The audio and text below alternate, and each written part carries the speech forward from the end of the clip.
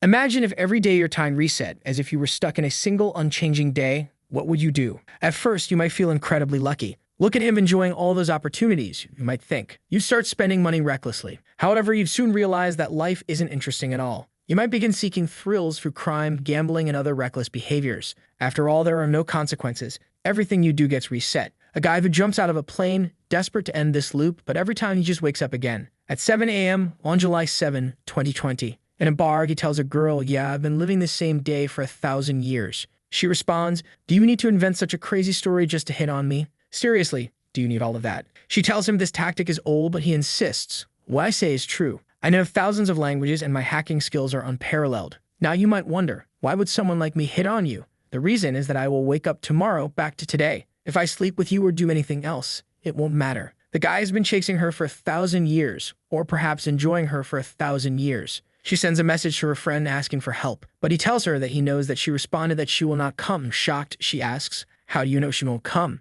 He replies her ex-boyfriend just came back to her, so she has to stay with him. She accuses him of lying. He points to the clock and says, "In 9 minutes and 13 seconds, she'll call you." She stands up determined. "I hope so. If she doesn't, you're dead." Just then, a guy bumps into her and stares. He grabs her wrist, saying, "Hey, beauty, you just hurt me. Now you're gonna have to drink with me." She commands him to let go of her, but the guy pulls her closer saying, "Hey, don't be like that. Let's have some fun." That's when our protagonist, dressed in his dog pajamas, steps in and says, "Wait a second, you come here." The guy, confused and angry, retorts, "Hey, what the hell are you saying?" and throws his cigarette at him. But the protagonist just stands still and the cigarette misses. "What? He predicted my move," the guy thinks. He goes for a punch, shouting, "Bastard," but misses again. He dodged again. He takes one in the chin and goes flying. Our protagonist looks back just in time as another man shows up behind him, yelling, "Hey, how dare you touch my man? You're a dead man today." But the protagonist remains calm and says, "This is what your brother taught you." The angry guy replies, "Do you know my brother?" The protagonist is already on his phone saying, "Yo, what's up, Zhao? Your brother is causing trouble here. If you don't want me to start a war in China, you better keep your people in check. Next time, it won't end with just a phone call." He hands the phone to the guy, who quickly apologizes. "Oh, sorry, I was wrong, brother. I won't repeat this." Suddenly, the crowd around them shouts, "Please apologize for your actions." The protagonist says, "I'm in a good mood today, so I won't bother you all." The girl, impressed, thinks, "Who is this guy?" Then her phone rings at the exact time he predicted and she thinks, "This is impossible." He tells her, "It's not impossible. Just come with me." Still skeptical, she follows him to the garage and asks, "Is this your car?" He replies, "Nope." "What? Are you stealing a car?" she asks. He shrugs, "It doesn't matter. Tomorrow we'll be back anyway." Intrigued, she decides to go with him. "You won't leave a drunk and hot woman go home alone, right?" she teases. He responds, "Sorry, I'm not interested in girls who need a ton of makeup." She gets angry. "What did you say?" Takes off her makeup and asks, "What about now?" He smirks, 9 out of 10. "Now I want to go to my place so I can prove to you that I'm not lying," he says. She reluctantly agrees, "Okay, but if you try anything, I will call the police." He laughs and drives home. The next day, he wakes up and the lawn was crushed. She shows up and asks, "Hey, can you say that the day kept repeating? Now explain why it is July 8th. He looks at the clock, scared. "What? July 8th? He rushes to the bathroom while she knocks on the door.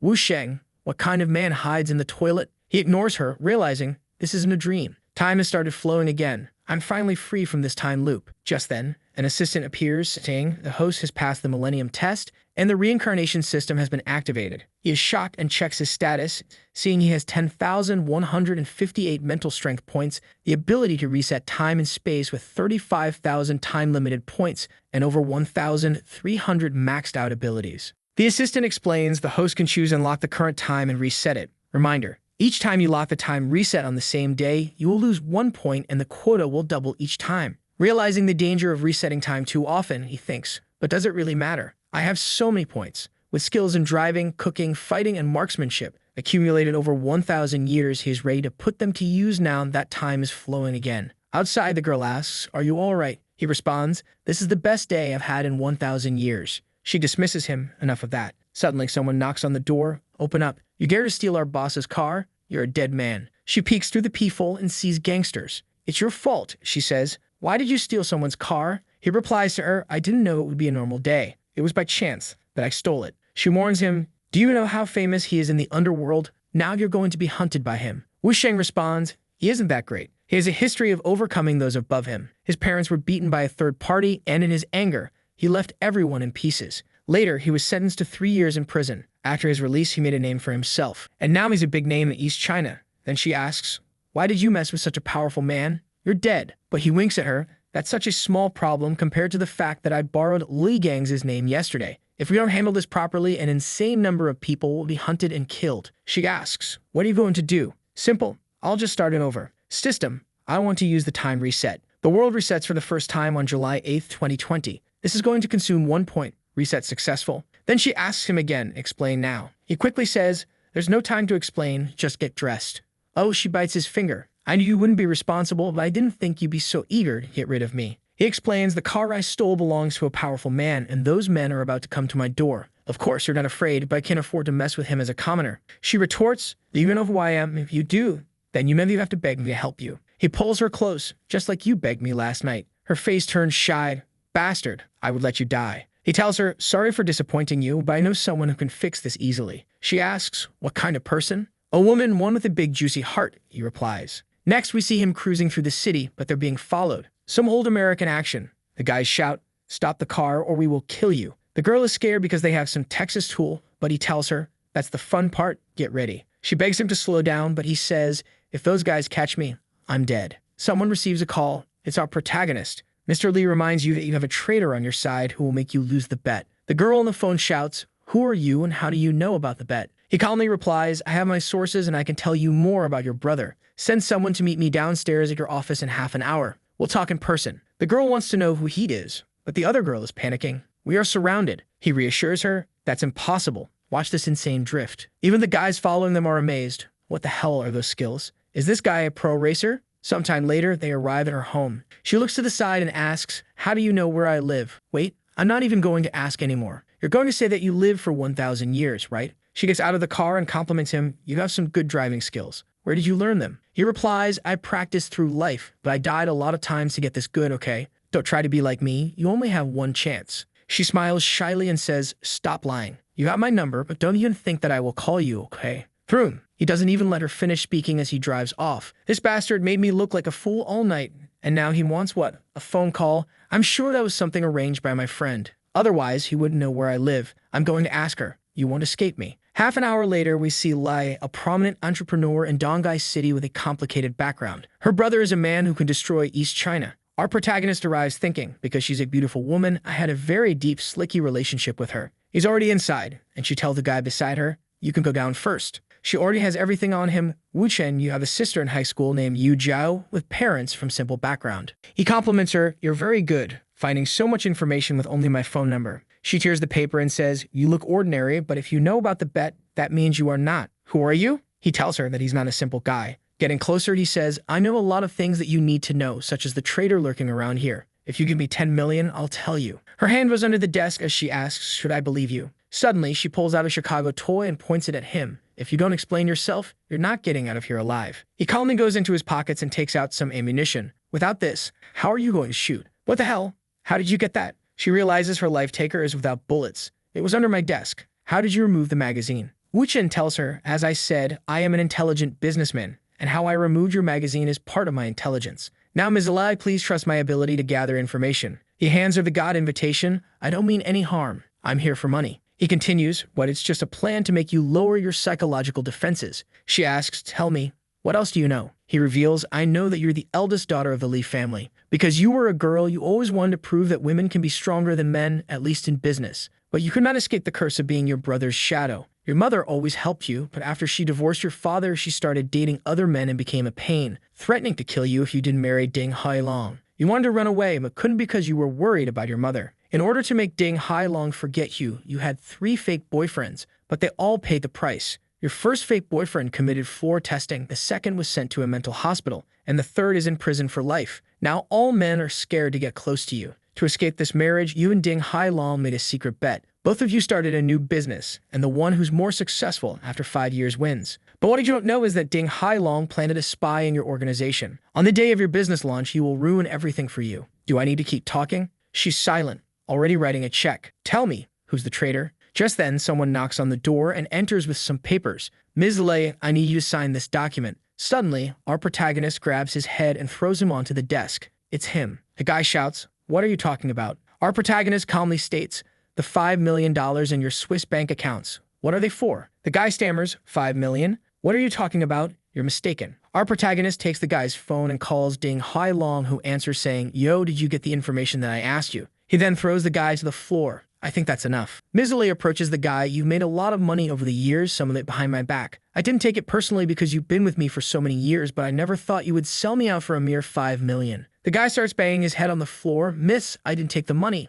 but I need to tell you something." Wu Sheng interjects, "Your mother did not want you to marry Ding Hailong, but she was pressured by your grandfather. Ding Hailong told him to say this because he knows your mother is your weak point. Don't believe his words. Now you decide what to do with him." She closes her eyes and says, "Go away. I don't want to see you again." The guy thanks her, "Thank you, miss," and runs away. Wu Sheng tells her, "I thought you were going to kill him." She replies coldly, "I just didn't want to do it myself. He'll be at the bottom of the river tonight." Then says she doesn't believe him. She thinks he was probably sent by Ding Hailong and that the guy was just a pawn discarded to make her trust him. Wu Sheng scratches his head. "You are way too suspicious, but I have a way to clarify your questions." She asks, "How?" He replies, "Very simple. Let me be your fake boyfriend." Ding Hailong is more concerned about his appearance. He won't want to look like a cuckold just to win you. "So being your boyfriend is the best way for me to prove myself," he tells her confidently. She warns him, "I had 3 fake boyfriends before, and they all were badly screwed by Ding Hailong." "I know," he replies, "but if people want to climb higher, having a relationship with you will make life very interesting." After pointing the Ice K Maker 3000, she says,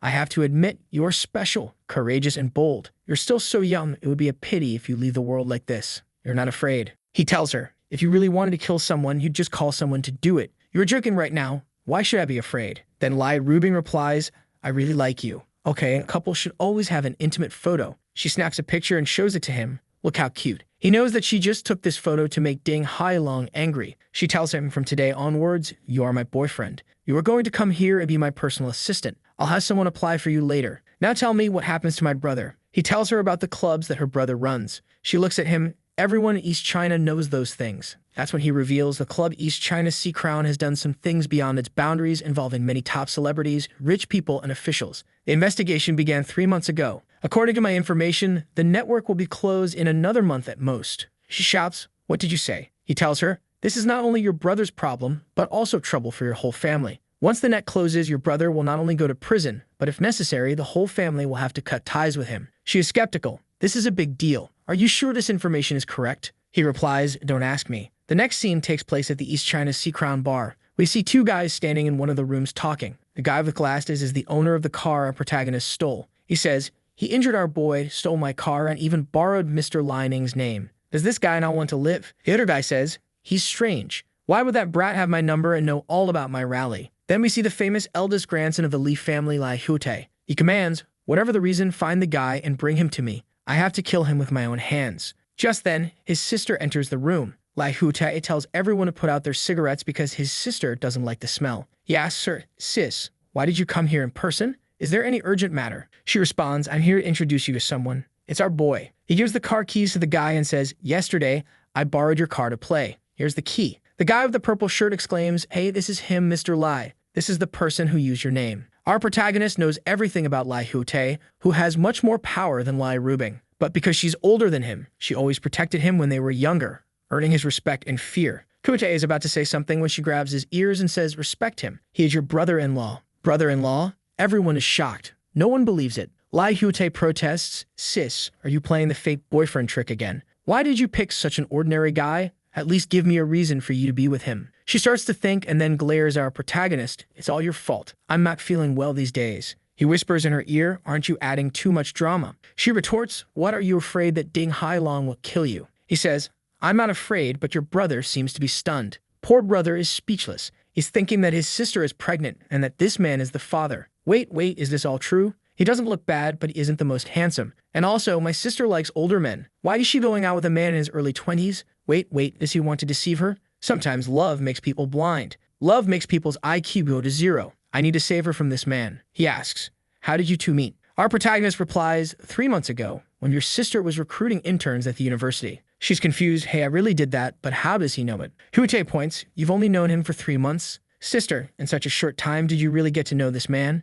Getting in Wu Chen's face. "Hey, my boy told me that you were with a girl yesterday." Even his sister is in shock. But Wu Chen explains, "Don't get me wrong, that woman is Wang Kim Kiang, the daughter of Mu Sai Hai, the owner of the Celia Biomedical Group. And speaking of which, you have to thank me. Yesterday, if I had not stopped your brother, he would have made a move on her. You may not have been able to fix that. Lai Hute, knowing the significance of the biomedical group, thanks him. Rubing is impressed, thinking, I didn't expect that my brother, who is not afraid of anyone, would be subdued by Wu Chen in a few words. Then she says, you stopped the boom, but we came here for something important. Someone from above wants to finish your club. Hyodae is puzzled. What do you mean, impossible? I took care of everything. I would know if that was the case. Wu Chen interjects, you shouldn't have taken the video to blackmail those people. And your business with Cha Hu should have been cut off a long time ago. Rubing looks at her brother. You're still in touch with Cha? How many times have I told you he's not a good person? Hyodae tries to calm her down. I can explain. Wu Chen continues, your sister is right. Cha is not a good person. He sold you out this time. He put the blame on you for what happened and said it was your idea. Hyodae is scared. Even my sister didn't know about my business with Cha Hu. How could you know? Who told you? Wu Chen smirks. No need for me to clarify it for you. I'm here for her, not for you. I won't help you because you're her brother, and if something happens to you, she'll be sad.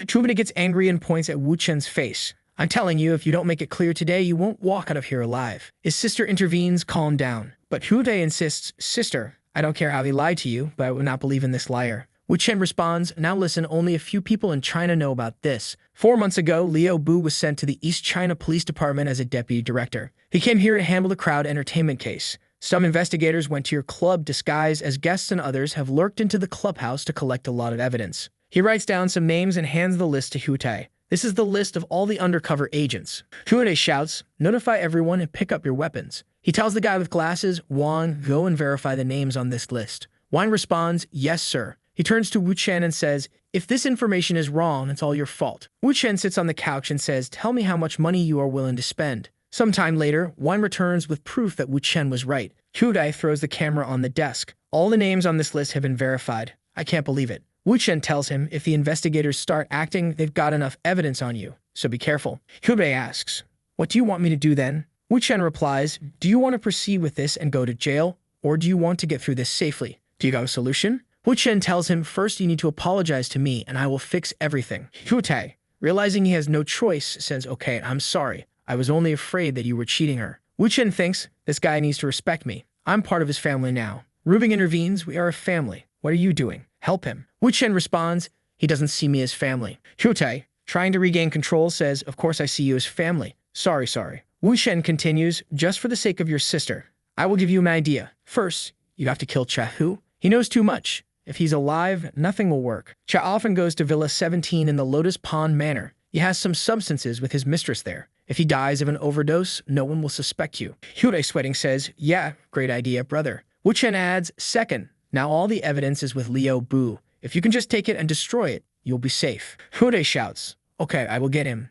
Wu Chen interrupts, are you dumb or crazy? He's too powerful for you to just get him. You need to go to Willow Street, 2nd Avenue, Unity 3, room 500 under the master bedroom closet. There's a hidden safe. The password is 571. The evidence is inside. To prevent leaks, that's the only evidence they have. You could just send someone to destroy it. Hyodae is amazed. Damn, bro. That's so detailed. You even know the password. Wu Chen doesn't stop. Third, you need to tell the old man about this matter, especially the business with Cha He. You must explain everything to him. After all, it's the Wei family we're talking about. The Wei and the Li family have been hostile for many years. That's why the Li family wants to join forces with the Ding family. Hyodae just says, oh, okay. I'll talk to him. Wu Chen adds, and the cherry on top, set the Crown Club on fire. Fire? Hyodae asks. Just a little fire, enough to appear in the news. That way you can justify shutting down and redecorating without anyone suspecting you. If you can do those 4 things, I guarantee you will be okay. Rubing grabs her brother's ears again. Did you understand what he said? Oh yes, sister. Stop.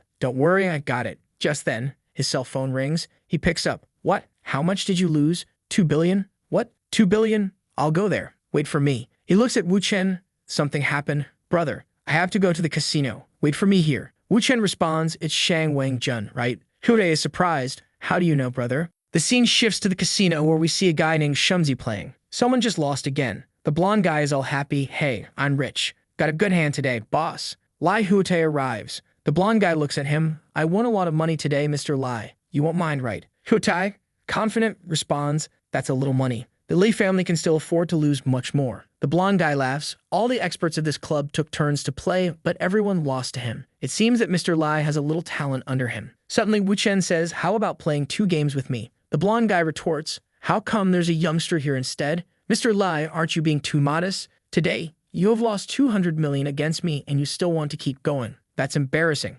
Huode asks his sister, "Hey sister, what's going on? Does your husband know how to gamble?" She responds, "Oh, I'm not too sure. Gambling masters are good at guessing movements based on minimal expressions and habitual movements. This requires a great deal of experience in the game, something this youngster is unlikely to possess. Just by looking at his expression, I can accurately guess his cards." Ruben gets closer. "Hey, are you sure you can do this?" He tells her, "I can say without a doubt that I can defeat any casino in this world." "Okay, brother, let me see it." He doesn't look at his concealed card. The guy is like, "What? This is a habit." He shows an ace. "You go first. You have the bigger hand." He starts with 500,000. The guy calls 500,000. "And you, mister?" "I fold." Round 4, 500,000. "I fold." Round 8, "I fold." Round 15, round 21, "I win once again." Kube tells the blonde guy, "I think the guy you hired is running out of luck." The blonde guy is confident, "I think he might have a lucky break." He's thinking, "Rat, you think victory is at hand, but you don't know you've been caught in a trap." He remembers the guy playing with Wu Chen telling him,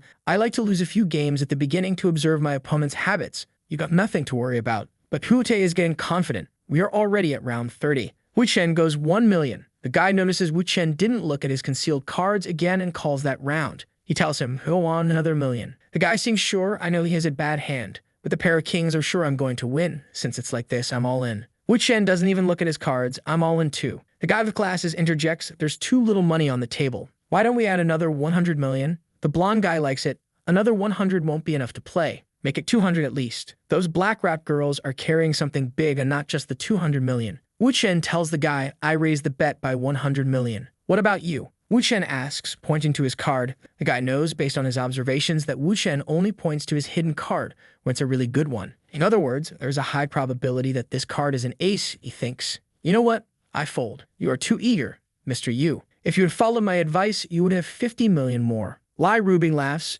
"Everyone knows your bottom card is an ace." Wu Chen picks the card and reveals, "Nope. My bottom card is a 2 of hearts." The guy gets angry.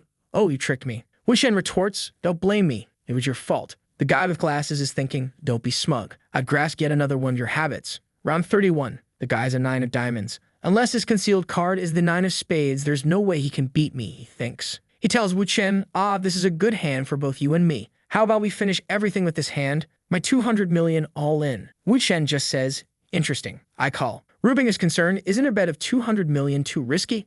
Huodai reassures her, "He's been lucky so far, so I think there's no problem." The guy with glasses and the blonde guy are confident. The blonde guy smirks, "Young man, the most important thing in gambling is not to lose your mind. If you can't control your mind, you won't get far. Do you think you were the god of gambling, betting so much without looking at the hidden card properly?" He flips his 9 of diamonds. "This 200 million is already mine," he declares. Everyone thinks it's over. The blonde guy taunts, "Mr. Lai, you have a big family. You won't mind if you lose such a small amount of money, right?" Wu Shen just says, "Are you done? If you are, see for yourself." He flips the card. Everyone is shocked. The guy with glasses shouts, "No way, 9 of spades. That's impossible. How did you do that?" Wu Chen calmly explains, "Did you really think that I didn't look at the cards? I've been secretly looking at my cards since the start of the game. Guess why? To make you think that you know something about what I'm doing. You're not a good player. You're just too cocky. You didn't really think you could figure out how I play with just a few hands. Are my habitual moves really habits? Did you even think for a second that I was trying to fool you? From the beginning, this game was under my control and you were the prey." Huote is elated. "Yeah, Mr. Shan, the money you used was all borrowed, right? I think now you're in big trouble." The blonde guy is bewildered. "How did this happen?" Wu Chen says, "Who asked you to leave, Mr. Shan?" The blonde guy protests, "Mr. Lai, I'm not allowed to leave after losing. Is this how you treat your guests?" Huote asks Wu Chen, "Why can't they go?" Wu Chen replies, "I'll explain later. Do you have a knife? Lend it to me." Huote asks, "Do you know how to use one?" Wu Chen demonstrates some moves. "What do you think?" He goes to the guy, picks his hand, and reveals, "Oh no, he was carrying an ace. You asked for a card check before the 15th game and took the opportunity to steal this ace of spades. You really thought that I didn't see it. I didn't expose you because I hadn't won yet." Humana gets angry. "How dare you cheat in front of me?" Even the blonde guy doesn't know what's happening. The guy with glasses tries to calm things down. It's a misunderstanding. Wu Chen, not backing down, says, "You broke the rules. You know what happens, right?" He applies steel medicine to the guy's hand. Wu Chen asks the blonde guy, "Mr. Shan, what do you think?" The blonde guy quickly distances himself. "He has nothing to do with me. He cheated by himself. I didn't tell him to do anything." Wu Chen hands the knife back to Huote. "I will leave now. The rest is up to you. But remember, don't do anything inside the clubhouse." As they walk out, Rubing asks Wu Chen, "Does it feel good to do a light tap on someone's hand?" Calmly he answers, "Not at all," and keeps walking. She's puzzled. How can you be so calm after doing all of that? This person wouldn't kill someone, right? In the car, Rubing's legs catch Wu Chen's attention. She tells him, I didn't expect you to be such a good gambler. He replies, thanks, but don't forget to pay my bills, all right? She tells him, you only think of money? He notices something and looks to the side. She asks, what's the matter? He just tells her, a car has been following us. She informs the driver and tells him to get rid of it. It seems to be the bet guy who likes to send people to follow her, Wu Chen observes. But he knows that she's not the target. He is. He grabs her hands. Don't be afraid. I'll take care of everything. She's a bit shy, thinking, he's using this to hit on me. Later she asks, you're probably hungry. Because of what you did today, I will give you something good to put your mouth on. They go to a restaurant to order something. If you thought anything else, you were done, my G. He tells her, there are a lot of people that know you here. Aren't you afraid that they would think of me as a competitor? She replies, I want more people to know about you. That's when Mr. Hundeli shows up. Hi, Mr. Lai. Are you here to eat? She answers, yes, my boyfriend said he wanted to eat Cantonese food, so I brought him here. She then turns to Wu Chen. Wu Chen, this is Mr. Hun from the Longsheng Innovation Group. The guy goes for a handshake. It's a pleasure to meet you, boy. You're a good-looking man. A perfect match for Ms. Lei. Wu Chen responds, thank you, brother. You are very kind. The guy looks at his wrist and leaves. She was going to explain about that guy to Wu Chen when he told her, no need for introductions. I know him better than you. She tells him, all right, you're the best businessman around. But he tells her, I don't think that everyone here wants to be friends with you. She replies, I know I have a lot of rivals, especially women, but it would be silly to think of them as enemies. Just then, another woman shows up, and what are they feeding these girls? They're all getting healthy and with a good blood work for sure. Mr. Lai, since when do you have a boyfriend, though? Of course, Wu Chen knows who she is. After 1,000 years in China, he knows everyone. Liu Kaihu, formerly known as Liu Zhuang, 32 years old. With the help of her husband, she set up Yun Shoe Fashion, the business competitor of Rubing. Liu Kaihu teases, you're 27 years old, Rubing. This young man looks like he's in his early 20s. You're like an old cow eating young grass. Rubing tells her, Ms. Liu, for the sake of your husband, I will take your words as a joke. So stop it. Looking like a horse, she replies, do you still care what other people say? Rubing shouts, I told you to stop. Wu Chen holds her hands, take it easy. Let me solve this. He gets closer to Liu Kaihu. Why are you staring at me like that? She asks. He tells her, nothing. It's just that I think I've seen you somewhere before. That's right. I remember. Have you worked in a nightclub before? She raises her finger. Nightclub? Your whole family has worked in nightclubs. How dare you slander me?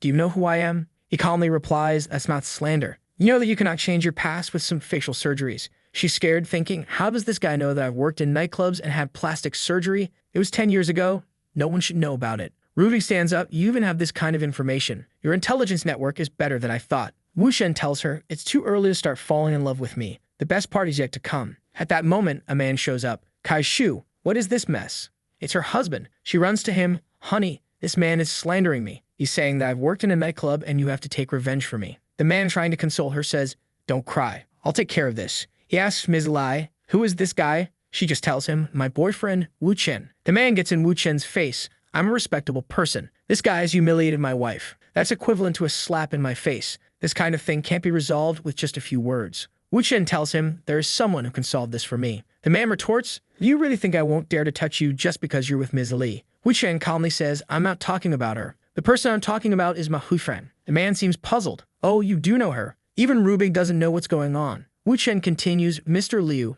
can I talk with you for a minute? They go to another room and Wu Chen tells him, I have 2 stories to tell you. The main character of the first story is Liu Zhuang. Wu Chen begins. 10 years ago, this girl was encouraged by her mistress to join a nightclub to make some quick money. There she met a very wealthy customer. He had some work problems and eventually discovered that it would be difficult for him to have children in the future. That's when Liu Zhuang had an evil plan. She got a bunch of facial surgeries and changed her name to Liu Keishu. Mr. Liu's face pales as Wu Chen continues. 3 months later, Liu Keishu got pregnant and the baby was born successfully as a boy. Of course, he was not the customer's child, but she knew you would ask for a paternity test. So they paid a large amount of money to the doctor to lie about it. Mr. Liu, you probably noticed that your child doesn't look like you, but you were too eager to have a child. The final part of her plan is to let you die in an accident and get millions of dollars out of you. Mr. Liu, skeptical, says, you don't think that I can believe you based on just a few words, right? Wu Chen tells him, your wife's cousin is in your company, right? That person is not her cousin. In reality, he's her lover. The 2 of them are still cheating on you. She went out with her lover yesterday afternoon to have an affair. To avoid being seen, she deliberately took the stairs. This matter is very easy to investigate. You can just check the surveillance cameras, or you can ask her. But to make her tell the truth, you have to swindle her a little. Mr. Liu turns to Liu Keishu. Keishu, you and your cousin, were you at the office yesterday? Sweating, she replies, yes, we were in the office until the end of the day. Mr. Liu confronts her, no, He told me that you went out to see a client yesterday. You were not at the office. She stammers. What? He must have made a mistake. Mr. Liu presses. I will ask him now and confirm. Caught in her lies, she quickly changes her story. Oh, I remember. We did go out yesterday afternoon to talk to a client, but we came back at 2 p.m., no, 3 p.m., and then we were in the office talking about promotion. I'm just not sure. Why are you asking me this all of a sudden? Don't you love me and your son anymore? Booby slaps her face. Shut up. Do you really think that I don't know about the scandal between you two? Now leave. I'll deal with you later. Turning to Wu Chen, Mr. Liu says, sorry to do this in front of you two. Rubing tells him, that's fine. Mr. Liu looks defeated. I just wanted to have a child. I didn't think that I'd be used for that. I'd accepted my fate. I will never have a child. Wu Chen steps closer and tells him, Mr. Liu, you do have a very good son. Mr. Liu is puzzled. What? What do you mean? Wu Chen smiles. Don't you remember that I still have a second story to tell you? He continues, once upon a time there were childhood friends who fell in love. They thought they would spend their lives together, but the man became wealthy. One day he cheated on her and ran away with his lover and the money. What he didn't know is that his previous partner was pregnant. She gave birth to a boy and cut off ties with her parents because she felt ashamed of having a child out of wedlock. She was treated with disdain, but she raised the child on her own. Out of hatred, she told her child that his father was dead. The boy had a successful career and started his own family. Now they are a family of 4 living happily. So you do have children and you also have a granddaughter. Mr. Liu is overjoyed. Oh, what is my son's name? Majuwei, after his mother's name. Wu Chen replies. Mr. Liu asks, she didn't get married again? Was she in hiding? Wu Chen nods. Yes, she didn't because she doesn't trust men anymore. She's been living in Dongdai and must know that you became rich, but she never looked for you because it was too painful for her. He pulls out a piece of paper from his pocket. This is her address. Whether she forgives you or not is up to you to find out. Mr. Liu leaves saying if I can get back together with her, I'll owe you a big one. Rubik is impressed. Wow, he owes you a favor. That's good. He's going to be useful in the future. Later that night, Wu Chen is getting out of the car. See you tomorrow. She calls out, Wu Chen, come back. I need to tell you something. He gets closer. What? Oh, he says as she leans in and kisses him, surprising them both with an unexpected kiss. She tells him, that was because Ding Hulong likes to send people to spy on me, so that would make him sick. Wu Chen chuckles. This is your first kiss, right? She asks, is this part of your intelligence? He replies, no, it's just because your technique is too bad. Okay, I'm out. Bye. But the day is not over. We see the first girl talking with her friend. She's saying, I'm hungry. Let's go eat something. But her friend refuses. I can't. We need to wait for that pervert. The first girl insists, I wanted to do it. We know it. Her friend shouts, you got brainwashed by him. I can't let him get away so easily. When she told her friend that Wu Chen knew everything about her, her friend thought he was a pervert or some sort of creep. Now they are waiting for him. She closes her eyes. I just wanted to talk to her about it. I didn't expect her reaction to be like this, but look who's coming, homie. There he is. Oh, I'm here. Her friend tells him, you lied to her. You are a horrible person. Wu Chen says, if you know that I'm not a good person, why do you have the courage to come to me so boldly? He goes into his pockets. She's already holding a taser ready. He just says, yo, I'm just going to open the door. Relax. She shouts, go to hell. About to be tased, Wu Chen calmly says, Tu Kui is cheating on you. This guy is the biggest cosplayer in all of China. The girl is confused. What are you talking about? Wu Chen continues, when he went to Donghai 4 days ago, he first went to see his lover who lives in Unity 2-1 on Fuliyuan Road. Then he went to KTV with his friends for a few days. Yesterday, he ran out of money, so that's why he came to see you. The girl is skeptical. How do you know all of those things? Brother, I don't think even with 1,000 years I would know about all those relationships. She asks him, is that true? Wu Chen says, if you don't believe me, call him and try to discover for yourself. She asserts, my judgment about men is the best. I'll call them and prove you wrong. She calls the guy, honey, where are you? The guy replies, I'm home. She tells him, check if there's $10,000 in the bedroom dresser. The guy says, I don't know. I'll tell you in half an hour. That means he's not at home. She runs out. I'm going to kill the bastard. She leaves her friend there, but Wu Chen grabs her. Oh, come here. Since you are already here, why don't you come in? She protests. Why did you pick me up? I can walk away. Put me down. But he's already taking her inside. And brother, he vacuumed the carpet. We are ready the next day. Wu Chen is exhausted. Long night, wasn't it? She retorts, you bastard. I didn't get much sleep because of you. He throws something to her. That's my phone number.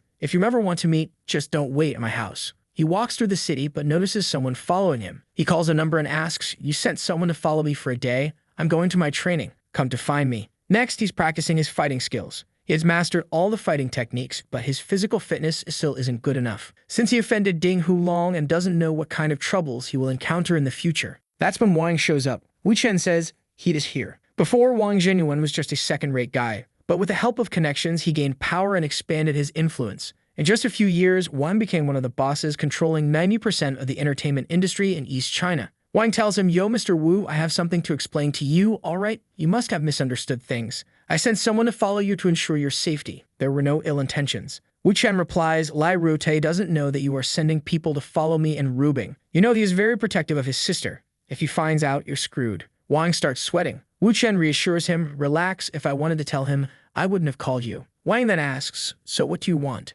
Wu Chen tells him, I want to be friends with you. You have a lot of people under you. If one day I need some manpower, I would ask you for help. Relieved, Wang responds, sure, brother, don't hesitate to ask me. Wu Chen has plans in mind, thinking that this manpower will help him a lot. That's when he receives another call. Someone is shouting, Wu Chen, come quickly. Something happened. He answers, all right, I'm coming. Wang is giving his car to Wu Chen. Mr. Wu, you can use my car? Okay. There are some clothes for you inside. If you don't mind, take this car as my apology. You can use it as a transport in the future. Wu Chen replies, okay, don't mind if I do. Things are going crazy at Rubing's job. When Wu Chen gets there, she's on the phone, talking with someone. Is her condition still bad? She can't come to the press conference? Fine, I understand. Wu Chen asks her, did something happen? She responds, our product spokesperson, a new generation female singer Deng Sunya, got into a car accident. Wu Chen tells her, yesterday I helped you find the traitor, and suddenly she got into a car accident. This is an obvious coincidence. Rubing puts her hands on her hips, being Hulong the bastard. He would violate the rules of the bet and even use his family's influence.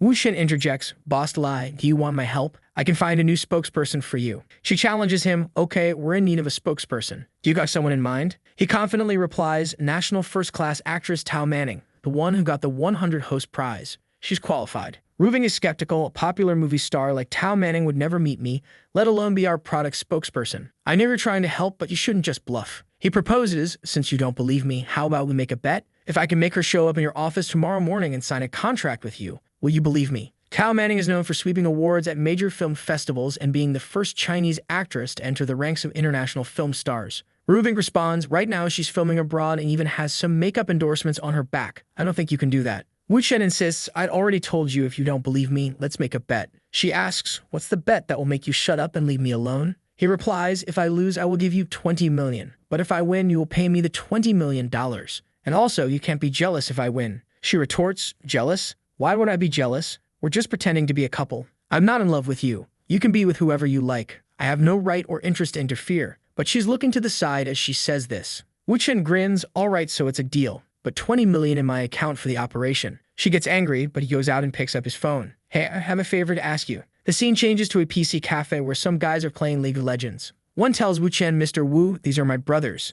They are really good at gaming. But what do you want them for? Wu Chen tells them, turn on the PC and play the game Legendary City Lord. Go to the third area that opened at 5 o'clock and use King of Hegemon as your character name prefix. After entering, wait for me in the square of the new player area. He's already recharging a bunch of coins. Wait for me, I will be building the clan. 4 hours later, they are already killing level 120 Minotaurs. Everyone has the best items. Damn, it's so fun to play the game with so many coins. It's awesome. They kill another boss. One of them says to Wu Chen, King of Hegemon is the biggest one in this new server, but we have to spend more than 8 million on new equipment. Wu Chen replies there are no more casual players on the server. Those who don't spend have already quit the game. Only the King of Hegemon and the Dragon Slaughter in the world remain. So now it's time for the second step of the plan. He makes an announcement. The leader of the King of Hegemon has started the Battle of the City Lord. Be prepared. All of them raise their weapons. Let's gather at the main city square and prepare for a battle with the Dragon Slaughter. Sometime later, everyone is in the city square fighting when someone shows up next to Wu Chen. I can't believe you spent so much money. You must be a big fan too.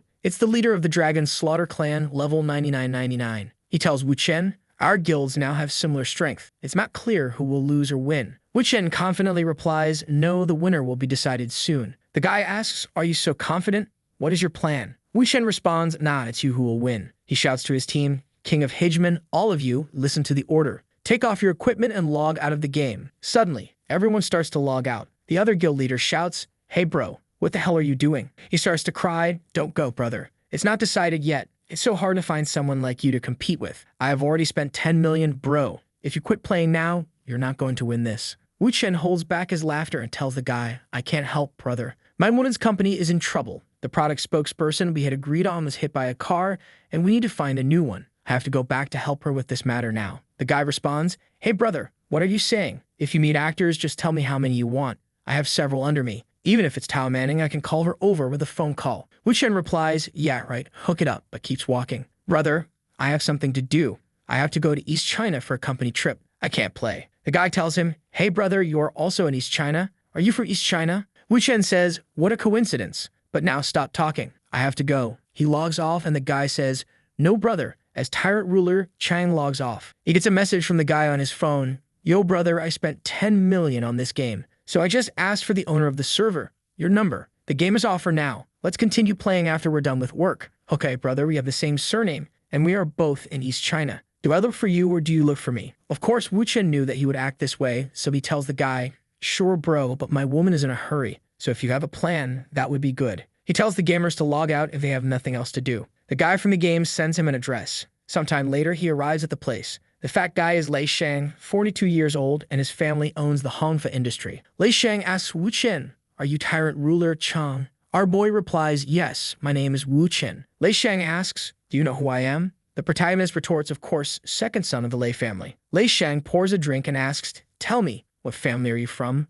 Why are you so cautious? Are you afraid that your brother is going to kill you? Wu Chen thinks, I know this guy. His family assets exceed 60 billion and his father is a 70-year-old chairman, semi-retired. Lei Shang asks again, what family are you from? Wu Chen tells him, you're a boss, take it easy. I don't belong to any family and I don't have the background you think I have. It's just fate that we were able to meet. Lei Shang is thinking, he's not budging. I'll have to slowly find out about this kid. Then he says, so you have that problem with your woman, right? You have spent so much money on the game, why can't you just hire some spokesperson? Wu Chen tells him, unfortunately, someone is messing with me. I never thought they would dare to hit our spokesperson with a car. It's depressing. Lei Shang asks, so you use your money in the game just to what? Relax. But don't worry, I, Lei Shang, will swear to help you find a spokesperson. What's your woman's company's name and what's her business? Wu Chen replies, she makes cosmetics. It's called Symphony Fashion. Lei Shang seems to recognize the name. Ah, so your woman is Lai Rubing. Brother, if you're from the Li family, you should have said. Since you were hiding so much, I thought you were from a different family. Wu Chen clarifies, I'm not considered to be with the Lei family. You must have heard that Rubing has a bad relationship with her family.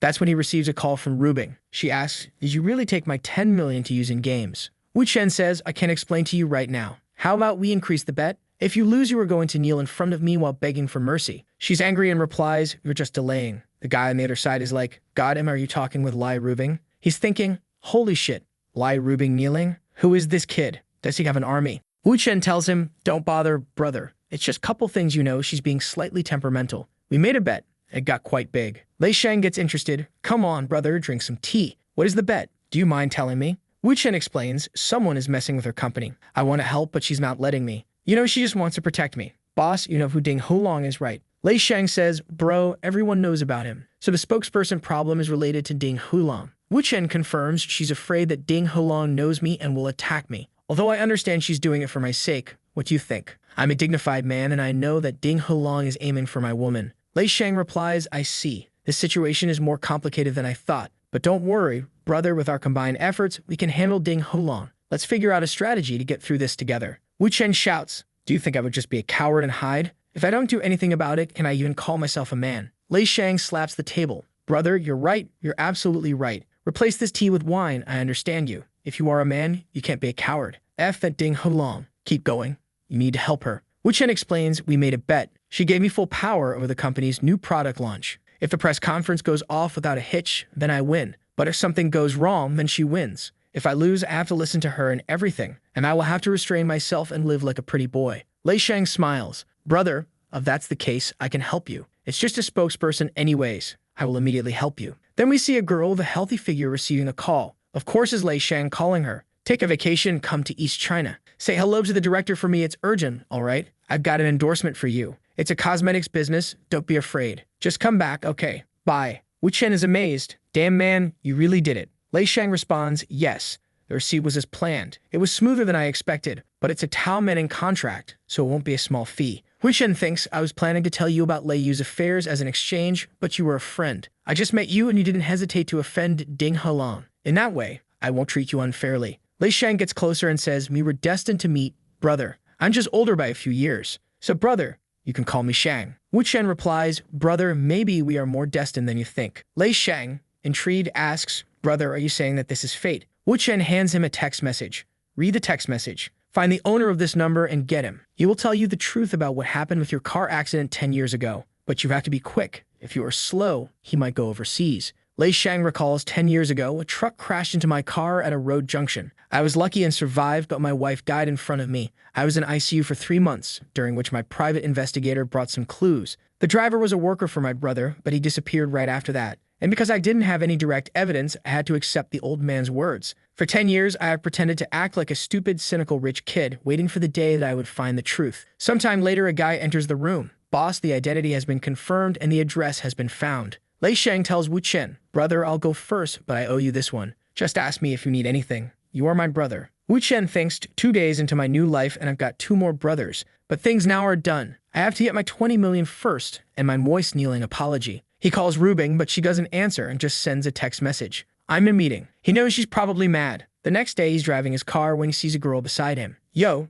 that is Sui Qingning, the hottest woman in all of East China." Wu Chen thinks Sui Qingning. "She was the girl that impressed me the most in my previous reincarnation life, the most obedient and docile. Since we met by chance, it's a good idea to flirt a bit." He waves at her, but she just raises her window. He complains that she ignored him by rolling up the window and immediately sends her a message. Considering he has lived for 1,000 years, he must have everyone's number in China. In the message, he says that when he saw her in person, she was more beautiful than on TV. When are we going to have a bright moon? Nobody really understood that last part of the message, but if it was some kind of flirtation, our boy is sleeping with his pants on tonight. Apparently, this is a code. The protagonist says that Xingwen will be surprised when she sees his code in a text message. After all, it's a secret. She will probably have to take the initiative and come to negotiate. Our boy receives a message and thinks it's from her, but in reality, it's his girlfriend's brother saying he wants him to come over because he has something to give him. When he arrives, the brother-in-law simply tells him that he's giving him a house, saying that the house is huge with a pool, a garden, and everything else. Our boy is surprised, asking if all of that is really for him. Liu Hongtai then says, "You helped me a lot yesterday, not to mention that my sister is pregnant and she can't live without you in that old house. Think of this as an early wedding gift." He continues, asking if our boy has his credit card with him because he is going to finalize the purchase right now. The protagonist just stands there, looking dumbfounded and sweating. The next morning, look who's arriving at our boy's girlfriend's company. Look if it isn't the super actress, demonetizer of channels. The receptionist asks, "What's your name?" She replies, "My name is Tao." The receptionist checks the records and says there is no one registered with that name to speak with the president. She then asks Tao to wait while she double-checks the records. Meanwhile, a meeting is taking place with the boss, saying that the conference is in 13 days and they still haven't found anyone. Irritated, she continues saying that they are paid way more than anyone else in the same profession, and yet all they do is eat and sleep. All of this is happening just because she ignored our boy, and she doesn't even know that the woman has already arrived. She picks up her phone and sees the message and says, "Wait a minute, Tao is still here? Bring her to my office right now." She then wonders, nobody in the company wanted to call her. Could it have been Wu Chen? The scene shifts to the two of them greeting each other, and our boy's girlfriend apologizing, saying that she was very busy and got a little distracted. The demonetizer says it's all good and immediately comments that she is beautiful and that they really make a great couple. She then invites her to sit down and asks how she and Wu Chen met. She thinks to herself that this must have been Wu Chen's doing. The redhead says that actually she doesn't know him and it was her godfather who sent her there. The protagonist's girlfriend thinks that her godfather is Lei Shang, Zheng Wei's son. It's complicated with all these Chinese names, we get lost, but we know she's talking about the chubby guy who spoke with our boy. At that moment, she turns to the secretary and tells her to prepare the contract right away, wasting no time as she shakes the other's hand, saying that it will be great to work together. The scene shifts to the protagonist in the director's office, teasing her because the contract was signed and saying it's time for her to apologize and pay up the bet. She adjusts her hair, all embarrassed. She asks him how he knows Lei Shang and when he met him. Our boy, all Jivachav, says that she's asking too many questions and emphasizes that a magician never reveals his tricks. Then he says, "Now stop changing the subject and come here to apologize." The girl stands up and takes off her coat, already taking off her heels. Whoa, what kind of apology is this? She kneels and says, "I, Liu Hubing, apologize." Our boy, looking down at her, notes that she actually kneeled. However, being the nice guy he is, the protagonist immediately tells her she can get up so she doesn't hurt her little me. As soon as she stands up, her brother is already calling her, saying that someone is investigating our protagonist. She quickly asks him who is investigating him. He reveals that it's the woman from the South Family's Gold Services, the one who rolled down the window, and our protagonist sent the secret code. We still don't know anything about it, but we do know it's secret. Our wonderful director immediately asks the protagonist why the South family is investigating him. But our boy just says it's none of her business and asks her not to get involved. Damn, the guy isn't playing around. She tells him to stop pretending to be all mysterious and asks if he's acting this way to make her attracted to him. Mocking, she asks if he's already in love with her. Oh no, here comes our Jigachad with a knockout punch. Our boy says she's neither the most beautiful woman nor the richest one he knows, and she always makes those ugly faces when she's unhappy. So where does all this confidence come from that I would fall in love with you? She stands there looking mad, biting her lips and making a face. Then she says, from what you're saying, it sounds like you've got a bunch of beautiful women, and they're all ruling nations, right? Our boy, with that smirk of someone who doesn't care about anything, replies, I used to have many women before, but not so much now. I don't know if I can say they're all stunning models, but for sure, all of them are prettier than you. Our boy really isn't going easy on the director. Then the director asks for an example, saying that she's interested in knowing. But the protagonist, who isn't dumb, pulls her in and says, you're trying to spy on my private life, and I'm not falling for it. Hubing then says, you can't say, huh? I figured you wouldn't be able to. No need to struggle to lie. Our boy's phone rings, and he immediately feels like it's something bad. When he answers, a voice asks if he is Mr. Wu. The voice then introduces herself as Su Kim Yin and says she wants to meet with him in person, asking him to set up a meeting. The protagonist asks, is it really necessary for us to meet in person? The woman, who could take the whole channel off the air, tells him that yes, there are some things they need to discuss face to face. Let's meet at Tangxia at the private club tomorrow morning at 9. Call me when you arrive. Our director hears the name and immediately asks if Su Kim Yin is his wife. The protagonist replies, not yet, but who knows? Maybe in a few days. The director thinks that even though she doesn't know Su Kim Yin personally, she has heard a few things about her since she's very famous. It seems that her father had her when he was much older, and so when she was born, he pretty much forced her to be extremely noble, strict, full of rules and discipline. Even when she studied abroad, she was accompanied by 2 bodyguards 24 hours a day who drove away any guy that tried to approach her to prevent her from falling in love or having any suitors. When her father started getting sick and realized he didn't have much time left, he began arranging blind dates. But getting into the application wasn't easy. First of all, your family had to have at least $1 billion. You couldn't be too young or too old. With that, the whole planet was basically out. There was no one left except Elon Musk. No, actually, Elon Musk was out too. He's old as well. And apparently, her father didn't care about anything. Either the perfect man showed up or she was going to die alone. The director tells our boy to get real because it's impossible for him to end up with her. Our Giga Chad, who loves a good bet, says, since you don't believe it, how about a wager? She accepts without hesitation. He immediately questions if she's not afraid of losing again. She says she likes betting, so she'll accept the challenge. The director says, I'll give you 30 days, and if you lose, you'll have to kneel. Wu Chen, bold as ever, replies that he only needs 3 days and Su Qian will be his woman, not just his girlfriend. Our boy, smooth as butter, is placing a bet that he'll get another woman while holding one by the waist. She says that's fine by her and then asks what he wants as a reward if he wins. He stands there thinking for a few seconds, but before he can say anything, she says, I've already lost 1 bet, so if I lose again, I'll accept my defeat. With her sitting on his lap, he accepts the bet. We jump to day 11 at the private club in the north, where the meeting was scheduled. Our protagonist arrives saying he has an appointment with Miss Yu. A guy appears asking if he is Mr. Wu. The protagonist confirms. The receptionist calls him over and says she is waiting in a room. Right away, we can tell this golf club isn't for just anyone. It's a club for billionaires, and our super actress is there having some fun. Our protagonist arrives, and before he can say anything, she immediately asks how he knows about that. He replies that why he knows isn't important. Without wasting time, she asks him what his price is. Wu Chen, confused, says, what do you mean, my price? You think I came here to threaten you? The demonetizer says that if he refuses the money, it will only make it harder for her to believe him. He then says that if she's that scared, she should have just brought more bodyguards and killed him, buried him right there, and he'd be silenced forever. Without hesitation, she says she's not like Liu Hubing and doesn't do things like that. He's her boyfriend, so killing him would be too risky. Our boy, who isn't dumb, immediately asks if she wants something that will make her feel safe, like some kind of evidence. At that moment, he grabs her elbow, as if teaching her how to play a certain game. She asks, what are you doing? And tells him to back off. But our boy says he's just teaching her and tells her not to overthink it. Then he says, now that I have the evidence, why are you still so hesitant? However, she starts thinking, he's Liu Hubing's boyfriend. If she sees him here like this, hears that he was holding me from behind and teaching me how to play, he's going to die. Does he have no fear of her? This Liminic is going to wake up tomorrow floating in the river. Her brilliant plan is to let him do whatever he wants with her and see just how far Liu Hubing will allow him to go. I think our protagonist might actually enjoy this plan a little.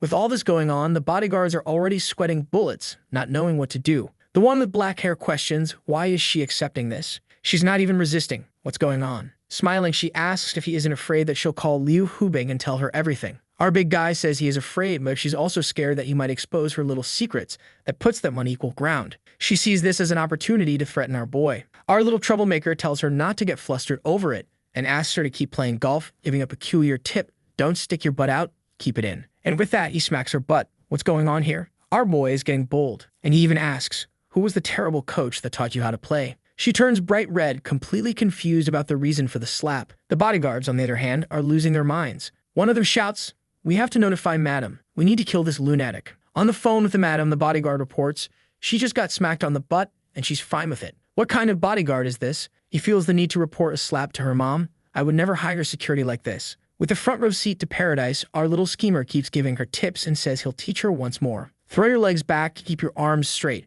And oh no, here comes another wandering hand. Another slap on our athlete's butt. She's practically steaming like a train. But he explains that this is just golf technique, telling her that her hips are too far forward. Then he teases her, saying, if that's not a medical condition, you need to work harder. She corrects her posture and gives a swing, asking if it's right now. He then says that she's learned well, and unfortunately, there's nothing left to teach her. Looking like she's enjoying the game, she asks why he says that. Our protagonist says, unfortunately, I think your mother is already on her way with someone to arrest me. The scene shifts to a white car speeding down the asphalt. We then see the Madam getting a call from the bodyguard reporting everything. Madam, your daughter just got smacked on the butt multiple times and is laughing, having fun with some guy. Yeah, and he was just teaching her how to play golf, but honestly, it didn't really look like golf. Meanwhile, the mother looks like she's about to explode with rage. She orders the bodyguards to just keep an eye on him for now and make sure he doesn't leave. The guards confirm they won't interfere, but they won't let him escape either. Completely innocent, she turns to him and says, my mom's coming. What are you going to do? Our little rascal says, first I need to escape. Do you want to escape with me? With a confused expression, she asks, escape with you. Our boy plays hardball and immediately asks, do you want to keep living like this? While she hesitates, the protagonist grabs her hand and says, don't think too much. Let's go. And just like that, they start running. The guards, of course, start chasing them, but it's too late. They jump into our boy's Ferrari, and just like that, the guy turns into Toretto, level 1000 driving skills. The best bodyguards in the world immediately call the Madam to report that the psychopath has escaped. Meanwhile, our protagonist is speeding down the road, tearing up the asphalt. He asked our athlete if she's scared. She says no, but her face says otherwise. And wow, the artist really went all out. She's quite well endowed. She's sweating bullets and getting a call from her mother. The protagonist tells her you can try being yourself for once in your life. Nervously, she answers the phone, and her mother immediately demands, who's with you? Hesitant, she replies, a friend. Screaming, her mother asks, when did you meet this friend? Who is he? You don't even know him. Is he even good enough for you? I didn't raise you to run away with a man. You've really disappointed me. Her mother then commands her to come home immediately. She looks at our boy with admiration and thanks him, saying, thank you, Wu Chen. Today, I choose to be myself. With that, she starts yelling at her mother, saying that she is human, she has rights, she chooses how she wants to live, and she is not a doll to be manipulated her whole life. Her mother, nearly exploding with rage, demands, what are you talking about? Seeing that she hung up the call, Wu Chen says, your mother is probably going to bring your entire family to hunt us down. Aren't you afraid she'll find and lock you up? Do you really want to stay with me? Things are going to heat up soon. She replies that no matter how much her mother wants to chase her down, she has a reputation to maintain. She wouldn't risk putting in the news that her daughter ran away with a man. She starts telling a long story, but to sum it up, her mother and father always kept her locked away. Every career, every study, every university, she only met people chosen by her family. And when she started her first company, everyone involved already knew who she was. They didn't care about her as a person, only about her family name. She couldn't even choose what she ate. Then she says that running away with the protagonist was the best decision and the only chance she had. She's really enjoying being with him because he makes her feel comfortable. Our Jigakad says she made a great decision. Besides, it's better to run before the illness becomes incurable. Sad, she asks, what do you mean? Aren't you Liu Hubing's boyfriend? Aren't you afraid she'll find us? As she says this, she's already unbuckling her seatbelt, grabbing our boy, and going in for that dramatic Mexican soap opera kiss. What's this? That was easier than with the director. 1,000 years on Earth really does something to a man. Without losing his Giga Chad composure, our boy asks if she doesn't see that he's driving and if she wants to die while kissing and biting him. Su Qing tries to explain that it's because she wants, but he cuts her off. Be quiet, Su Qing. Sit down. That's an order. Flustered, she quietly says, okay, and sits back in her seat. With that sly smirk, he thinks, Su Qing, this little secret attribute of yours is quite interesting. I remember it well. Then meet a frame where the artist clearly put in some extra effort. We noticed. Our protagonist remembers that in one of his past lives when he was with her, he got a hold of her PC and discovered she had some rather peculiar tastes. I won't explain too much, just going to read a little snippet of one of her posts. This strange feeling of wanting to be ordered and dominated. Pain makes me feel physically good. Okay, we'll stop here. You guys get the idea, right? Back to the car, our boy is thinking that it's great she has this little quirk. He then tells her to sit properly and fasten her seatbelt. The athlete with peculiar interests asks where he wants to go. Like any true Chad, our boy says he'll take her wherever she wants. So she asks to go home. Our boy is making progress. The next panel jumps to 4 hours later, and what happened during those 4 hours is left to your imagination. I'd say they were just really exhausted from the escape and decided to take a nap. The scene shifts to the protagonist receiving a call from Liu Hubing's brother, saying that someone entered his place in the clubs. Wu Chen replies that it's his business, just a small thing, and he'll take care of it. However, Liu Hubing grabs the phone and starts talking to him, asking if he, by any chance, offended the Su family. Answering Liu, he says, "Do you want to know the truth?" She says yes. So he asks the most innocent girl in the world to say something. Not understanding anything, she asks, "What do you mean, say something?" Our boy says, "Anything. Liu Hubing just needs to know who you are." Su Qin takes the phone and says, "Love, are you okay? Who are you talking to?" Liu Hubing, now irritated, asks, "Who is this?" Our protagonist's new woman calmly responds, "Oh, Sabir Liu Hubing, I'm Su Qin Yin." Liu starts sweating bullets and demands, "What's your relationship with Wu Chen? What are you two doing?" The athlete says that they're just friends and talking about work. But Liu Hubing, who already heard Su Qin say love earlier, immediately knows she's lying through her teeth. She apologizes for interrupting their work and asks her to hand the phone to Chen. When the protagonist answers, she instantly yells, demanding to know where he is. As calm as ever, he responds, "At the old house your brother gave me." Looks like when the shameless one asked to go home, the protagonist took her to his house instead. Liu Hubing replies, "Okay then, stay right there. I'm coming. Don't leave." The protagonist hangs up, staring at his phone, thinking that things are about to get very interesting. The best friend beside him, looking concerned, asks if he isn't afraid of her and when she's arriving. Our protagonist reveals that, in reality, he and Liu Hubing aren't actually in a relationship, but that's their little secret. The shameless one says, so he's just another one of those fake boyfriends she has, like those other 3 guys?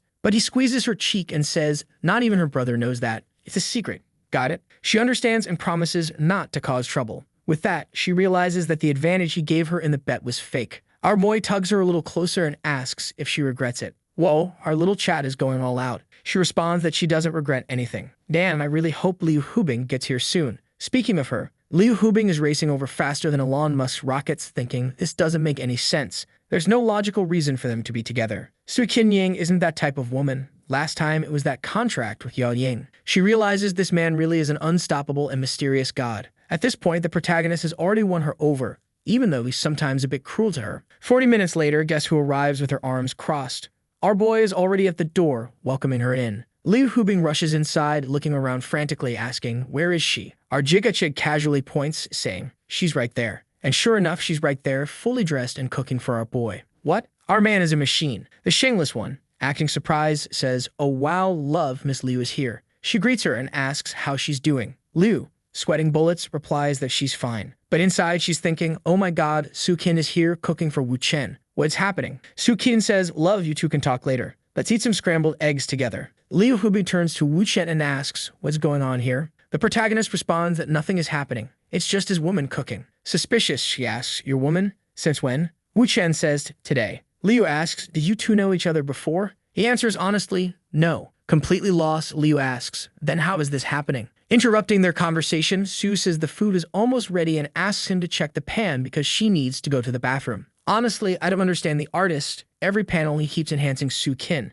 At this rate, she's going to fall forward and hit her head on the floor. Before heading to the bathroom, she stops in front of Liu Hubing and says, Liu, don't just stand there. Sit down. The food will be ready soon. Eat with us. Liu looks completely lost, unsure of what to do. Wu Chen gestures for her to sit, and the shameless one doesn't stop there. She casually mentions that she just finished washing the clothes and asks if the protagonist can put them out to dry. Liu Hubing, just watching all of this, starts thinking about everything she's saying. She looks a bit upset, biting her lips in frustration. The scene shifts to the 3 of them eating together. The protagonist's girlfriend picks up her chopsticks and comments that she hasn't cooked in a long time. Then she asks Wu Chen to try it and see if it's good. Liu Hubing thinks no way. She's not actually going to feed him, is she? She feels that this level of intimacy is already making her angry. But our boy, always one step ahead, quickly lifts his bowl of rice to intercept before Su could make the move to feed him directly. Right after, the protagonist's girlfriend asks Liu if she isn't going to eat. Miss Liu sits there, thinking, this shameless woman is controlling everything here. I can't just sit back, I need to take the initiative and attack. So Liu turns to Su and asks, how long have you known Chen? With pure cynicism, Su replies, not very long. We kind of fell in love at first sight. The moment I saw him, I knew he was my destiny.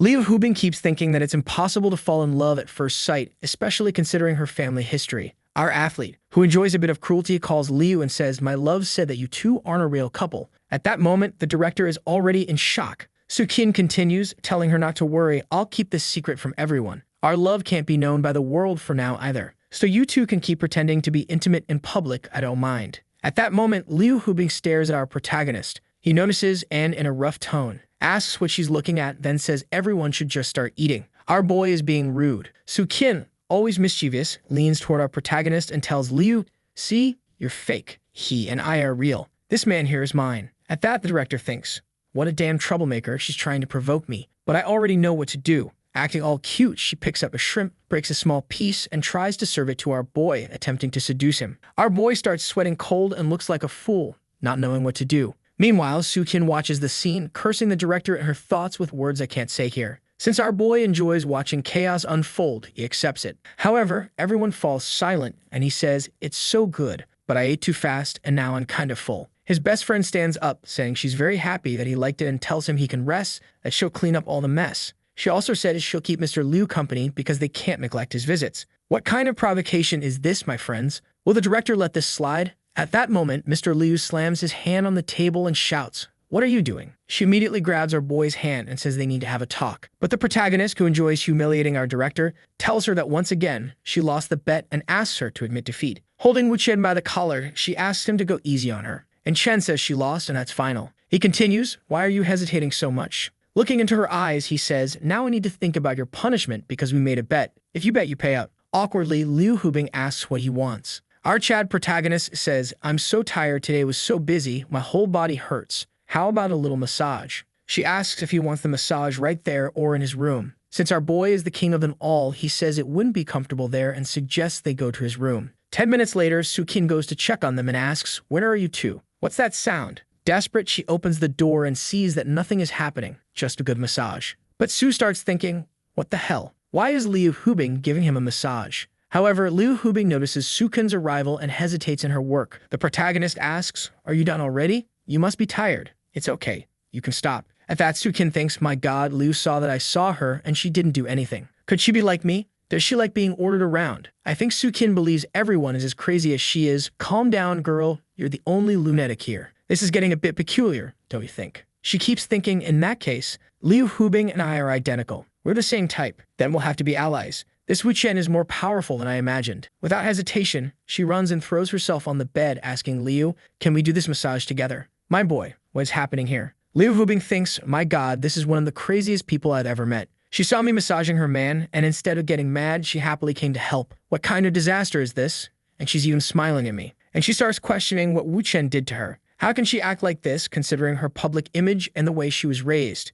Su Qin looks at our director and asks why she's just standing there. Let's start massaging already. The protagonist tells Su Qin to stop the massage and go downstairs to take her medicine. She thanks him for remembering and says she'll go get it. Liu Hubing, watching this situation, thinks that Su Qin really is crazy. Wu Chen gives an order and she obeys. And she keeps questioning, this can't be. She had a good upbringing, so what's the reason? She turns to the protagonist and asks, aren't you going to explain anything, Wu Chen? Our boy, smiling, says, how about you give me a little billion, and I'll tell you the truth. Realizing that Wu Chen won't say anything, she asks if that's why the Su family is investigating them. Because of her? The protagonist explains that they weren't really investigating much before, but now that she ran away from home with him, that might actually be the reason. So Liu asks, what are you going to do? Marry her and join her family? The protagonist says, do you really think I'm the kind of guy who joins a family? Leah responds, then are you going to break up with her? Do you think the Su family will just let you escape that easily? Our boy says, why would I break up with her if I can handle the Su family so easily? Irritated, the director says, handle the Su family?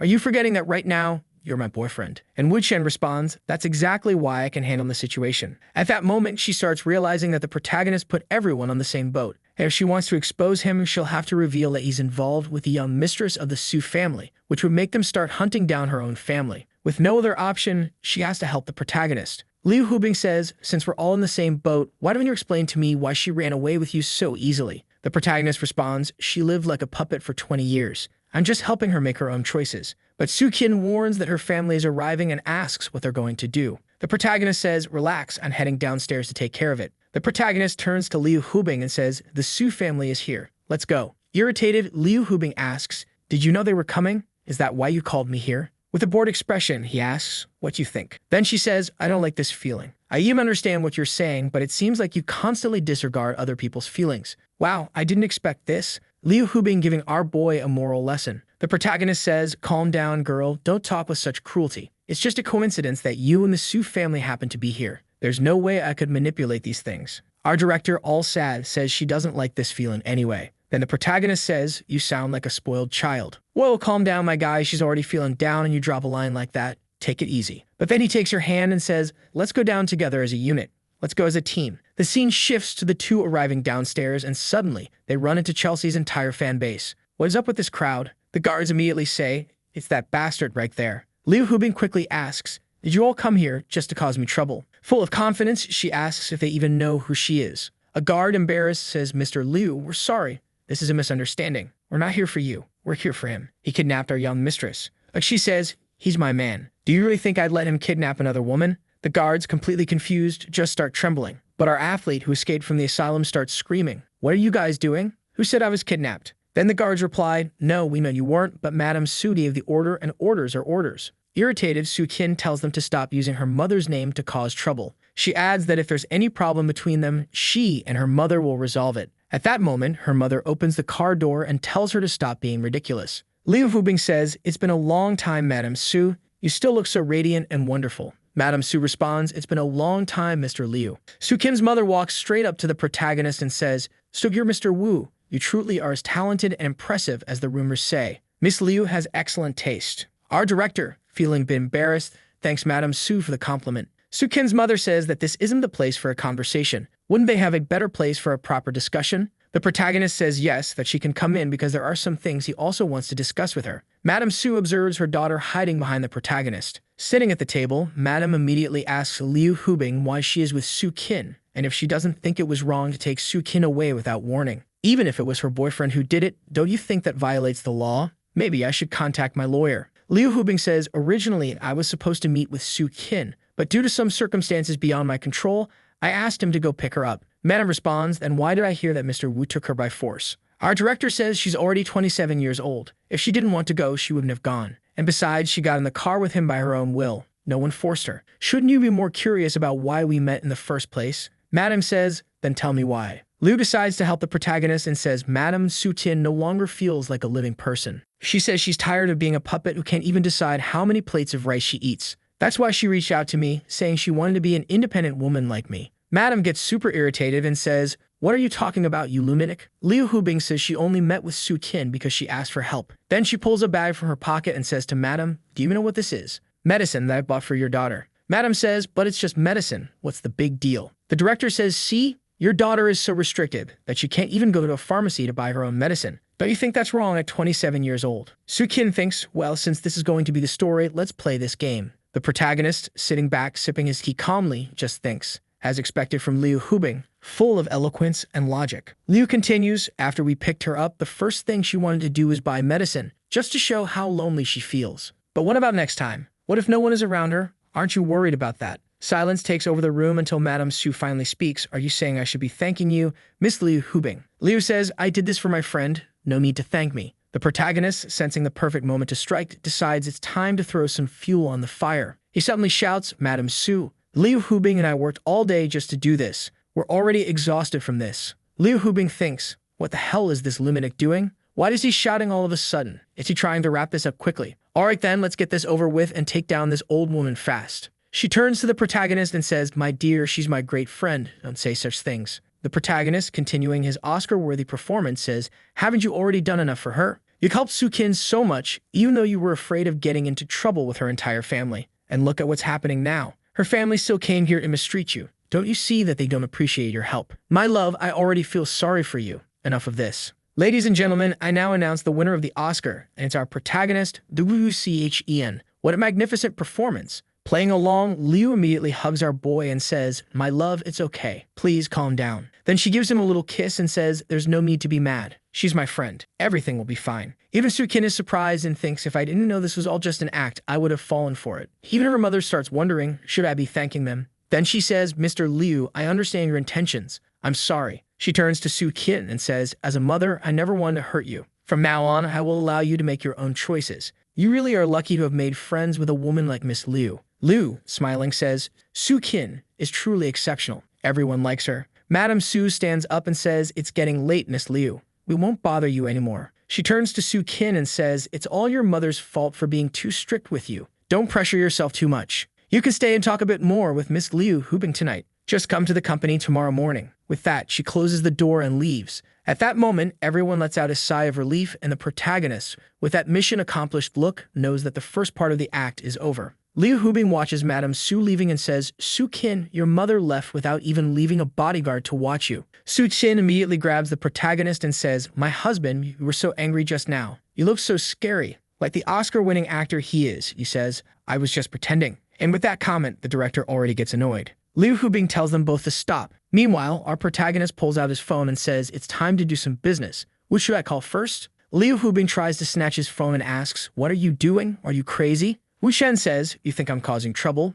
Relax. Our director says, can you stop joking around all the time? Everything's already settled. Madame Su probably won't be following us anymore, and you'll be able to meet with Su Qin whenever you want. What more do you want? He turns to Su Qin and asks, do you want to keep meeting in secret in the future? It's almost like we're having an affair. I don't know if you like it that way, but I don't. If you're really going to be with me, I have an obligation not to put you in a difficult position. I don't want you to have to choose between love and family. Liu Hubing just watches, thinking, what are these two doing? The protagonist places his hand on Su's shoulder and says, come here, I'm going to make a call now. The plan is to put you at the top of the Su family's power, and you'll become the CEO of Jinfu as quickly as possible. With that, you'll be able to do and say whatever you want, not just in the company, but also at home. This will also prevent your mother from trying to control you even more. And when your father sees you in this position, he'll be even prouder of you. So tell me, do you want to go along with this plan? She hesitates a little but accepts our boy's plan. The protagonist immediately pulls out his phone to make a call. In the next scene, our protagonist is apparently making the call. Su Qin notices that Liu Hubing is sticking close to the protagonist to listen in on the conversation. So she thinks, I'm going to cling to him too.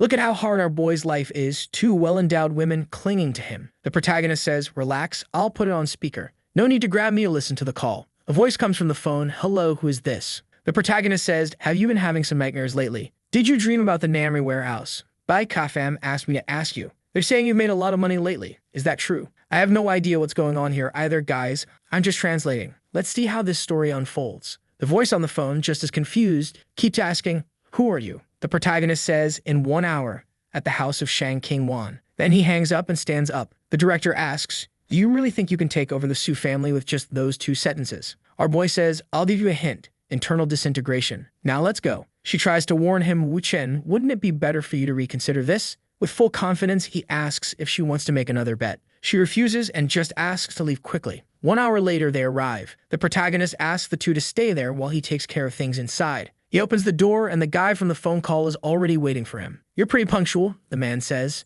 He stands up and immediately locks the door. Then he asks, was it you who spoke to me on the phone? The guy's name is Yao Honglin, and he owns 3.8% of the shares. The protagonist says, that's me. Then Yao Honglin asks, where's Bai Kaifeng? How much money did he give you? And what exactly are you planning to do? You little punk, just because you know a little about some of my mistresses, you think you can threaten me. If you're really smart, just tell me where Bai Kaifeng is and I'll give you way more money. Our boy, sipping his tea, says, relax, my friend, we'll talk about money later. I know you're the kind of guy who kills and burns the evidence. The guy tells him to stop making false accusations. But the protagonist says, then that money buried in Barren Hill. Don't you think that with today's technology, some of those old cold cases could be solved? The guy, now furious, says, so you came here to try and extort money from me? What's the deal minus 50 million? But the protagonist says, don't be so impatient. I heard your business isn't doing so well to the point where you had to falsify some accounts to cover up the losses. What was the name of that mistress of yours who helped you with that? Yao, now even more confused and furious, starts blurting out 2 billion. No,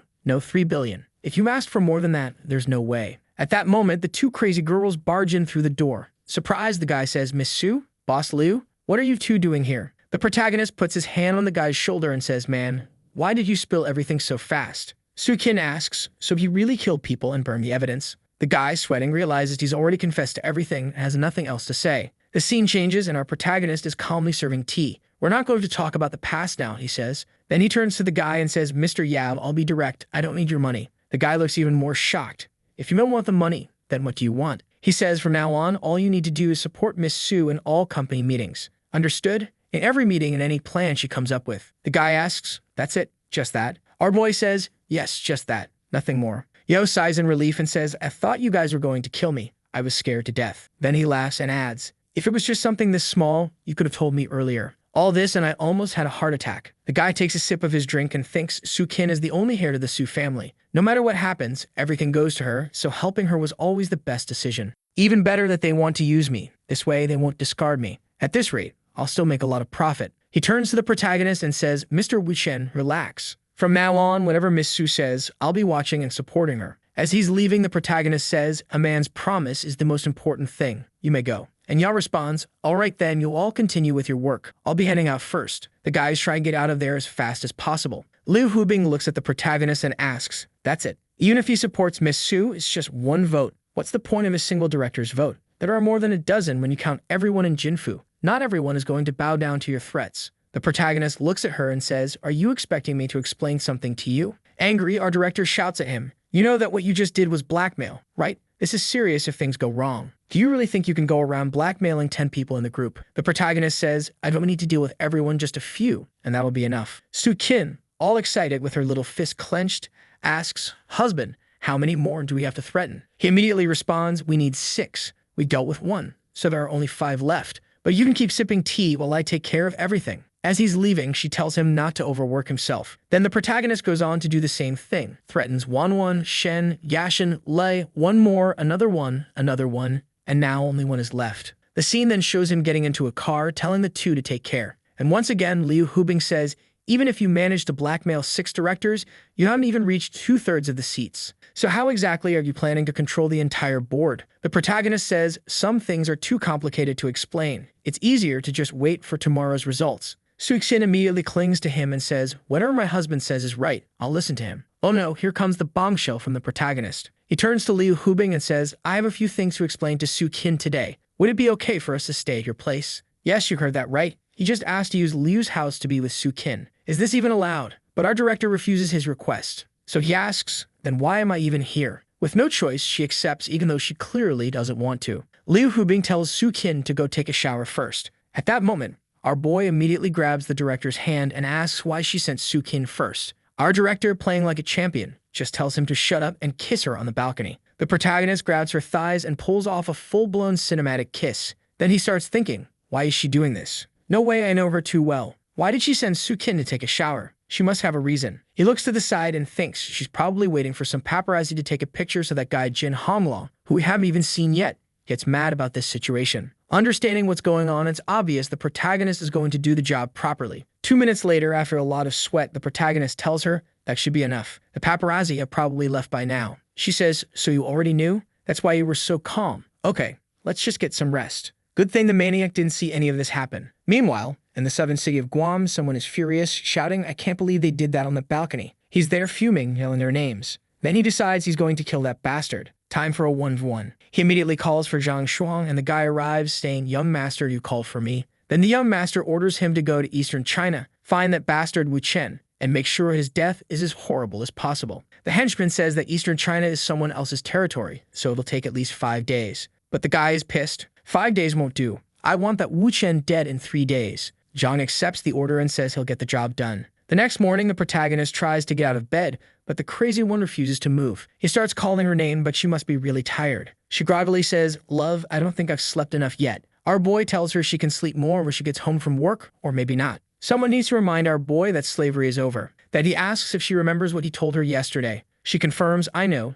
Today's success or failure will decide the fate of my life. At that moment, the protagonist hears a noise outside the room. And look who's coming in. It's our director who, honestly, I wouldn't mind seeing the protagonist give her a little something. She opens the door and says, Su Qin, let's go. I'll take you to the company. When they arrive, a bunch of people rush over to talk to Su Qin, throwing all sorts of proposals at her. I don't know what's going on, but she says she'll decide everything today at the conference. Liu Hubing thanks Su Qin for taking her there, and Su Qin heads off with the employees. At 10 a.m., inside the conference office, the chaos has already started. Her mother is already scolding everyone. She's saying that Zhao Du and Yang Ku should be fired immediately, and if anyone disagrees, they should call the board of directors meeting right now. Madame Su, completely confused, wonders why her daughter is calling for the directors. Is this girl crazy? Everyone is just watching, thinking like mother, like daughter. The argument is intense. But the maniac is here to stir things up too, saying, I'm the vice president of the company and a board member, so I have the right to call a meeting with all of them now. Then she changes her mind and says, you know what?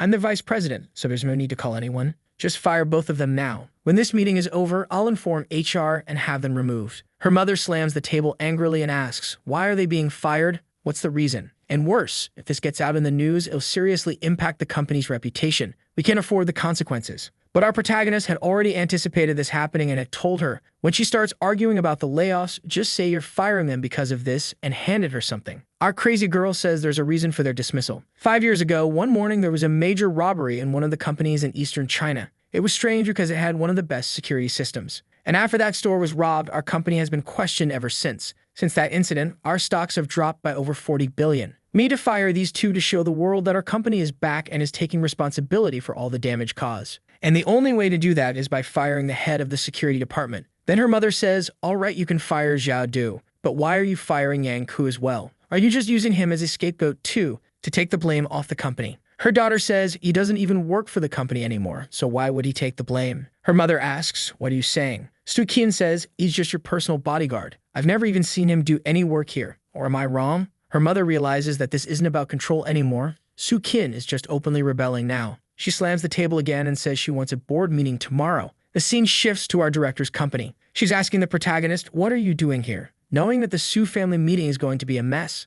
The protagonist says, for now, there's not much to do. I'll just watch how Su Qian handles all of this. In the meantime, I'll just draw. She questions him, draw? What do you mean? What are you drawing? He responds, I'm drawing you. The protagonist is thinking with those pictures that guy took yesterday, Jin Mulong is probably almost done with his investigation and will soon come here to try and kill me. So it's time for me to set up something too. The director asks, are you still with that drawing? Our boy says it's nothing special, just some quick sketches of her. She says, I'm busy with my work, so I don't have time to be a model for you. The protagonist just tells her to keep doing her work and pretend he isn't even there. It looks like our boy is in some online art group where people share their drawings, and he knows that someone in that group is very close to Jin Mulong. We see him in the group chat where everyone is sharing their artwork. People are giving compliments, and then the protagonist uploads his drawing. Suddenly, the group is in shock, saying he's incredibly talented. Some lunatic says, I kneel before a master. Please, teach me. The protagonist thinks, all right, I did my part. Why haven't you shown up yet? Then he receives a message from someone saying that she has a daughter in art school and would love for him to tutor her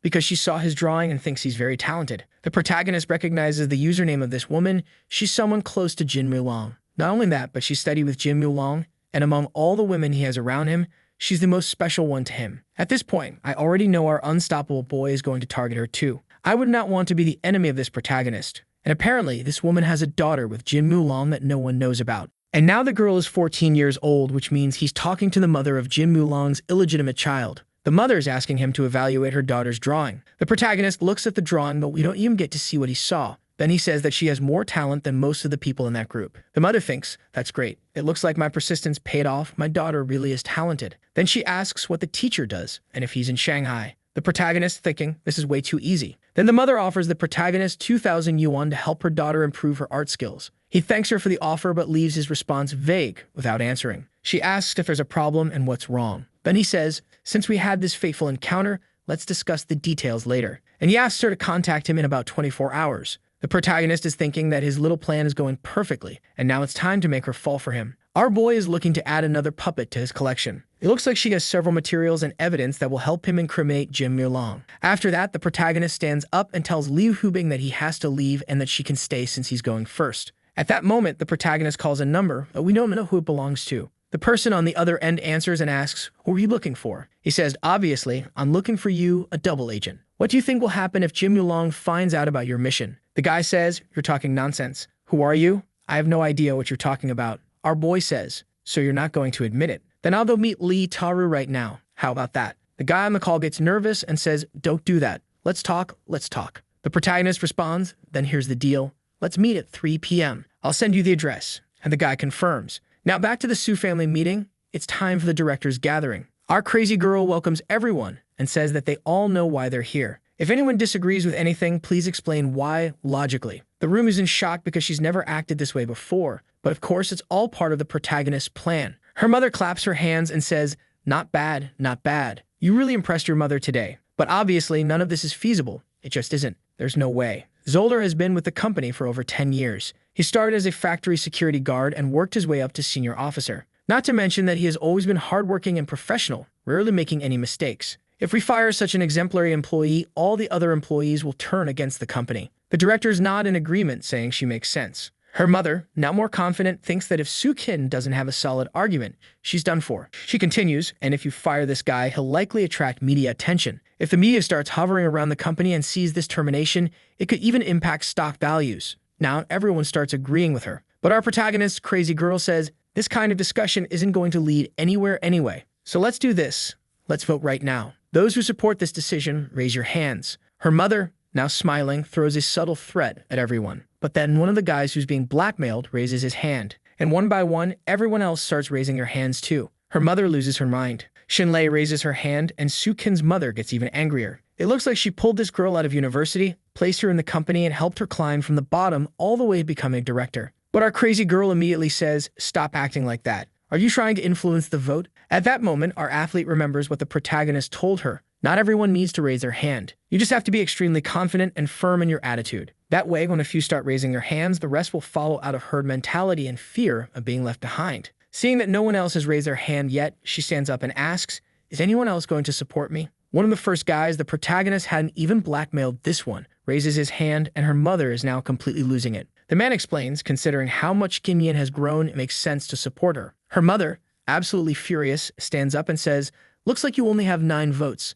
That's still not the majority. I want to see who has the guts to cause me trouble. Based on how the board of directors works, she still needs 1 more vote. People look hesitant, and she has a little flashback of the protagonist telling her the key isn't controlling the board of directors, but making your mother give up. Now it's time for the final move to secure victory. She turns to her mother and says, are you sure you want to do this? Her mother glares at her and says, I will do as I please. I'm your mother. Do you think I don't control you anymore? But our girl continues, you may not support me, but you are the president's wife and everyone here listens to you. If this is in my best interest, the best interest of the family, and the best interest of the company, then what exactly are you doing today? How long are you going to let the other families laugh at us? Her mother starts thinking, if I don't let my daughter's plan succeed now, the company will probably split into 2 factions, and that will affect the entire family, as the division will likely lead to internal disputes that will hurt business as a whole. Considering how low the stock prices already are, bankruptcy is even a possibility. Her mother, filled with rage, stands up and storms out of the room, questioning what has happened to this family. Sukin asks one more time, who else supports me? With the director out of the room, everyone raises their hands in agreement. With that, the meeting is concluded. From this moment on, the Su family and the entire Jinfu group have completely changed. At that moment, someone calls the protagonist asking for help. The protagonist thinks, the other meeting I have is still a while away, so fine, where is it? The scene shifts and the protagonist arrives at the guy's house.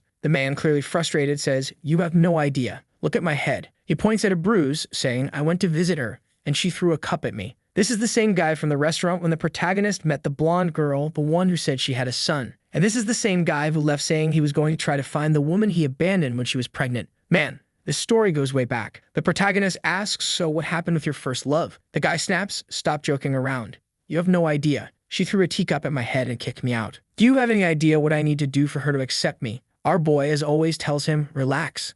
This kind of thing takes time. Let's sit down and talk. The guy, completely anxious, says, there's no way. That's my son. I can't wait anymore. The scene shifts and the protagonist asks, what exactly did you do? The guy sighs and explains, I went to meet her. Bought a bouquet of flowers, a diamond ring, a necklace, and even a Ferrari for my son. Damn, I think I want to be this guy's son. Dude really thought his family was a free fire skin. Just load up the diamonds and buy them back, problem solved. Wu Chen shakes his head and says, my warrior, you're doing it all wrong. You're making it look like you're trying to buy her. He continues, you abandoned her at her worst, left her with nothing, and she survived through all of it. And now you come back thinking you can win her over with money. This is nothing but an insult to her. The guy has a little flashback of the woman telling him, if you dare knock on my door again, I'll move away, and no one will ever know where I live. The most honest father in China suddenly realizes, so that's why she acted like that. I see now, what surprise. Then he asked our boy if he has a solution. The protagonist says, of course I do. You have 2 options. First, you talk to your son. It'll take time and you'll have to be patient, but eventually he'll forgive you. That's a guarantee. The second option, this can be solved today. Which one do you want? The guy without hesitation says, the second one. But what do I do? Wu Chen says, the method is fast. But seeing that the protagonist hesitated, the guy quickly says, don't worry. If it's about money, that's not an issue. I'll transfer however much you want. But the protagonist replies, it's not all about money. My methods are complicated, but you'll have to endure some pretty tough things. The guy says, that's fine. I'm not afraid of hardship. Just tell me what to do. The protagonist gets closer and says, Brother Liu, if you want to be ruthless and can put your pride aside, then here's what we'll do. Then everything gets censored so that we don't know what it is. Yes, we're the fools left in the dark. The scene shifts to the protagonist watching through cameras. It looks like Brother Liu is knocking on the woman's door. The protagonist thinks, now it's all up to you, Brother Liu. Someone looks through the peephole and immediately says, she's not here. Don't come back again. The guy recognizes his son's voice and says, Xiaofeng, please open the door. I just... At that moment, the woman opens the door and says, "What are you doing here? How long are you going to keep showing up? Get lost." But the guy says, "No, I just came to bring you some food. Thanjianjianbin style." Guys, I have no idea what this style is, but I hope it's something good. Our target of flying cups continues. "Do you remember when we had no money? This is what we used to eat all the time." The woman immediately slaps him and says, "I don't want this trash. Get out." At that moment, the son comes out of his room and says, "Why are you bending down to pick that up? Get lost already." The mother also gets angry and tells the boy to go back to his room. The father, looking dumbfounded, tries to apologize. 30 minutes pass and they keep arguing. Then the security guards show up, saying they watched everything through the surveillance cameras and that he's causing a public disturbance. The guy takes the blame. The guards say, "If your family wants to argue, do it inside your house so you don't bother the neighbors." The woman immediately says, "Who said we have any relation to him? I don't even know who he is. He just came here to annoy us. Please, get him out of here." The guard says, "Did you hear that? Stop causing trouble and get out of here." The guy suddenly starts yelling, "I'm not leaving. I'm talking to my wife. You need to let me go." Yeah, this is definitely all part of the protagonist's plan. The guards say, "Why are you shouting? You got a problem?" Our target of flying cups shouts back, "So what if I yell at you? Get lost. You think you have any authority here? This is just an old couple arguing." The guards are now thinking this guy isn't just yelling, he's getting aggressive too. And with that, they immediately kick him in the stomach, saying,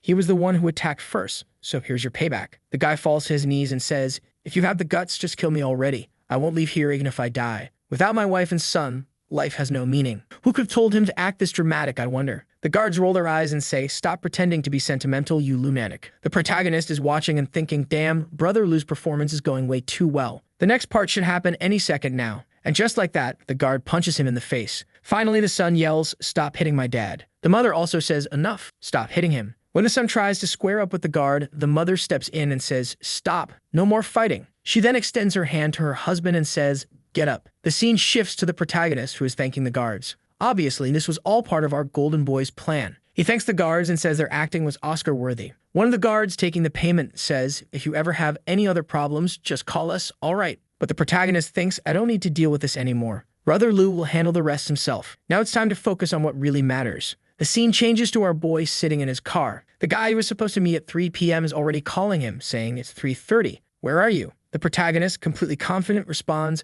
"What are you going to do? Leave? Just sit there and wait." The guy, now awkward, says, "My friend, I really don't want to argue. Just tell me when you're coming." Our boy immediately responds, "I'll be there in 15 minutes. When he arrives, the protagonist apologizes for being late. The moment the guy sees him, he gets furious and starts shouting and cursing. The protagonist, not being the most patient person, pulls out his phone and says, "I don't like when people use vulgar language with me. So since you don't want to have a civilized conversation, I'll have to say goodbye." Then he calls Liu Hubing's brother. The moment the guy hears the voice on the other end, he realizes it's Liu Hute. Looks like this guy did something to Liu Hute that must not be exposed. On the other end of the phone, Liu Hute, completely confused, asks what the protagonist wants. Apparently, just hearing Liu's voice makes the guy start shaking. He collapses to the ground, grabs onto the protagonist's pants, and starts panicking. The protagonist calmly says, "Employee CO812, this person is under your command, right?" Then he turns to the guy, smirking, and asks, "Now, can we have a proper conversation?" The man speaks, "Yes, bro, you are my brother. More than that,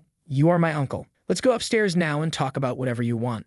Liu Hubei's brother is still on the phone, freaking out, waiting for the protagonist to speak with him. Wu Chen answers and says, "Sorry, you have some business to deal with your sister." Then Liu Hute responds, "Yeah, I have something to take care of here." Wu Chen comments, "If you have anything going on, just tell me. I'll help you right now." At this moment, the protagonist thinks the timing is perfect. He's going to need the influence of a certain Lu Guanyin to make things easier. And Hute agrees.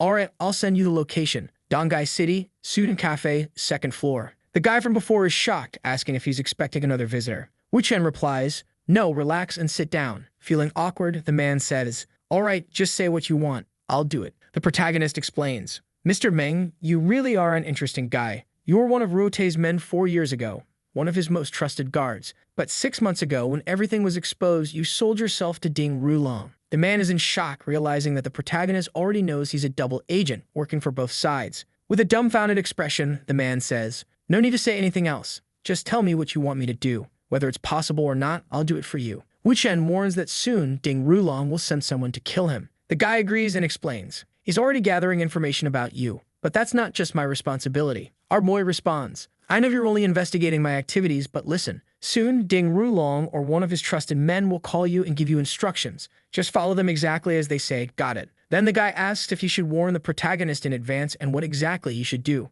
Our boy, all confident, sipping his tea, says, "Just do what they tell you. Don't inform Liu Ruotai or anyone else.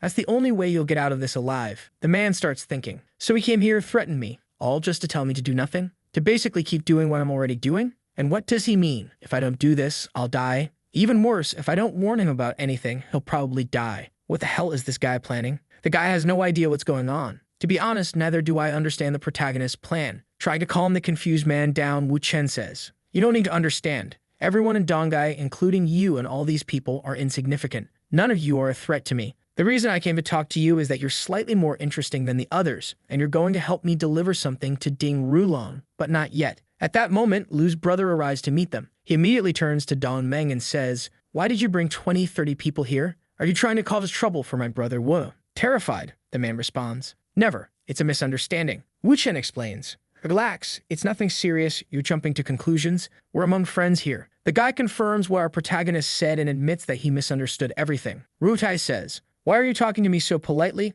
You know we're more than brothers. If anyone even touches a hair on your head, I'll take them down." It seems like all of this is part of the protagonist's plan to make the double agent realize that he has a lot of influence. Even without connections to others, he still has people who support him. This way, the guy will see the protagonist as someone just as powerful and terrifying as Ding Rulong. Since Wu Chen doesn't want to use fear to manipulate this guy, he needs the coward to be more proactive. At that moment, that crazy girl calls Wu Chen, crying without saying anything. Our boy asks, "Where are you? What do you mean, in front of my house?" Before she can answer, he's already saying goodbye to the guys and heading out. However, on his way out, the fool starts thinking, "The voice of that woman definitely wasn't Liu Hubing. You really are incredible, Mr. Wu." In the car on his way home, the protagonist asks her what happened. She says her parents want to send her abroad to study. Wu Chen responds, "You're crying just because of that?" Wow, guys, now that I think about it, this girl who's crying is the same girl from the bar, the very first victim of the Chinese taster. And now he's telling her where his secret key is so she can get inside and wait for him. Meanwhile, guess who's on her way home, all excited to celebrate the success of today's meeting? And even worse, she just remembered she forgot her house key. She asks her security guard to force it open with his ninja hacker samurai lock-picking skills. The guys unlock the door and she walks in. Once inside, who does she find? None other than the very first demonetizer in this story, the first girl, our protagonist. But the crazy one is so famous that as soon as the first girl sees her, she recognizes her immediately. Damn, and Su Qin recognizes her too. "What are you doing in Wu Chen's house?" Su Qin asks. Wu Chen isn't home. The other one, looking a bit down, replies, "No, he's not here. He asked me to wait for him, so I used a spare key. But what about you?" She glances over at the security guard for some reason and says, "I'm his friend." Poor girl, I think she's about to be abandoned in some alley because the man is already managing 2 companies. Will our golden boy be able to handle running 3 businesses? And he tells the crazy one, "Come on in, we're all friends here. Isn't that great?" At this, Su Qingying asks, "But when did you get here?" The protagonist's first girl is already thinking, damn, she came home, took off her shoes, and even has comfy indoor slippers here. She must be really used to staying in this house. What exactly is going on between her and Wu Chen? Lost in her thoughts, the other girl calls out to her, but she doesn't even notice at first. Then she quickly replies that she arrived just a few minutes ago. Now it's a showdown, lunch versus dinner. The crazy one invites the first girl to sit down and make herself at home. She sits down and thinks, what do you mean, make myself at home? Is this her house or something? She's not the owner of this place. Are they having an affair? 2 minutes later, the housewife asks if she wants something to drink and immediately goes to grab something from the fridge. At that moment, the first girl realizes the other one knows exactly where the drinks are and is completely at ease. They must have been living together for a while. With the patience of a monk but the urgency of someone desperate, she asks, "Are you in some kind of intimate relationship with Wu Chen?" But the crazy one responds with another question. "And what about you?" The protagonist's first girl is completely lost. This girl didn't even answer her question, just threw another one back at her. However, considering her background, being from the elite of the most beautiful China ever, and the fact that she didn't deny it, something is definitely going on. That realization shocks her. Meanwhile, the crazy one, who only acts Mei when she's with Wu Chen, is thinking, it seems like she was completely thrown off by that question, huh? Looks like she's not a threat at all. She turns to the first girl and asks, "When did you and Wu Chen have a thing?" The first girl, feeling awkward and a bit nervous, replies, "A few days ago." The crazy one says, "So it was before me? Then I should call you sister." "Right. What do you mean sister?" The first girl responds. The crazy one tells her they'll get along just fine and asks her to relax. Meanwhile, the protagonist is stuck in traffic. 2 hours later, he finally arrives, catching the smell of food and thinking, I didn't know Mokian knew how to cook. He assumes that only the first girl is there, completely unaware that the other one is also inside. Opening the door, he puts on a surprised expression, but we all know he's about to walk in all Sigma male mode. Both girls welcome Wu Chen. One of them says, "Everything's fine," while the other immediately follows with, "Go wash your hands, dinner's ready." At that moment, it seems like the crazy one had just called the other girl little sister, even though, up until now, she'd been calling her big sister. The first girl questions, "Why did you go back to calling me little sister?" The protagonist jumps into the conversation and casually explains that it's because she's younger and smaller. But with that kind of Chinese interpretation, he subtly implied smaller in two ways. Get it? He was also referring to the fact that her airbags were smaller. At that moment, the first girl gets totally offended, but she quickly grabs onto his arm and asks, "Let's get to the real question. Why is she calling you her husband? When did you two get so close?" The Chad replies, "What do you mean got close? What a terrible choice of words. We're more than close." Still persistent, she insists, "Stop playing around and just tell me already." That's when the crazy one steps in between them. "Stop arguing and go wash your hands before the food gets cold." The other girl kept insisting on this whole younger sister and older sister thing, clearly upset about being called young again. Then we see the dinner scene. Soon the businessman asked, "How was the meeting?" He already had a pretty good idea of the outcome since the plan was flawless, but he was still curious to hear what actually happened. She answered, It went exactly as my husband predicted. You could say it was a perfect hit without a single difference." The first girl, looking like a lost puppy, immediately said, "Wu Chen, I don't mind you two making out in front of me, but are you really not going to tell me anything?" The boy replied, Didn't my wife already answer you? Why don't you try guessing then?" She shot back, "So you're really not going to tell me? Fine, then I'm not going home tonight." We all know that a bed wouldn't be able to handle the weight of 3 people that night. The protagonist quickly commented, "You're not? Well, we do have an extra room." The first girl, who had been acting all bold, asked if the crazy one was going to leave. The crazy one immediately replied, "No, I'm not leaving either. Looks like she had an evil plan." "That's what you're saying now? Don't blame me later," the protagonist warned. Later, when it was time for some sleep, everyone was already in their pajamas. The crazy one said, "You can sleep over there for now. We have to wake up early tomorrow and head to the office. Let's all just rest." The other girl responded, "Okay." Now the first girl, feeling a little bolder, ran to their bed, sat down, and declared, "I want to sleep here." The crazy one, who wasn't even into these kinds of shenanigans, replied, "Fine by me," and sat down next to her. The protagonist, full of confidence, crossed his arms and said, "All right then, let's all sleep together." Thankfully, he had bought a big enough bed to fit 3 people. The first girl, who had no idea what kind of madness she was getting herself into, even blushed. But the next morning, everyone woke up peacefully. No one knew what had actually happened. Everyone was fully dressed and everything seemed fine. Even the translator left an angry note saying that bastard is enjoying all of life's blessings at once. The first girl commented, "Wow, last night was so exhausting. I just want to sleep a little longer." With that comment, everyone could only conclude that the guy was a machine. Right after that, Wu Chen received a phone call. Someone on the other end said, "Come to the company now." He asked what happened. The person answered, "My father is coming to the company." So he questioned, "What's the rush?" Guess who it was? It was the director telling him, "Come quickly. I won't ask again. If we mess up this time, everything we've been working for will be lost." Wu replied, "All right, I'm on my way." Apparently, it took the boy 40 minutes to arrive. When he got there, she barely had time to put her dress on and asked Wu to zip it up for her, urging him to hurry because they were already late. And so the two walked in hand. The boy looked like a striker heading into the 3rd round. When they arrived, the protagonist's girlfriend's brother, Liu, was already speaking. "Big bro, you're only showing up now. My father's been waiting for you here for a while. Where's your respect?" Wu Chen's girl questioned her father, asking why he had arrived unannounced. She expressed that they weren't prepared for his visit. However, her father's expression didn't show any happiness. He responded by questioning the need for a warning. "Do I need to give notice just to see you face to face?" She, feeling uneasy, simply wanted to understand the reason for his sudden visit, stating that he usually didn't act this way. Then the father started criticizing her, claiming she didn't know how to take care of her younger brother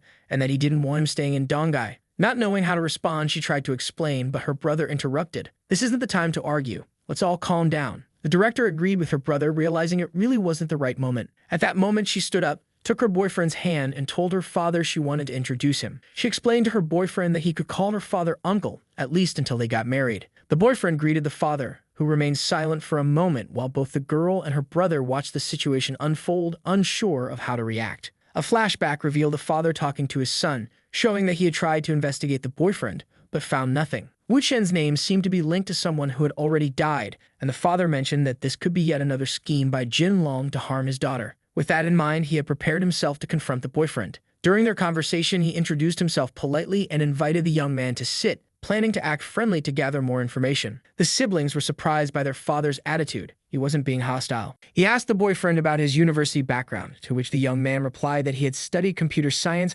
highlighting his strong academic performance. The father complimented him but remained skeptical, suspecting that his answers were perfectly aligned with what little they had managed to find about him. This meant the boyfriend needed to adapt his approach as things weren't flowing as expected. Then the father asked about his hobbies. Wu Chen playfully responded that he had many, so it would be easier to ask which ones he didn't have. It listed calligraphy, art, music, kickboxing, cars, and weapons. The father was shocked upon hearing that he liked weapons and immediately questioned why. The young woman thought her boyfriend had made a mistake, considering that her family already had a shaky reputation. She wondered how her father would ever believe that someone from a family like hers had any reason to know about firearms. However, Wu Chen explained that when he was younger, he had always been interested in weapon design, and while studying computer science, he had the opportunity to create 3D models of firearms. The father then turned to Lai Huite and asked if he had a gun on him. Caught off guard, the young man confirmed that he did and handed over a Glock to the father. The father then questioned Wu Chen about the gun, and demonstrating his expertise, the young man began explaining its details. Type 94, designed to replace the Type 54, developed and produced in 94, hence the name. Also, due to the reduced rotation block, it has lower recoil. The father, who had served in the military, observed closely, analyzing every word. Meanwhile, Wu Chen wondered if the man was trying to be impressed by his knowledge of firearms. The father continued reflecting on the boyfriend's intentions, still not entirely sure what was going on. As for the director, she seemed completely oblivious to everything happening around her. Wu Chen, already setting up for the grand finale, lifted the gun and said, "If I'm not wrong, judging by the weight right now, there should be about 6 bullets inside." And he was spot on, 6 bullets. The director was in shock, thinking, that bastard, to determine the exact number of bullets in a gun, just by holding it means he's handled one many times before. How the hell is he exposing himself like this? The father, hearing this, started to reflect. He got caught up in his own words. He's probably been lying this whole time. He said he didn't know much about guns, that he had never handled one before, and now he's guessing bullet weight. He's obviously trying to appear extraordinary so that I'll accept him as my daughter's boyfriend, but at the same time, he could bring disaster to Dongai. And now this has become a bigger problem. Why is Hu Bing trying to put a special forces guy at her side? At that moment, he started thinking that his daughter might already be preparing to be taken over. After all these thoughts, he finally spoke to the protagonist. Him. "You're quite talented, Wu Chen." Wu Chen replied smoothly, "I'm not. My greatest talent was falling in love with Hu Bing at first sight." The father was momentarily impressed by his words. Then he asked, "Can we have a private conversation?" Lu Hubing immediately flared up. "That bastard wants a private conversation with my father? Why are you excluding me?" But the father didn't care. He was already heading toward the exit, along with her brother, ready to have this conversation with Wu Chen. She hesitated, but her father simply said, "What's the problem? Your boyfriend is the one who wants to talk. Why are you so stressed? Something wrong?" To convince her, the protagonist added, "Everything your father says here will have to take your feelings into account, which means he won't be entirely honest, right? So just step out and let me have this conversation with him." That was more or less how he phrased it, and Lu Hubing, though clearly annoyed, replied, "All right then, I'll leave you to it." And she walked out. As soon as she stepped out, she turned to her brother and asked,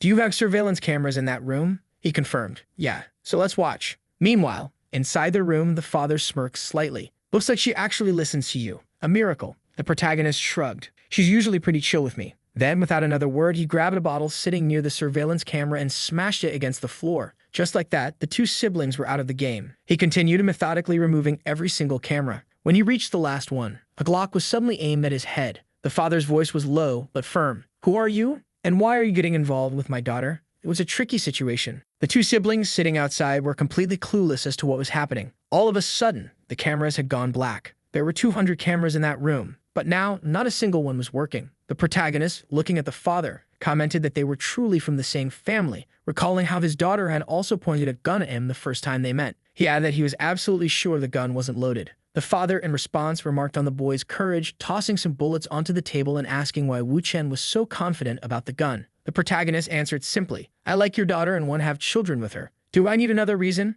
Upon hearing this, the father felt insulted and declared that he would scold his daughter every single day until she had babies. Letting out an awkward chuckle, he urged Wu Chen to stop circling around the issue and get to the point. Wu Chen then started talking, stating that the father didn't actually care about Hu Bing, only about the success of the family. He questioned whether the father wasn't afraid that Hu Bing might snap and do something against Jin Long, asking why he was forcing her into this marriage. The father, now furious, slapped the protagonist across the face, demanding to know if he had lost his mind, daring to lecture him. Outside the room, the siblings were trying to listen to what was happening. Lu Hubing wanted to barge in, but her brother reminded her that the soundproofing from the last renovation made it impossible to hear anything. Inside, the protagonist, staying calm, revealed that Jin Hu Long was reckless and that he didn't believe he, or his family, would last much longer. He then mentioned a certain Dong Yun Tao, and the father's expression changed. He'd remembered that 10 years ago the boy had drowned. Wu Chen, however, corrected him. He didn't drown. He was murdered. The father disagreed, arguing that the Dong family was far beneath the Jin family in terms of status.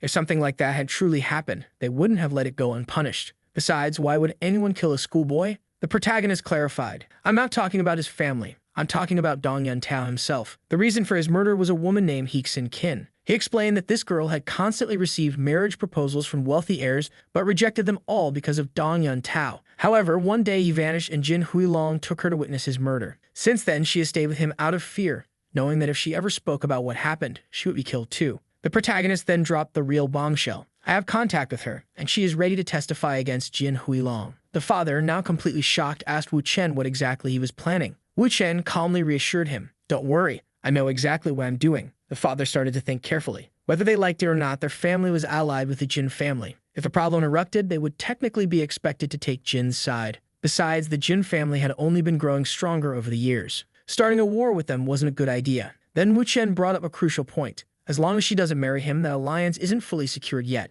At that moment, the father began to suspect that Wu Chen had been sent by a rival family to disrupt the Jin family's alliance with his own. Meanwhile, outside, the director was already holding a drill in her hands, planning to drill into the wall to install a listening device. Her brother warned, "Even if the room is soundproof, they'll hear that thing spinning against the wall." She snapped back, "Then figure out another way for me to listen in. I need to know what they're talking about in there." Back inside, Wu Chen continued explaining his plan. He said that he was going to set up her brother, Lai Hute, with a girl who had just graduated from university, Dong Yao Qiu, from the Dong family. He wanted to arrange a fake marriage between them to get Hubing out of the entire mess. The father scoffed, "You think arranging marriages is that easy? Stop talking nonsense." Wu Chen responded confidently, "If you agree to it, I can make it happen in a week." At that moment, the father was completely shocked, realizing that the protagonist wasn't joking. This was a real plan. And a marriage with the Dong family? Now isn't the time for that. But he still asked Wu Chen directly, "No, wait a minute. Tell me your real plan. What do you actually want?" Wu Chen didn't even hesitate and answered, "I want Jin Huilong dead. Your daughter is beautiful, and that bastard dares to try and steal my woman from me. If I don't kill him, he'll kill me. And since someone has to die, it's gonna be him. There's no turning back now. Jin Huilong has to die." The father then asked if he had dirt on the Wei family. The protagonist confirmed, "Yes. But if you leave me alone in Dongai for at least half a year, I'll tell you everything." The father thought for a moment and then agreed. "All right, deal's done, kid." Meanwhile, outside the room, the director was holding a shovel thinking, "A shovel like this. They probably wouldn't hear it from inside. Just need a small hole." Her brother looked at her like she was insane and said, "Girl, stop dreaming. They already left the room. It's over." At that moment, Wu Chen walked out. She grabbed onto his arm immediately and asked, "Baby, did you finish talking?" "Yeah." She turned to her father. "Where are you going, old man?" The father responded, "For now, you and Hubing can handle whatever you want here. I'm heading back." Then, without another word, he got into the helicopter and left. Now back to her focus. She immediately tried to seduce Wu Chen, asking, "What did you tell my father? Why did he leave so quickly? Tell me." Wu Chen immediately caught onto her game and smirked. "Oh, trying to act all sweet now." She leaned in closer. "Come on, babe, tell me." Her brother, seeing this, decided to bounce. "Yeah, I'm out. I don't mean to see this." Meanwhile, she, now fully awake and ready to tease, leaned in even more and said, "If you tell me, I might start considering some things." Wu Chen, in a rare moment of honesty, sighed and said, "Really? I haven't been feeling great these days. Quinn's getting way too clingy and I'm getting kinda exhausted." Hearing that, she immediately shoved him. "You're unbelievable." But Wu Chen, still in his Sigma mode, grabbed her hand and pulled her close. "Oh, I'm the shameless one. And what about you? Trying to seduce me just to get information?" She, now lying against his chest, pouting. He raised an eyebrow and asked, "Huh? Are you jealous?" She scoffed and said, "Fine, I'll stop playing around with you." Then Wu Chen finally told her the whole story. As she listened, her mind started racing. This is perfect. Once all of Jin Huilong's dirty secrets leak, there will be people from all kinds of families who will want him dead. And if he disappears, no one will suspect us. She grabs the protagonist and says, "Very well, love. How about I give you a reward?" Wu Chen is a bit hesitant. "So what exactly are we talking about here?" He glances around and notices that there are people watching them from the construction site next door. He sighs. "There are a lot of people looking from over there." She smirks. "What do you think we're going to do? But in the end, you fell for me, didn't you?" She pauses for a moment before answering. "Well, I did too. But is that really an advantage for you?" Then she declares, "I have to admit you really check all my boxes for a lifelong partner, especially considering how capable you are. So yes, you're right. I'm in love with you." But don't think for a second that Lu Hubing is going to turn into a submissive kitten just because she fell in love. She crosses her arms and leans in closer. "If anything, you should be the submissive one. Wu Chen claps slowly. Wow, what an amazing speech. But internally he's thinking, didn't she say she was going to give me a reward? Shouldn't I be receiving something right about now? Then he hits an idea. There's a place over there. I'm feeling kind of tired. How about a nice, good massage? She raises an eyebrow. If you beg for it. Go ahead. Beg, and I'll do it. Wu Chen immediately shrugs. Nah, not in the mood. I think I'll just ask someone else. She glares at him. Oh, and who exactly are you going to ask? Sun Qingying? He shakes his head. Nope. Sun Qingying is at work right now. She's super busy. Guess I'll have to ask someone else. Her expression changes slightly. Who? He smirks and leans in. She's not mine yet, but once I get to know her a little better, it'll be easy to ask for a massage. She's younger, prettier, and richer than you. Her face immediately darkens. Who the hell is this girl? She's from Donghai? I don't know of anyone like that. Wu Chen, enjoying every second of this, pulls out his phone. Stop guessing. Hold on, let me call her. Then, turning away from Hubing, he speaks into the phone. Mr. Song, I know you just graduated, just like me, and you're looking for some new songs. A voice on the other end replies, Really? You actually have some. Everything I've been receiving lately has been so mediocre. Wu Chen chuckles. No worries. You can check them out first. Even test them if you want. If you're free now, how about we meet at a cafe in CDB? Meanwhile, Hubing's mind is racing. A woman who's prettier than me, has a better background, more money, and just graduated. She has to be in the top 10 richest people in Donghai. Who could it be? Then, a realization hits her. Her eyes narrow. Loved, she's not from the Wu family, is she? Wu Chen grins. That's right. She's Yurong's daughter. Lu Hubing, completely shocked, exclaims. No, have you lost your mind? You're going to meet Yurong's daughter and ask her for a massage. It turns out this girl isn't just the daughter of a powerful man. She owns a massive company, is a millionaire, and is even an idol. How many titles can one person even have? The director, still in disbelief, warns. Don't do it. Wu Chen shrugs. I know all of that, but I also know that when she was younger, she had another name. The most beautiful girl in Donghai. Hubing, still resisting, argues. Think this through again. Stop acting on impulse. Are you crazy? Then, after a moment of hesitation, she grits her teeth and says, If all you want is a massage, then come to my house tonight. Not just a massage. I can be yours. At this, Wu Chen realizes things are getting complicated. He places a hand on her shoulder and softly says, Oh, silly girl, you're completely misunderstanding everything. This meeting, the massage, all of it, they're just excuses. She narrows her eyes. What do you mean by that? He grins and responds, Relax, don't overthink it. I won't hurt you. Bye. And with that, he leaves. At the cafe, Wu Chen arrives and meets the girl, who introduces herself as Song Xuaner. Nice to meet you. I'm Wu Chen. Ah, sit down. Want a drink? She shakes her head. No, thanks. Then she gets straight to the point. Did you bring your stuff? At least a USB or something? Or your songs written down somewhere? Wu Chen observes her for a moment and then asks, You got a pen and paper? She raises an eyebrow. A pen and paper? For what? He leans forward and smirks. I'm going to write them for you. She looks at him, confused. Wait, you're going to write them now? He nods. It's all in my head. Now she's annoyed. You're kidding, right? If you don't have it already, I'm going to be really pissed. 10 minutes later, Wu Chen finishes writing everything down. But he didn't just write the lyrics. He detailed every instrument, the timing of each section, and the exact type of recording needed. Song Xuaner stares at the paper. Then she thinks, This bastard was messing with me, wasn't he? Why didn't he just write everything beforehand? But since she actually got something out of it, she decides to let it go. Wu Chen, still relaxed, asks, So you're going to buy them, right? She nods. Yeah. He smirks. How much? She casually responds, 1,000. Wu Chen casually comments, I put a mix of everything in there. Song Xuaner considers this and offers, 2,000.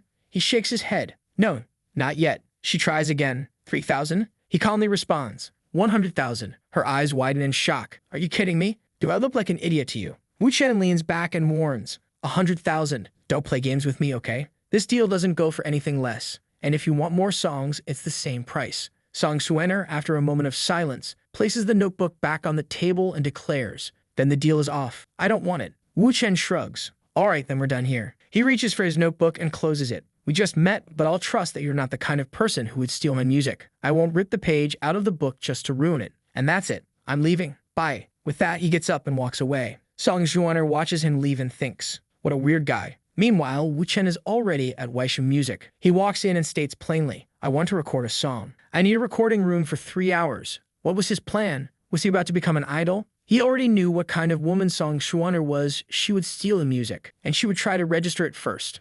So he was going to register it before she even had the chance. After experiencing multiple reincarnations, Wu Chen was absolutely certain that Soul Remedy, the song, always blew up in a single day whenever it was released. So after dropping the song, all he had to do was wait, because Song Xuaner would come back to him. Inside the recording studio, Song Xuaner called out to him, Do you need an engineer? Someone to fine-tune your recordings? One assistant. Wu Chen, without hesitation, responded. No need. I do everything myself. 3 hours later, Wu Chen had recorded, mixed, and finalized everything. It was time to publish. At that exact moment, Song Xuaner called him again. Her voice sounded worried. You've been ignoring me for 3 hours. What have you been doing? Wu Chen answered casually. Oh, I was busy. What's the problem? Apparently, the first girl he met, the one who was crying about going abroad, had just received a scholarship at Song Xuaner's company, meaning the girls were working together to stay close to Wu Chen. Damn, the guy didn't even need to do anything, just exist. And they would fight for him. Wu Chen chuckled. You did well. But she sighed. Unfortunately, I have to go home tonight. If I keep going to your place every day, it's going to start looking suspicious. Wu Chen, unfazed, replied, No problem. I have some things to take care of tonight anyway. But while driving, he noticed something. Someone was following him. The license plate wasn't from Dongai. There was only one possibility. Ding Rulong's people had come for him. It seemed like the author didn't even bother to explain. The protagonist had probably used his driving skills to escape. The scene shifted to the protagonist already uploading his song online. Under the name Chen Yu, his name reversed. The idea was for the girl to notice that he had released the song and that it had exploded in popularity. The next day at 7 a.m., the protagonist went to his PC to check how his song was performing. However, as he looked around, he noticed something was off about his house. Everything was in different positions. The protagonist figured that there was probably already a camera or something watching him. And since they wanted to play, then let's play. The protagonist called a certain Lady Lai and said, Hey, there's nothing going on over there. Don't you want to meet up today? She replied that she was about to call them to talk about Sung Shuang and said, I'll be at the company before 9. Already in the car, he reflected on the high probability of something happening, but everything was under control. Accelerating the car, he cut through the asphalt. The men surrounded him with 2 trucks and a car behind him, crushing and blowing up the protagonist's vehicle. He had already memorized all their license plates and woke up in bed on the same day thinking, now it's my turn to have some fun. He called Lai Huday and said, Listen up, Jin Huilong's men are in town. There are 2 trucks with plates X, Y, and Z and an RV with plates A, B, and C. They're near my house and are going to make a move soon, but don't kill them. I want them alive. Lai Hute was shocked but replied, Relax, I'll handle it now. The protagonist knew that he had to expose himself. He started coming up with a plan to make the men follow him and decided to head toward the parking lot of a nearby shopping mall. Upon arriving, he informed Liu Hutai, I'm here, come look for them. I'm in the Mar Ost Road area and the guys who were following me are right behind. No secrets, just come and get them. The men in the truck, realizing that he had entered the underground parking lot, were already preparing to leave. But just as they were thinking about making their escape, they were hit dead center in their car. The men got furious, thinking it was an accident, but it was obviously not. He shouted, Hey, bro, what's your problem? Can we have a little chat? With that, all the men who had attacked Wu Chen were captured. The scared man informed Jin Huilong that Lai Hute had captured everyone. Jin Huilong responded, Plan B then. I want Wu Chen dead today. Do what you have to do. The man shouted to everyone, Double the money. Xinmao Shopping Center, head there. Finish the job fast and disappear once it's done. 20 minutes later, the protagonist was walking through the corridors while someone spoke to him on the phone saying, We captured them. Where are you? He replied, I'm at Xinmao Shopping Mall. Why? The person said, Listen to me, get to a crowded place. I'm on my way. The protagonist replies, Of course, my dear Lai. It seems like he's talking to the director. Noticing that one of the cameras has already been cut, he knows there are more people lurking nearby. And just as the elevator doors close, a man with a weapon appears, ready to attack. The protagonist, well-trained, doesn't hesitate. He grabs one attacker's wrist, delivering a punch to another's stomach. Both attackers come in with knives, but he dodges one and lands a solid punch on the other's face. The scene cuts. The director, worried, notices that he's not answering. The security guards inform her. He's in the elevator. She, now anxious, asks, What floor is the elevator on? They respond, It's at B1. Let's move. When the elevator doors open, a body is already on the ground. The protagonist, having defeated everyone, stands tall and imposing. The director, seeing him, gets emotional. He says, Oh, my dear Lady Lai. She, surprised, replies, Huh? What? He continues, Hold on, I'm all dirty. You'll get your clothes messy. She questions, How do you still have the energy to talk? You need to get to the hospital right now. He counters, Hospital for what? She insists, You're covered in blood. Where's the wound? Tell me. She grabs him, trying to find the injury. He teases, Looks like you're taking advantage of my injuries just to touch me, huh? Since you're having fun, I guess I'll have fun too. And he starts squeezing her back. The protagonist doesn't stop. He just took down 50 goons and is still standing strong. She, now realizing the situation, says, Wait a second. You fought off 6 armed guys by yourself and didn't get hurt. Holy, he responds. Yeah, but now my clothes are dirty. I need to take a shower, so I'm heading out. But first, I need to do something. He picks up the phone from one of the unconscious men and snaps a picture of all of them knocked out. Then he makes a call. Laudel, where are you guys? Did you finish the job? He adds, I sent you a picture. Did you see it? The person on the other end asks cautiously, who are you? Why are you using Laudel's phone? Wu Chen, completely unfazed, replies, relax, I just sent the photo. The protagonist says, send this to Ding Rulong and tell him his final days are coming. He tosses the phone onto another guy's lap and adds, I want this one alive, got it? Call an ambulance for him. Then, turning to the director, he says, Hubing, I need to leave Dongai for 2 days. I'm heading south. She immediately asks, are you going to kill Ding Rulong? Please don't go. But the protagonist cuts her off with a kiss and whispers, this isn't the place for kissing. Let's go home and do whatever we want. Meanwhile, 2 girls are listening to music on the computer. One of them exclaims, damn, this is the #1 song of the week. The other nods, yeah, I heard it too. It's blowing up. Over 4,000 comments and not a single negative one. Even professionals are praising it. One of them thinks, wait a minute, this is the song that guy was going to sell me. That bastard. Holding her phone, she mutters to herself, shit, I need to call this Wu Chen guy and confirm if this is real. But at that moment, the protagonist is in the shower. Who picks up his phone? The director. Thinking it's someone from Ding Rulong's side, she immediately demands, who is this?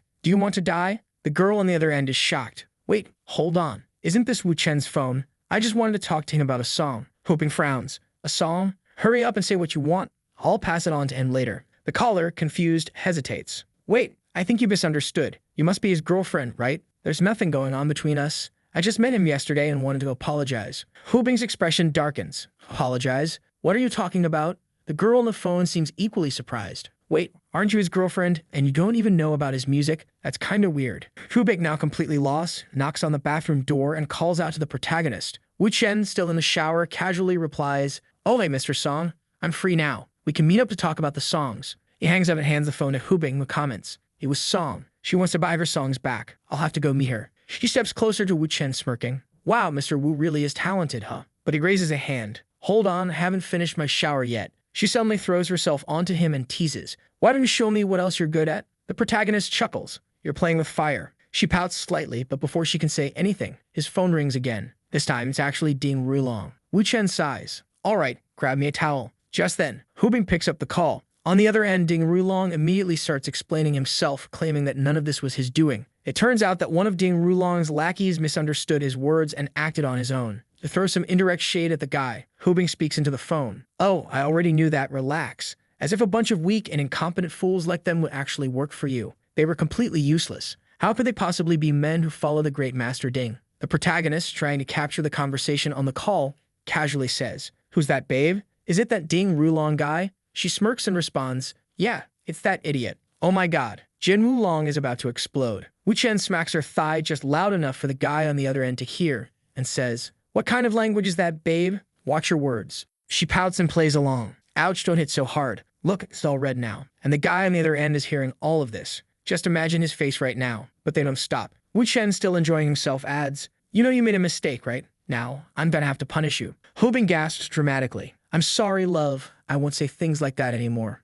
No, punish me. At that moment, Ding Rulong completely loses it. He slams the phone down and kicks something hard. Hubing turns to Wu Chen and smirks. Well, he hummed up. That noise was probably his phone smashing against the floor. She tilts her head and wonders, you think he'll die from that? Wu Chen shrugs. Him? Probably not. That's not nearly enough. She turns toward him, stepping closer. All right, enough about him, love. Now what was that about punishing me? Wu Chen immediately steps back. I don't know what you're talking about. That was all on you. She giggles and lets it slide. Oh, by the way, I might meet up with Yurong later, okay? If she calls you, just go along with it, all right? Wu Chen raises an eyebrow. Yurong? Weren't you supposed to meet with Song Xuan? She corrects him. It's Song Xuaner, but yeah, also Yurong. I need to see both of them. Just then, her brother storms in, apologizing. Look, a lot of what happened today was my fault. But how many bodyguards do you want? I'll put people on you 24/7 for protection. His sister shuts him down immediately. I know what you're trying to do, but you're not doing it. Her brother suddenly yells. How many times has this already happened? He should be dead by now. He was just lucky today that he could fight, and now there's no way around it. We have to kill him. She stands up and waves him off. Talk to him yourself. I'm done. Wu Chen watches the argument, then casually asks, is Ladeo okay now? That guy I told you to keep alive. The brother nods. Yeah, why? Wu Chen smirks. I need to have a little chat with him. The brother hesitates. What are you planning to ask him? Does he know something incriminating about Ding Rulong? Does he want him dead? Wu Chen nods. Of course. But here's the deal. You're coming with me to talk to Ladeo. But you have to promise your sister that you won't do anything stupid. Got it? He agrees. All right. If this helps take down Ding Rulong, then I'll listen to you. At that moment, the protagonist calls both of them over and informs them that he needs to leave because he has a business meeting. He is going to meet the music girl and someone is recording him from behind. Upon arriving, he greets Miss Song. "Hello, Mr. Wu." He replies, "Hey, Miss Song." She comments, "Your family owns a small restaurant, right?" He nods. "Yeah, just a little ramen shop in a small town." The girl looks him over and casually remarks, "Your girlfriend sounded like she was 40 years old on the phone. Are you her sugar baby? The reason you were trying to sell your song for so much was to get rid of her, right? That's why she didn't even know about the song, huh? What's the dish?" Wu Chen stares at her, wondering if she's gone insane. But she keeps going. "Why are you still smiling? This is unfair to you. You can't waste your talent on some older woman. My God, if you really want to make money, I'll help you. Look how successful your song Soul Remedy became. Now, so many companies will want to sign you. You'll definitely be a celebrity." The protagonist cuts her off. "I'm not debuting and I'm not becoming a singer." Then he asks, "Weren't you here to buy a song?" She agrees and asks him to write another one for her. He sets the price at 10,000 and she accepts immediately. But then he adds, "I also want 50% of the profits." The girl, unfazed, responds, "No problem. As long as the song is at the same level as Soul Remedy, we have a deal." He asks for paper and a pen, saying that if the song doesn't blow up, he'll refund her money. Then he writes a song titled "A Song for You." She lights up as she reads the lyrics. Suddenly, Wu Chen stands up, waves goodbye, and says, "I have more things to take care of." Already in the car, he smirks to himself. "Now that I've had the appetizer, it's time for the main course." And from the looks of it, someone is tailing him. The guys try to block his car, but he swerves expertly and escapes. The frustrated men call someone to report. "We tried to stop him, but it didn't work. And worse, it seems like he knows you're looking for him, and he's heading to your company." The protagonist is already outside the building. A woman inside gives the order, "Take him to the 13th floor." The men obey. And this is the same woman Wu Chen joked about getting a massage from. However, right now, he is completely surrounded. He walks in and greets her casually. "Hello, director. Don't you think it was a bit rude to invite me like this?" She responds, "I don't know what your goal is, but aren't you the rude one?" She then turns to her men and orders them to leave. As they walk past the protagonist, one of them mutters a warning. "Don't try anything. If you do, we'll come back in and kill you." The woman gestures for our boy to sit down and asks, "What is your intention with my daughter? I'd assume this isn't about money." The king of gossip, Wu Chen, smirks and replies, "Director, why are you so concerned about a daughter that another woman gave birth to?" Wu Chen begins to lay out the entire life story of the girl, revealing details that most people shouldn't even know. He explains that she was forced into marriage at 21 but hated the man she was with. Every night she slept with a knife under her pillow,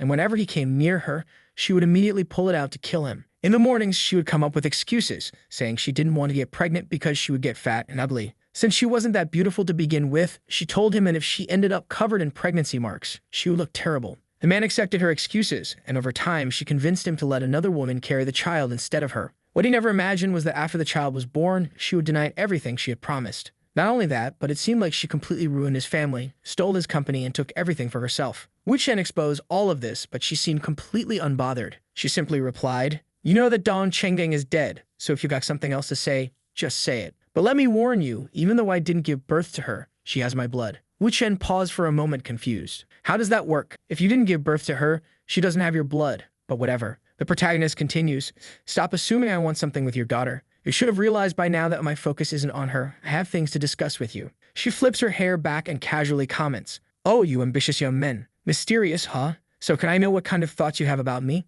Wu Chen sighs. "It's complicated. It might even seem like it's coming out of nowhere, but Director Wu, you're always surrounded by bodyguards, so I had to use these methods just to meet you." She stands up and tilts her head. "Complicated? How can a discussion between adults be complicated? Tell me, Mr. Wu, does Lu Hubing know about all these complicated thoughts you have about me?" "Of course she knows." She steps closer. "Then why, now that we're face to face, don't you go into detail and tell me all of these thoughts?" The protagonist cuts her off. "I know a man named Ding Rulong who's hunting me." She crosses her arms. "I know, but what does that have to do with me? I'm going to kill him. Good luck with that. I'm here to warn you. Pull all of your investments out of the Xuanhuan Fund while you still can." She frowns. "What kind of ridiculous nonsense is this? What does the Li family drama with Ding Rulong have to do with Xuanhuan investments?" Wu Chen leans forward slightly. "The Xuanhuan Fund, Tong Heian's assets. Every transaction and business deal you made in the past 5 years is about to collapse because of me." She narrows her eyes. "Are you trying to start a war with me?" Wu Chen shrugs. "I'm trying to take down Ding Rulong, but you're too deeply involved with him. You got caught in the middle." She interrupts.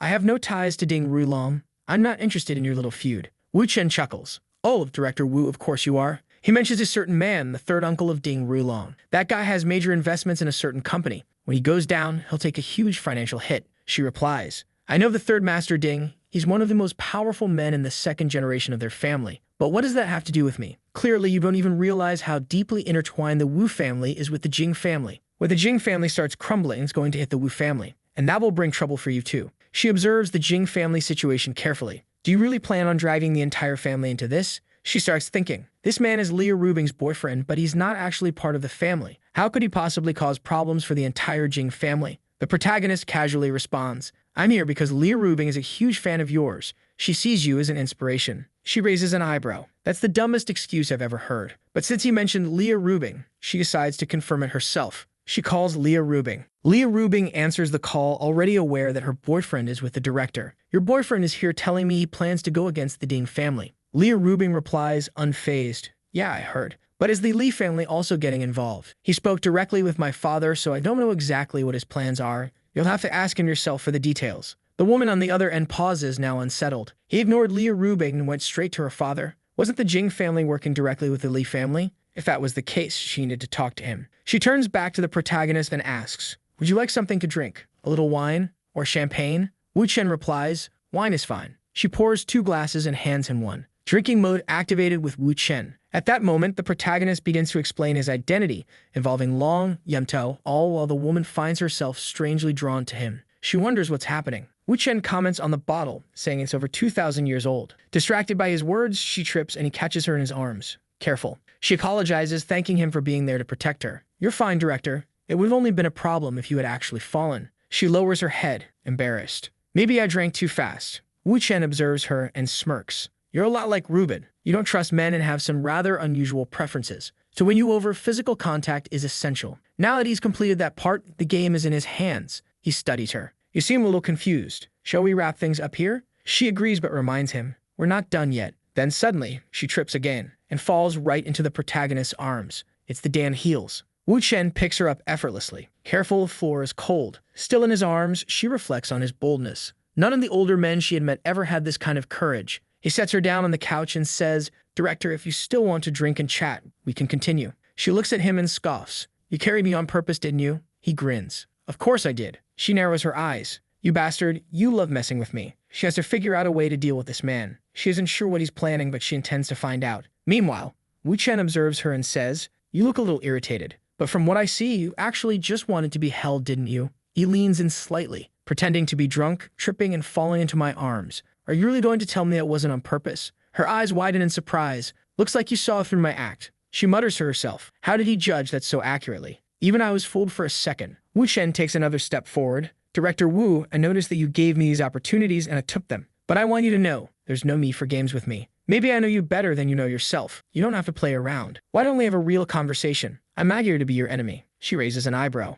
You're not overestimating your own confidence, are you? She crosses her arms. And what do you mean by saying you understand me better than I understand myself? Wu Chen drops a bombshell. Tell me, is it really true that your husband committed suicide? Or did someone instruct a few people to take him up to the rooftop and push him until he had no choice but to jump? She freezes. But don't worry, the most important part hasn't even come yet. Wu Chen leans in even closer. The director Wu I know, it's a 42-year-old woman who's never been remarried. On lonely nights, she uses that little toy sitting on the bottom shelf under her bed. She stiffens, her face turning red. How? How dare you expose my private life like this? Wu Chen shrugs. At your age, it's completely normal to have a hormonal surge. I completely understand. There's nothing to be ashamed of. He leans back slightly. But have you ever considered that if your life restarted, you wouldn't have to be this exhausted? Then casually, he quotes a lyric from a song she composed years ago. Her eyes widen. Wait a minute. That sounds like something I wrote 12 years ago when I was drunk. I never released that song. The only person who knows about it is me. Wu Chen raises his glass.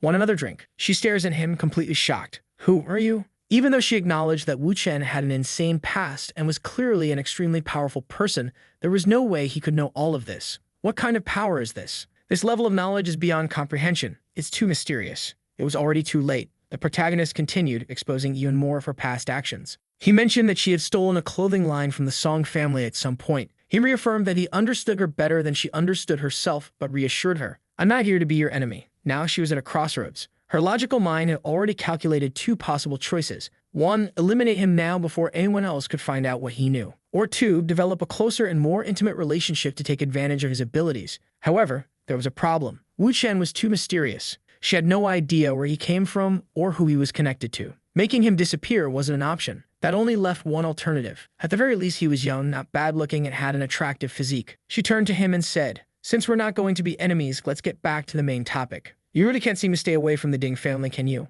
Wu Chen responded calmly, "I'll explain my plans soon, and when I do, I hope you'll join me. If that happens, not only will you be safe, but your career will advance even further." She chuckled. "Mr. Wu's working so hard for Miss Lai Hubing, but just now you were treating me like a princess. Aren't you afraid she'll get jealous?" Wu Chen casually dropped a bomb on the table. "Su Qinyan is also my woman, and Leah Rubing doesn't care. She's not a small-minded woman." The director paused, now processing something else entirely. That would explain all the recent confusion among the board of directors at Jinfu. So this is what's really happening. If that's the case, then even if I do something, I won't be seen as some homewrecker in their relationship. Leah Rubing must have already made peace with this situation. She stretched out her leg and glanced at him. "I'm tired of drinking. Why don't you come over to my place for some tea? Maybe that'll refresh us." Wu Chen picked up her shoe and slid it onto her foot. "If you want tea, then let's go have tea." As they stepped out, she asked, "How much time do you have?" "Time? Plenty." He pulled her in and kissed her. "Stop trying to control the situation. This is something that should be initiated and handled by a man." Her expression was impossible to ignore. The tension escalated.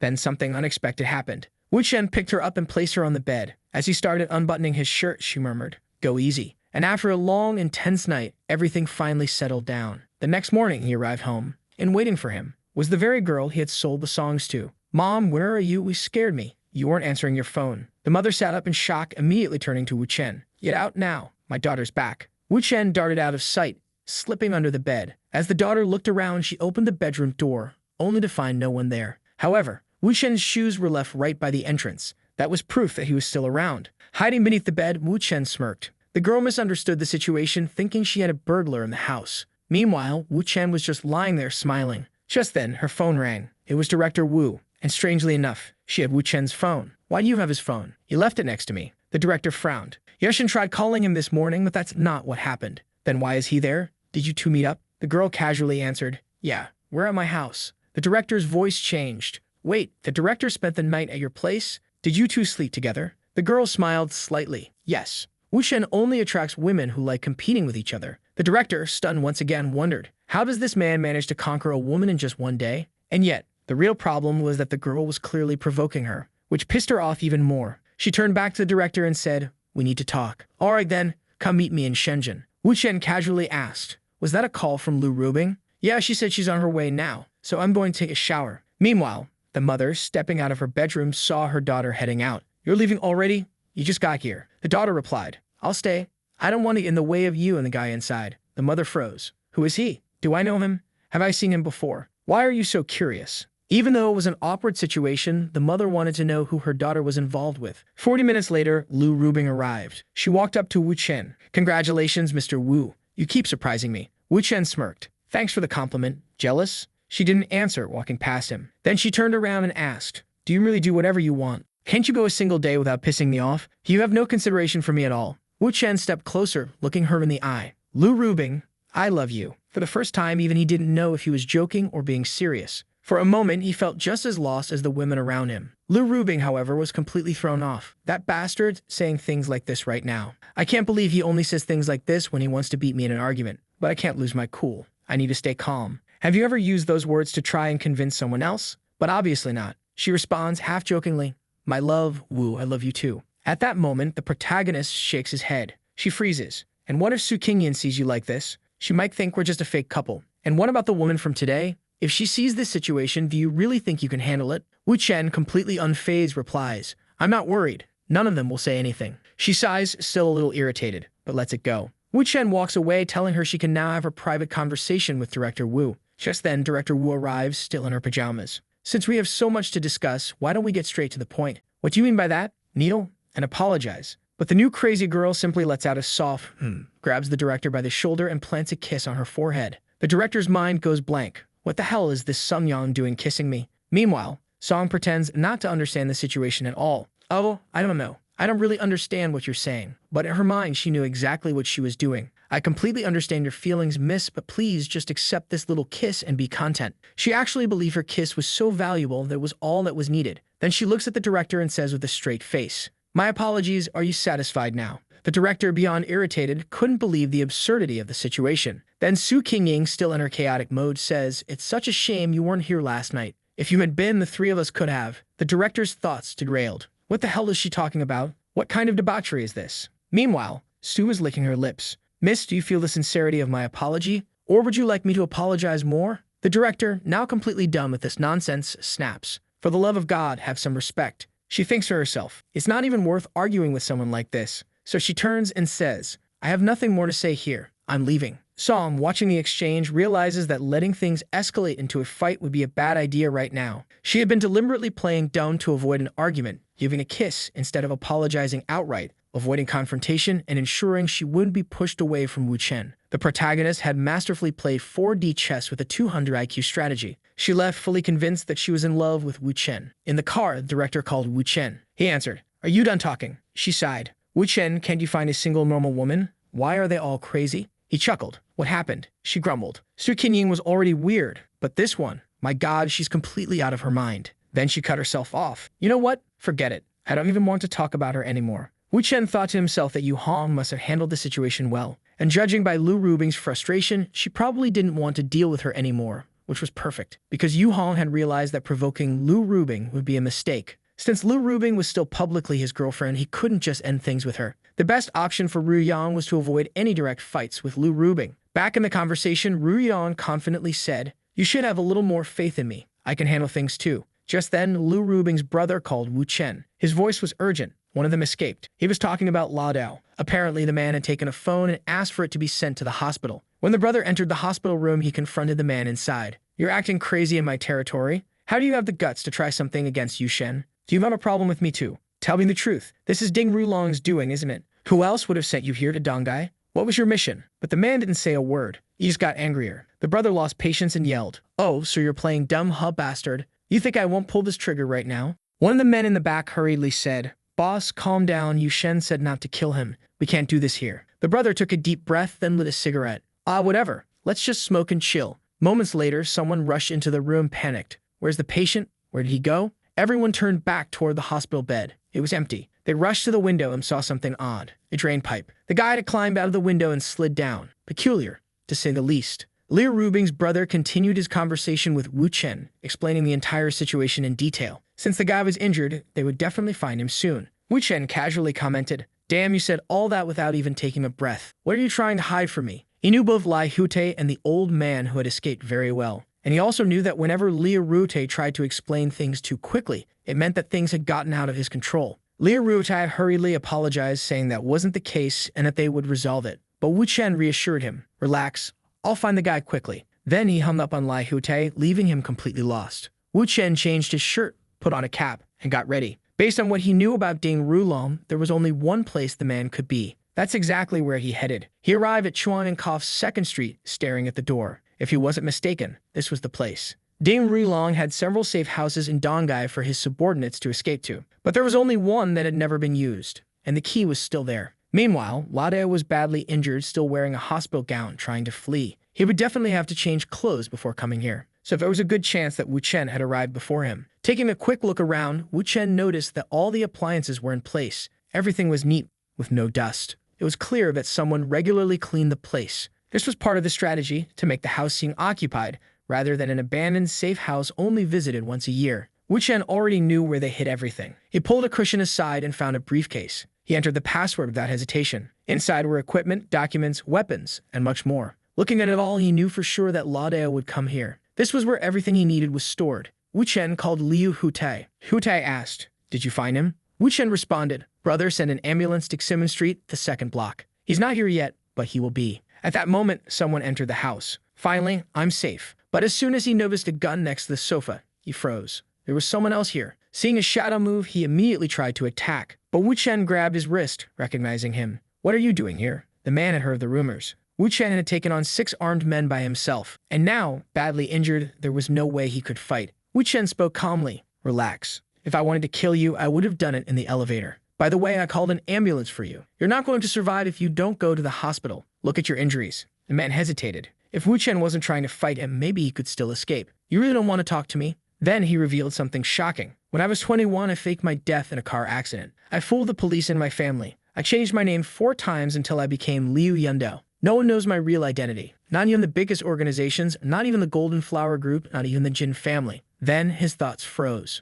How the hell does this kid know my real name? If Wu Chen knew that, then he probably knew about his family, his 2 sisters. And if that was true, he had no choice. He had to kill Wu Chen to protect them. Wu Chen read his mind. Looks like you've reached the right conclusion. You want to protect your family. That's what every man should do. But Ladeo, I'm going to give you a chance. He tossed a gun in his direction. For a moment, Ladeo imagined grabbing the gun and killing Wu Chen right there. But Wu Chen just smiled. Pick it up. It's loaded. Aim at me. Pull the trigger. And that's it. Ladeo's hands trembled as he slowly reached for the gun. Wu Chen smirked. Or maybe it's not loaded, and I'm just playing with you. What will you do? Ladeo froze. This didn't make sense. Wu Chen was toying with him. Even if he grabbed the gun, there was no way he could aim and shoot before Wu Chen jumped on him and knocked him out. But then he reached for a knife hidden behind him. He pressed it against Wu Chen's back. Do you think I can't kill you? Wu Chen, still completely calm, replied, I'm not betting on anything. You're just as composed as ever. And besides, everything I know about you, I haven't told anyone else. The man gritted his teeth. Stop trying to distract me. This conversation is pointless.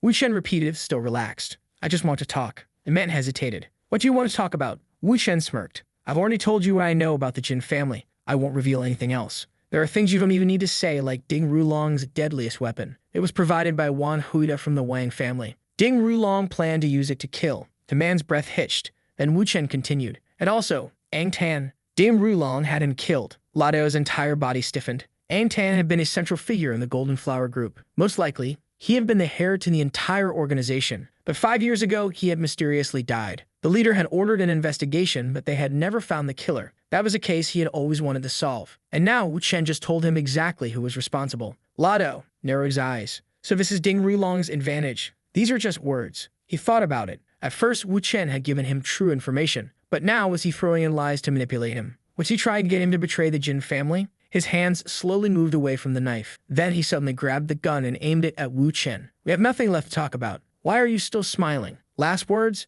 Because soon, you won't be laughing anymore. He placed a pillow in front of the gun to silence the shot. Then he pulled the trigger. Goodbye. But Wu Chen dodged in an instant. The bullet missed. Ladeo's hands shook. You're not afraid. Wu Chen smirked. I know you won't shoot me. The man exhales, thinking that in all of his years in the industry, he has never encountered someone like this. He says that since the protagonist is risking his life for this message, he will give him a chance and try to believe what he has to say about Wang Tan being killed by Jin Honglong. The protagonist responds that he speaks as if he is trying to deceive him. You won't regret it. Rest assured, I'll show you evidence. Come here. The man asks if there is really any evidence of this. Come, sit down. If you really want to know the truth, you'll need to tell a lie. If you can deceive this person, he will reveal the real story to you. The man looks confused, questioning what he means. Call Sun Yongzhang and tell him you escaped. He'll ask what happened. You'll say that Leah Rubing arrived with some people and that you tried to escape, using her as a hostage, but you failed. Unfortunately, you injured Leah Rubing just to see how he reacts and then ask him about Wang Tan. The man agrees.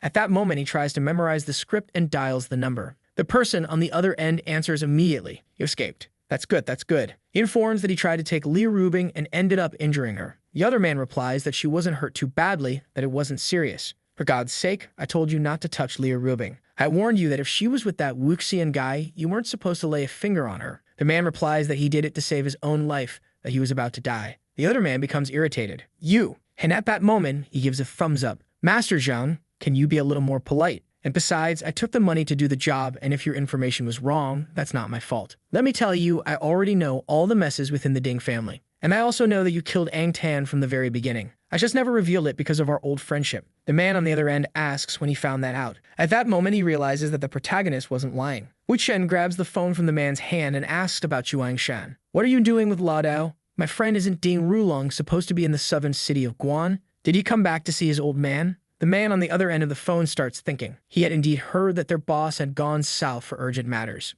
Then he wonders if this guy really injured Leah Rubing. If that were true, it would be a disaster because it would destroy the alliance between the two families. They would become mortal enemies, and perhaps that's why the boss rushed south so quickly. He starts considering that when Ding Rulong returns, things will be a complete mess. The protagonist wishes him good luck. Then he tells the man in front of him that Juang Chan doesn't intend to tell the family about Leah Rubing's injury, as that would trigger a series of problems. This means the man standing before the protagonist is free to eliminate Juang Chan. He reflects that if even Ang Tan, a trusted ally, was killed, then he, a mere outsider, could easily be the next target if he doesn't act. Fine, I'll kill Juang Chan for you, he tells the protagonist. However, as he stands up, he suddenly hears a loud noise outside and wonders if Shen is trying to pull something against him. Just then, the protagonist, Ale, opens the door and says, "Mr. Wu, go downstairs and wait for everyone. Don't let anyone come up here. No need for too many people. Be careful not to wake the residents." He then turns back to the man inside. "Ladao, let's continue." Someone on the other side of the line responds and he comments,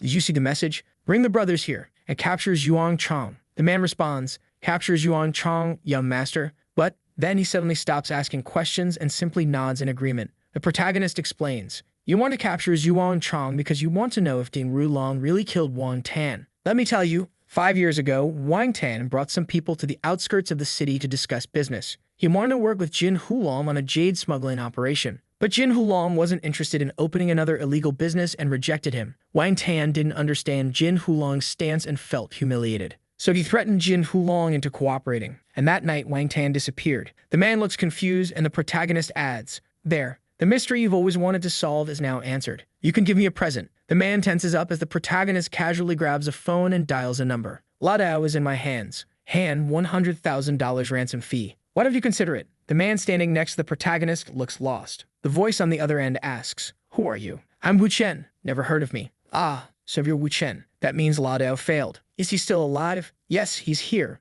Right in front of me," the protagonist replies. $100 million?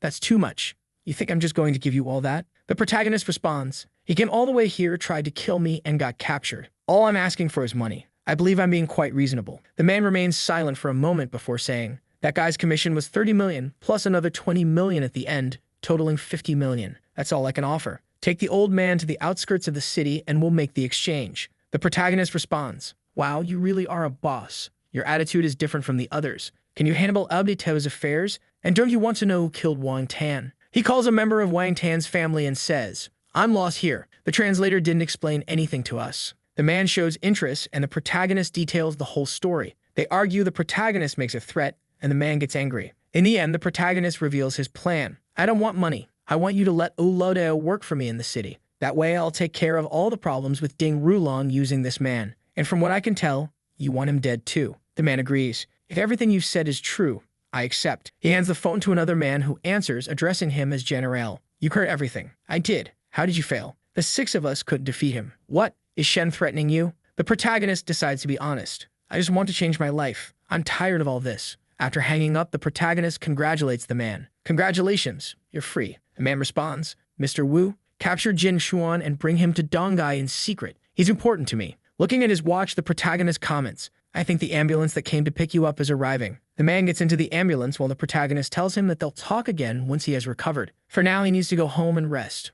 The protagonist wakes up in bed, and when he looks down, he is shocked by what he sees. Something moves. He can't believe the scene before him. He sits up quickly and says, "Leah Rubing, what are you doing, huh?" She responds, "I wanted to give you a reward." He replies, "Oh, so that's it? All right, give it to me then." A bit of steam starts to rise. Still confused, she continues, "Now that I think about it, we've only known each other for about 8 or 9 days. The protagonist, intrigued, asks, "Would you believe me if I told you I already know everything about you in such a short time?" She questions, "What do you mean?" He explains, "For example, we can't do anything today. You're only here to mess with me." She tries to defend herself. "Don't say that. I'm not messing with you." But still, she seems to agree as she feels bad for him and decides to give him a few kisses so he won't feel too sad. Hugging the protagonist, she thinks, "Wow, I feel so happy here. Is this what it means to be in love?" At that moment, she mentions that her brother will be visiting today. The protagonist asks, "Is he coming to apologize for letting the old man escape?" She replies, "You can't spoil him too much, you know." He reflects on his actions and apologizes. Someone knocks on the door, and she tells him that it's the guards she sent to buy some things. She asks, "Where's the kitchen? I'll cook something for you." He points in the direction and says, "Leah Rubing, you're going to cook dinner." She confirms, "Yes, I want you to try my cooking." She always cooked when she lived alone, so she feels confident. The protagonist says, "I know you know how to cook." But then she reveals, "It's been a few years since I last cooked, so maybe my skills aren't as good as you think." She adds, "I may not be better than Kim Yin, but I'm sure I'm better than you." Curious, she asks, "Sir, do you know how to cook?" At that moment, the fish slips from her hands, falls onto the plate, and she stumbles. The plate shatters, the fish hits the floor, and as she apologizes,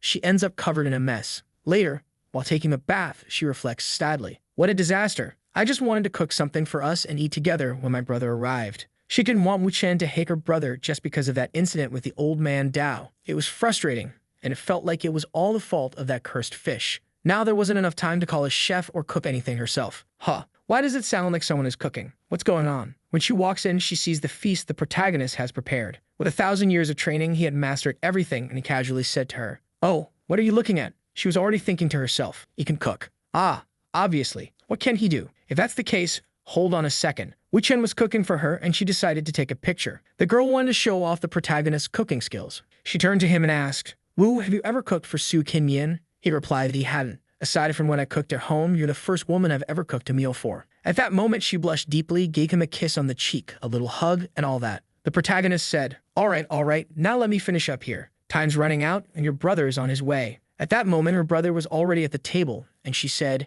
"Go ahead and eat, okay." Wu Chen made all of this. Damn, he cooked all of this. This is amazing, brother. Leah Rubing stared at her brother, internally cursing him. "You idiot. Apologize and stop eating." It was necessary to even shed a few tears to convince him quickly. But the protagonist looked at her and said, "Huh, you're not going to eat?" She took a bite and thought, "Oh my god, this is delicious. This doesn't lose to a Michelin-starred chef. My boyfriend really has divine skills." The protagonist, being a good guy, told her brother, "You can come eat whenever you want, all right? I'll cook for you guys. And also about that mess with old Dao, it's all good. Nothing changes between us." Her brother started tearing up. She walked up to the protagonist and said, "Love, it's getting late. I think we need to rest, don't we?" He looked at her and said, "I already told you we can't do anything today." She told him to be quiet and said there were still ways to have fun on days like these. "Oh my god, not even gonna comment on this." The protagonist asked, "Why are you brushing your teeth?" She responded, "Well, you have to brush your teeth when you wake up, and after that." Then she left things hanging and ended with, "That's it, see ya.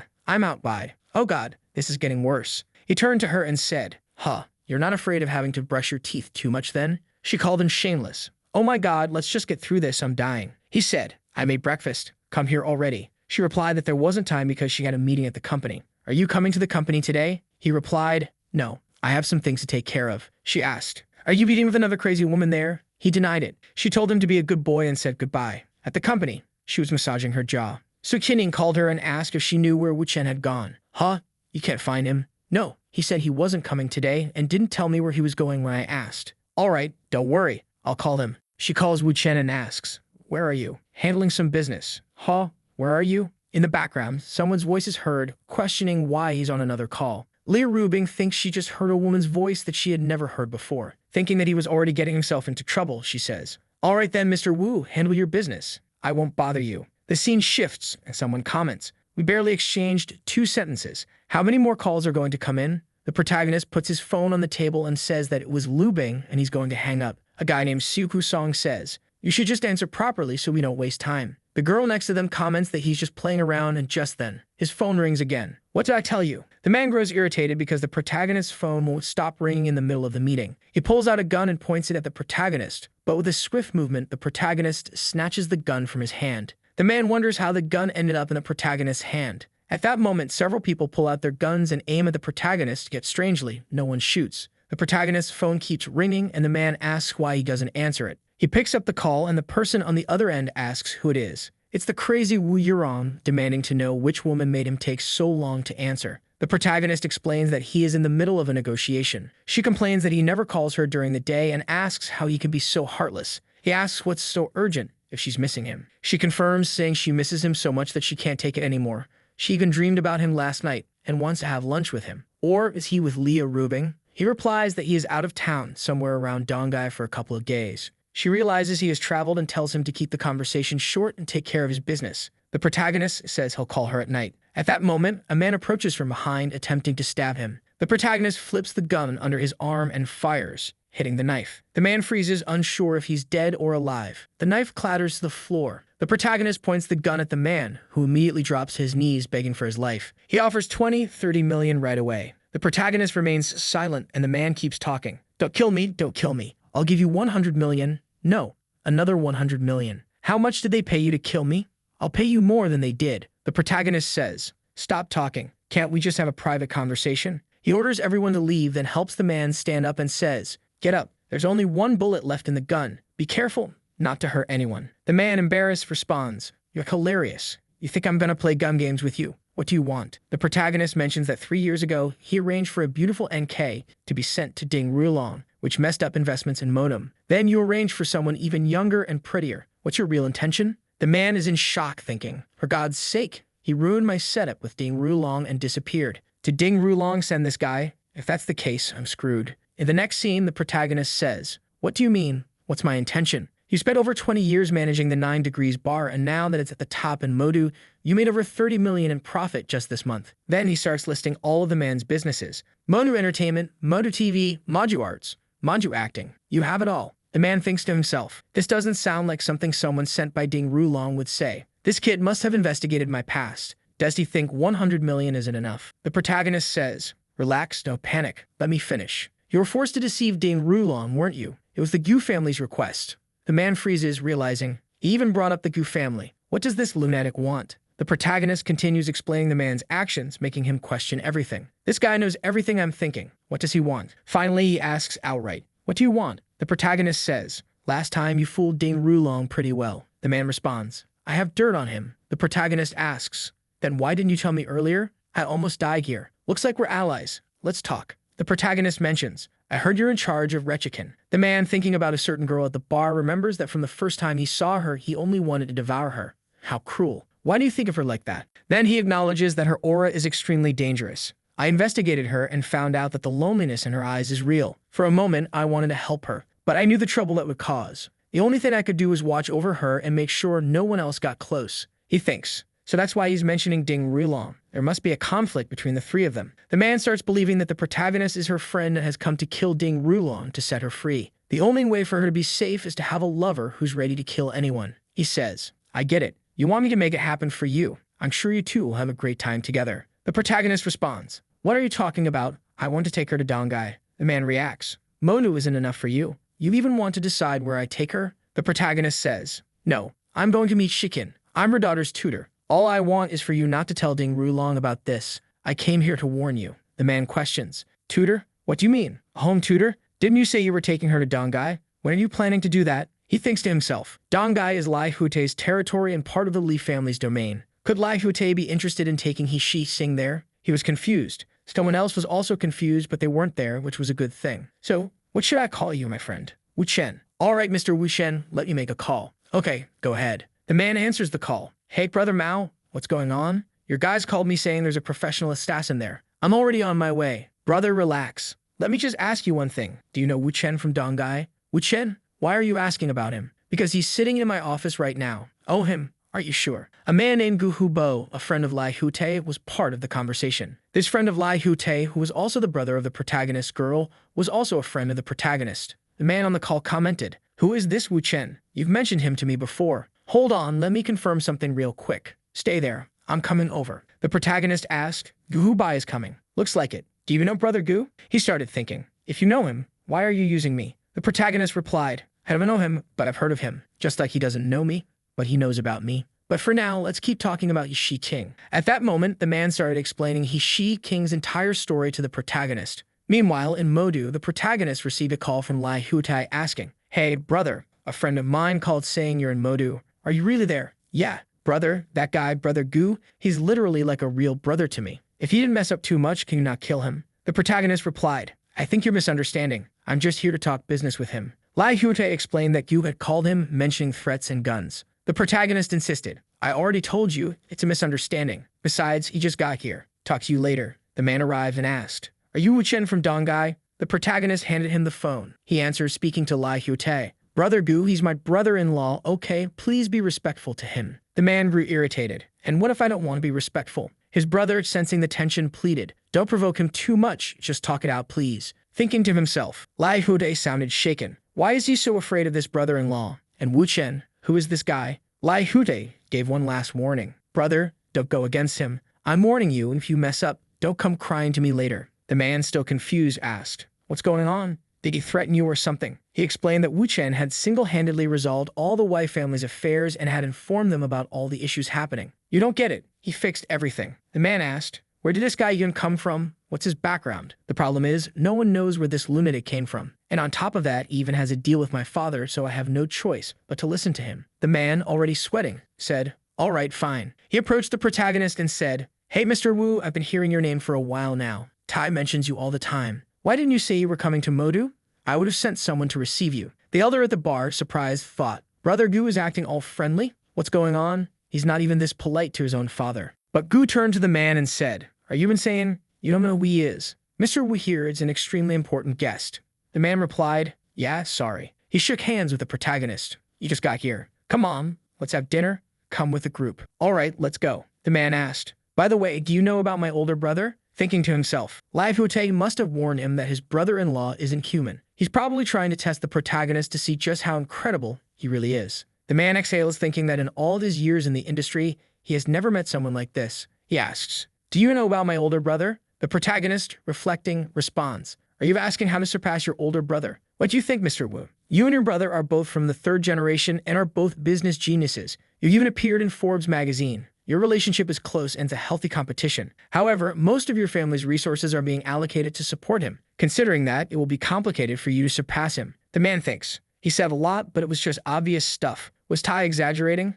I'm starting to think this guy is different. The protagonist tells him, "It's not like you don't have a chance. It's more a matter of boldness." The man reflects on his words. Does he really mean that? Then he says to the protagonist, "If you know my relationship with my brother, your words were inappropriate. This isn't about my brother. It's just business. If you want to be richer and more successful than him, you'll have to." He stops talking. The man asks, "Have to what? You said you would have the courage to do it." "Do what?" The protagonist responds. "Can't you guess?" Ding Rulong, the man in question, is confused, thinking, "He wants me to kill Ding Rulong. That way he will provoke a war between the Gu and Jin families while he enjoys his time with Liu Rubing, and the Gu family keeps feasting. When he got here, he clearly said he wanted to do business and make money. Does he really expect me to kill Ding Rulong? Wait, let me ask." He says, "What does Mr. Wu mean by doing business? I've been competing with him for years and I'm at a disadvantage." The protagonist replies, "I know about your competition with Ding Rulong, but your method won't work against him. That's why I'm asking for your boldness. The deal I'm offering, if you have the guts to take it, I guarantee this war will end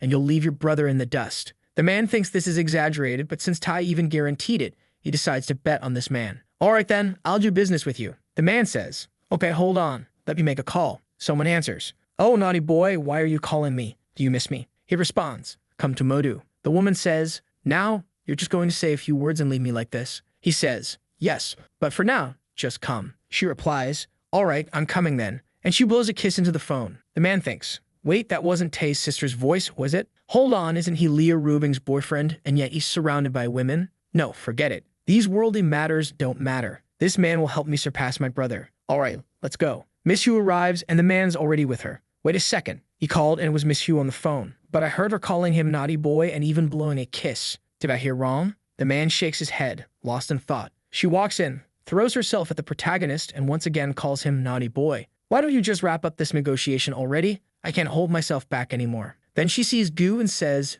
"Oh, long time no see, boss Gu." "Yeah, long time no see, Miss Hu." Gu, looking at the two of them, thinks, "She's a goddess. No matter how much I look at them, this is way too suspicious. Let's see what kind of deal they have for me." The protagonist is already seated and says, "Since we're all on the same side, let's get straight to the point. Miss Han will pull all of her investments from the Ding family's businesses. An hour passes. Apparently, he explains his whole plan. The man reacts, "Stoic, your plan is meticulous. All right, I'll make a call and ask two people to bring some things over." "Hold on." The elder at the bar, sitting nearby, says, "Wow, have a seat, everyone. I'm going to have a smoke with Brother Gu." She looks at the protagonist and comments, "Wow, you brought a business partner without saying a word. How efficient." He looks at her and asks, "Did you not like it?" She traces her finger along the table and says, "My God. Oh, here we go. Let me just say this. How do you want me to thank you for this?" The protagonist responds, "What are you talking about? This is all part of the plan. We just got lucky to find him here." She stands up and says, "Stop lying. Did you do all this just for me?" She adjusts her chair, sliding closer to the protagonist. "Baby, are you trying to let Gu know about our relationship today?" This is all happening because the men stepped out for a cigarette, and now she's here kissing his neck. Then Gu walks back in and says, "Hey,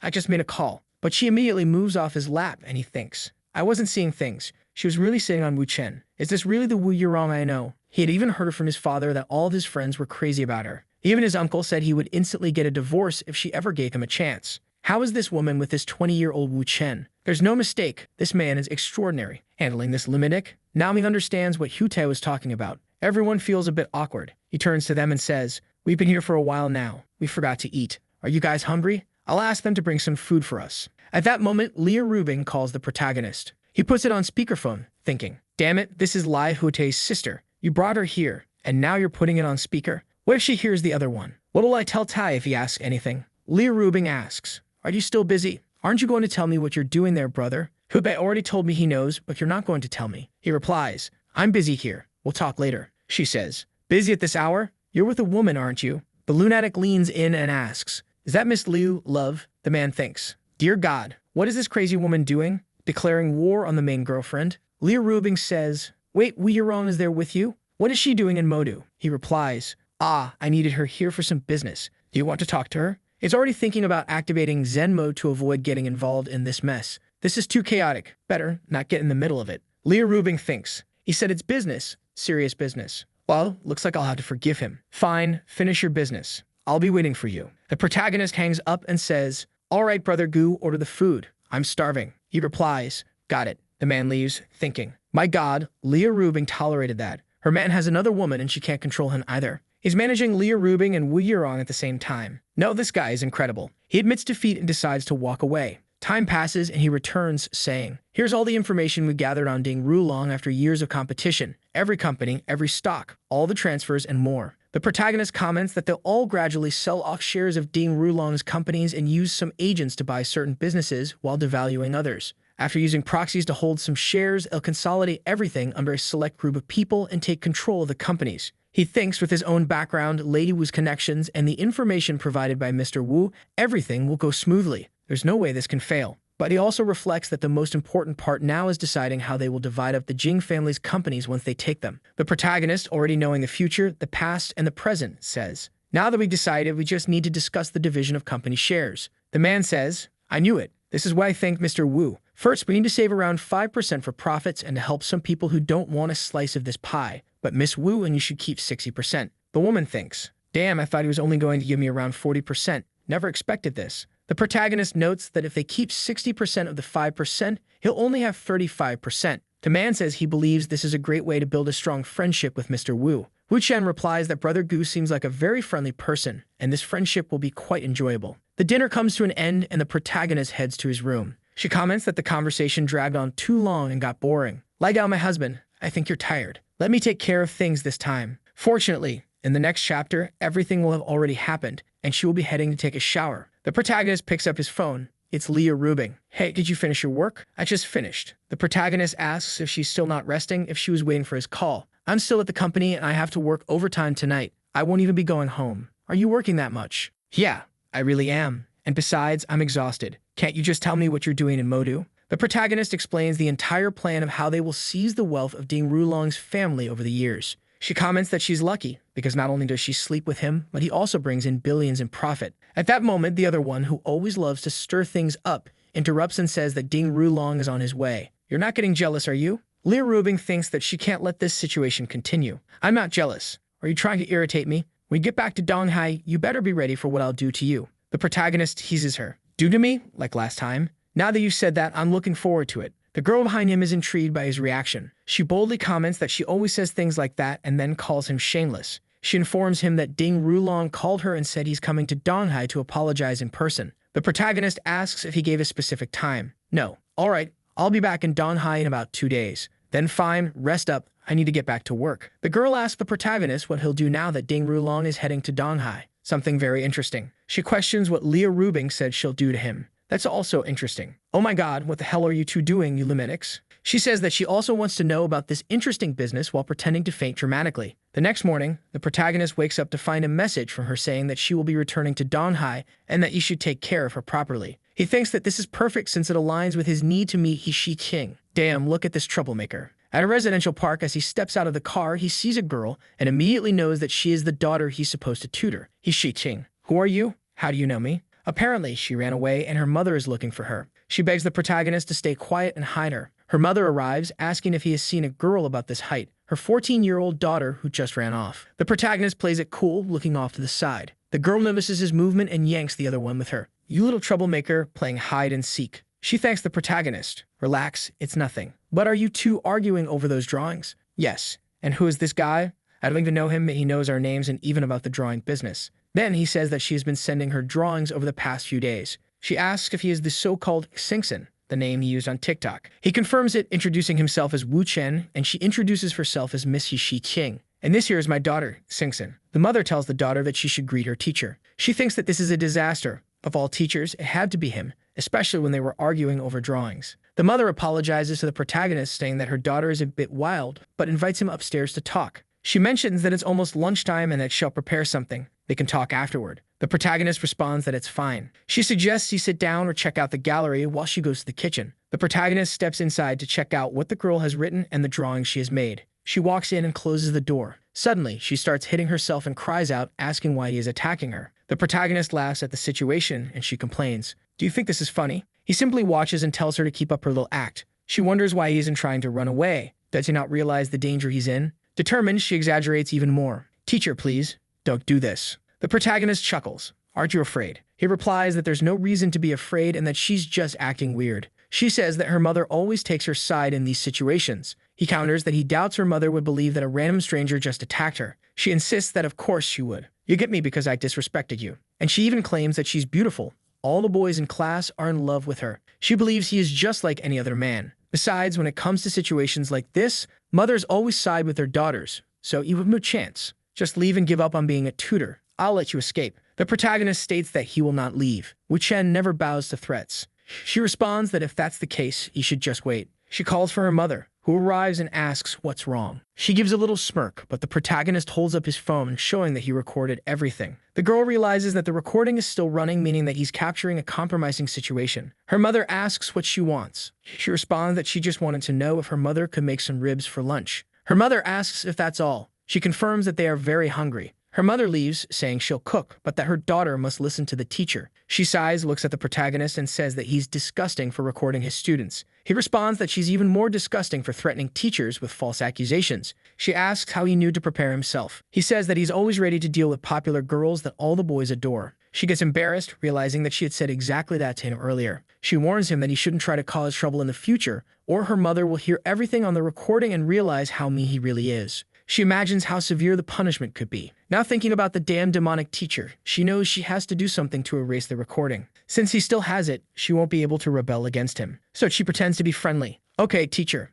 I won't do that anymore. The plan to set him up, her stomach wasn't feeling great. She asked if she could go to the bathroom. Her mother said yes. She was calling some guy named Shang Shan, claiming that someone was bullying her. The man on the other end asked who was bullying Sin Sin. Who could this guy be? She started thinking that this man could handle the protagonist and that he'd probably summon at least 100 guys to take him down. She imagined the protagonist being beaten up, apologizing, and promising never to be her teacher again. He would call a bunch of teenagers to jump the protagonist, which would turn into a huge mess. She wasn't even sure if he could defend himself. So she left the bathroom, excited to see how long that relaxed smile of his would last. At that moment, her mother entered the bathroom, already angry, saying, "Congratulations, Xin Xin. I thought you were going to listen to your teacher. Why are you running away and hiding in the bathroom? Your old tricks won't work this time." She tried to play it off, saying she had just gone to the bathroom. Her mother wasn't having it. "I don't want to hear it. You're staying here and learning how to draw before you go eat." So she walked up to the protagonist and said, "Fine, whatever, teacher, let's start." The protagonist taught everyone in a relaxed manner, explaining how each stroke should be drawn in a particular way.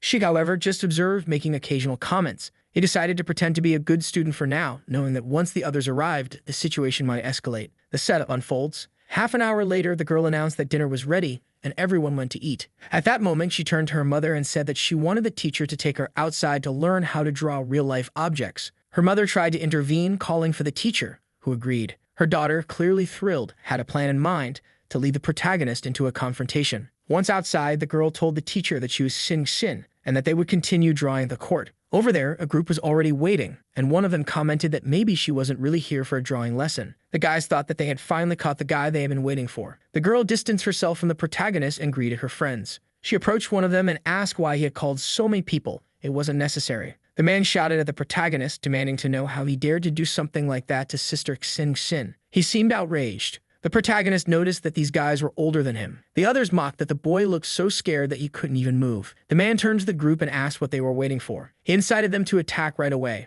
One of the guys looked at the girl and asked what she wanted to do, promising that her brother would take care of everything. She remained silent, not answering. A guy in the back suddenly recognized Wu Chen and became alarmed, realizing that they were about to attack none other than Mr. Wu. He knew his boss needed to be informed immediately. The girl playing dumb was called out by the man, who criticized her for being too kind. Good people always get bullied. Then he turned to the protagonist and demanded that he kneel and apologize. The protagonist stared at him and asked if his family knew how amazing he was in the streets. The man was surprised, realizing that at least Wu Chen knew who he was. But even so, he still dared to act that way. The protagonist cut off the conversation and stated that the man was just pretending to care about a little girl when he was really just looking for a fight. The men were all there, and that guy thought he could handle everything. He was good at pretending, but the protagonist knew he needed to end this quickly. At that moment, old man Mao, who was in charge of the club, called him. He wondered why Mao was calling at that exact moment. "Wait a minute, my dad's on the phone. This is bad." He's the son of the man the protagonist had threatened at the club. The man turned to the protagonist and said that he had one more minute to apologize.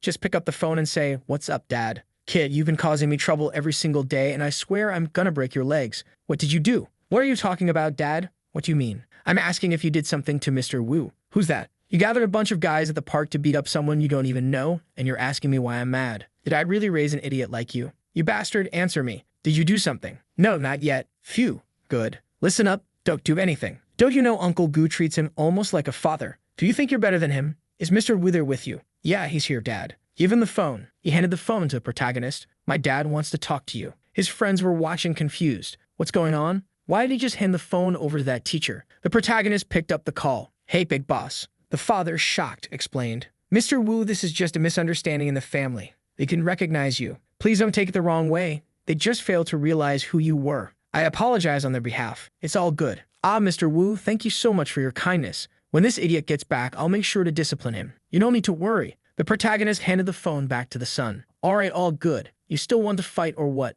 The boy hesitated. No need to fight anymore. I admit I was wrong. I had no idea our dads were friends. It was all a misunderstanding." The guys around were all whispering, wondering what the hell had just happened. The girl who had set it all up was now watching in disbelief. The boy who had gathered the group ordered everyone to shut up and apologize to Uncle Wu. The others were still confused. Then he punched one of them and yelled, "Are you blind? Don't you see what's happening here?" Everyone immediately started apologizing. "Mr. Wu, please forgive us." The protagonist replied, "Your friends were acting like gangsters, but whatever. Just leave." The man stood up and said, "Now that Uncle Wu has forgiven us, let's all go. I'm out too." The girl realized her plan had completely failed. She tried to slip away, but the protagonist grabbed her hood. "Where do you think you're going?" She awkwardly laughed and said, "I think there was a misunderstanding, but I promise I'll listen to everything you say from now on." The protagonist simply nodded. She then grinned and said, "You're way better than my brother. I'll follow you instead." The invitation. At that moment, the protagonist received a message inviting him for a drink at the Golden Regal City. He told the girl, "I'll teach you how to draw tomorrow. For now, go home." She happily left, just thanking him.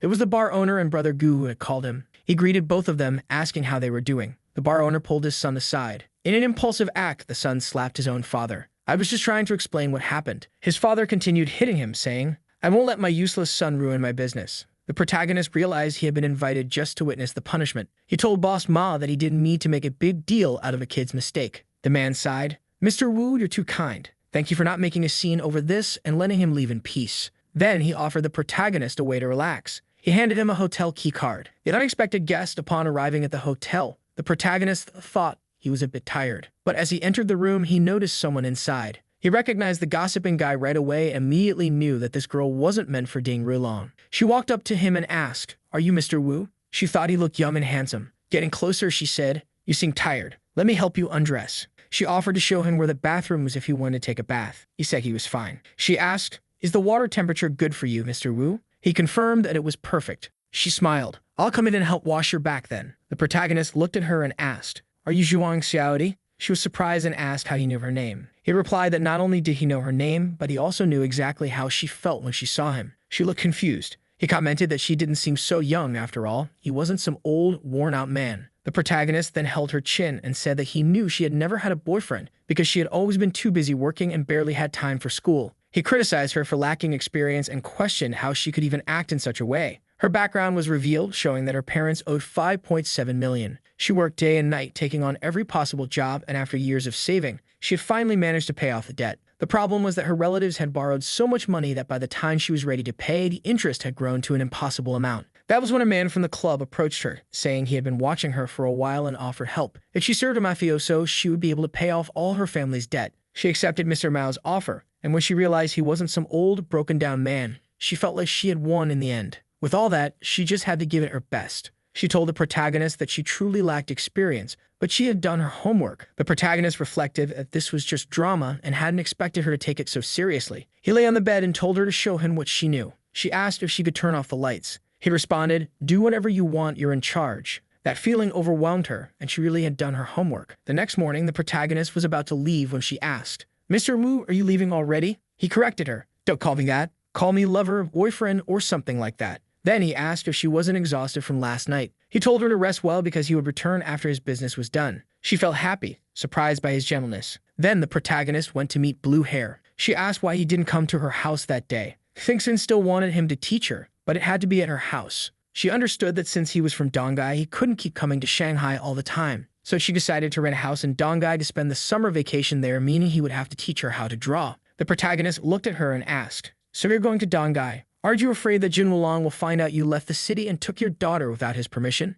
Her expression changed. She hadn't heard the name Jin Wulong in a long time. She realized he knew something and came here for her. The worst part was that she had been searching through online groups for information and wondered what the odds were that she had joined a group where the guy interested in her art was already interested in her personally. A bad feeling crept in. Was she being manipulated by someone? To calm her down, the protagonist told her not to worry too much. Jin Wulong didn't care about many things as long as she didn't take their daughter abroad. She paused. "Are you trying to get close to me?" The protagonist was caught off guard. She mentioned Dong Yun Tao and asked if they should talk about it. Now she was even more scared. He knew about this crucial turning point in her life. "Let's talk somewhere else," he suggested. "At the hotel." It looked like he took her to a hotel, and she wondered why they were going there to discuss this. At the reception desk, he asked if there was a reservation. The receptionist said there wasn't. He asked if they had an executive suite available. She asked how many he wanted. Just one. Then, she asked for both of their IDs. She went to the elevator, pressing the button for the 16th floor. Inside the elevator, she turned to him and asked, "Why did you choose this place?"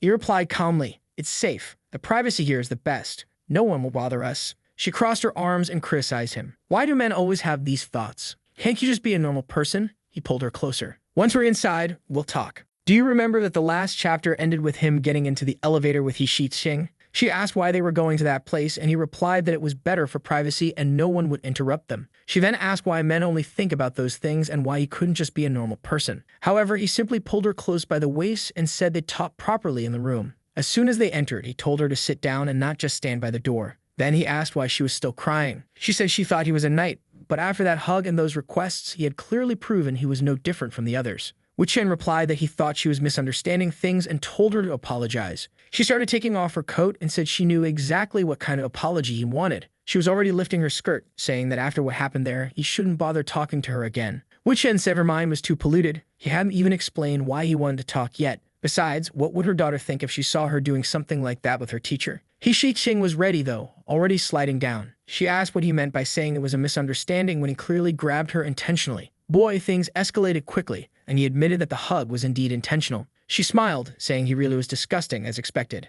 He then revealed that the hug was deliberately meant to provoke Ding Rulong. She was startled and immediately pulled back. He told her to calm down, assuring her not to worry because Ding Rulong wasn't there for now.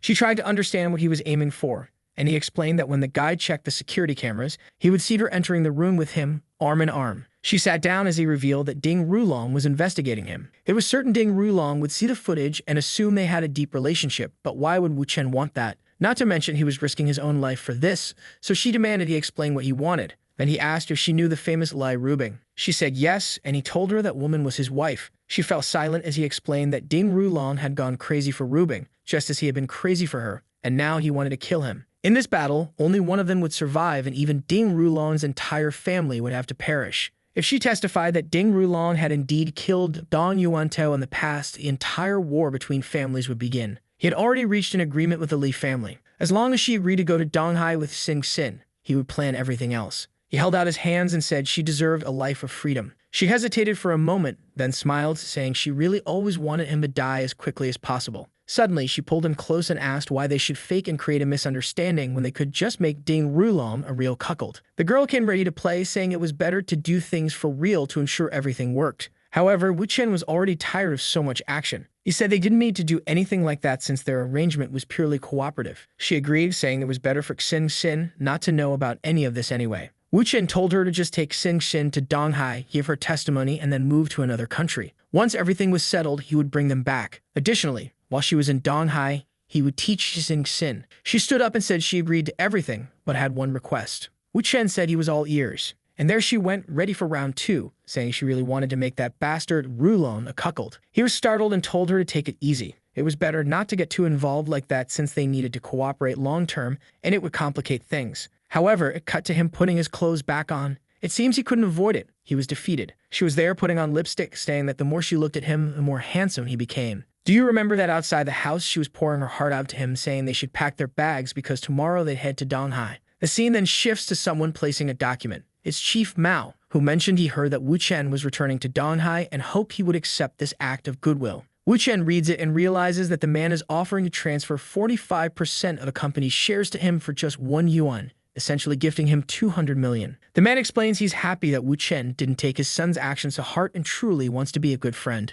Wu Chen responds that they were already friends, but the issue is that Ding Rulong would be investigating him, and holding those shares might complicate things. Mao says that's fine, but suggests transferring the shares to someone else in Wu Chen's name. Wu Chen says that since Mao insists so much, it would be rude to refuse and he'll send someone to collect them. The woman from last night starts questioning why this is being given to her. Her family has massive debts, but receiving so much money like this makes her certain something is off. Mao tells Zhuang to stop overthinking and just sign the papers because with Wu Chen around, there's no problem. She's still hesitant, trying to understand, but he reassures her again that the contract is legitimate. To be fair, simply saying there's no issue isn't the most convincing argument if there truly were any problems. However, Chief Mao was pleased. With this, he can finally be one of the people supporting Mr. Wu Chen. Zhuang then turns to Wu Chen and says she'll do her best in the future and work hard. She tells him to do some shopping, adding she'll call him later. Quite a twist. Not long after, a car pulls up and someone asks Wu Chen to get in. Inside, Wu Chen asks why this elder has come to the magical city. The man responds that they don't need to talk much and simply asks what Wu Chen plans to do now that Rulong is heading to Donghai.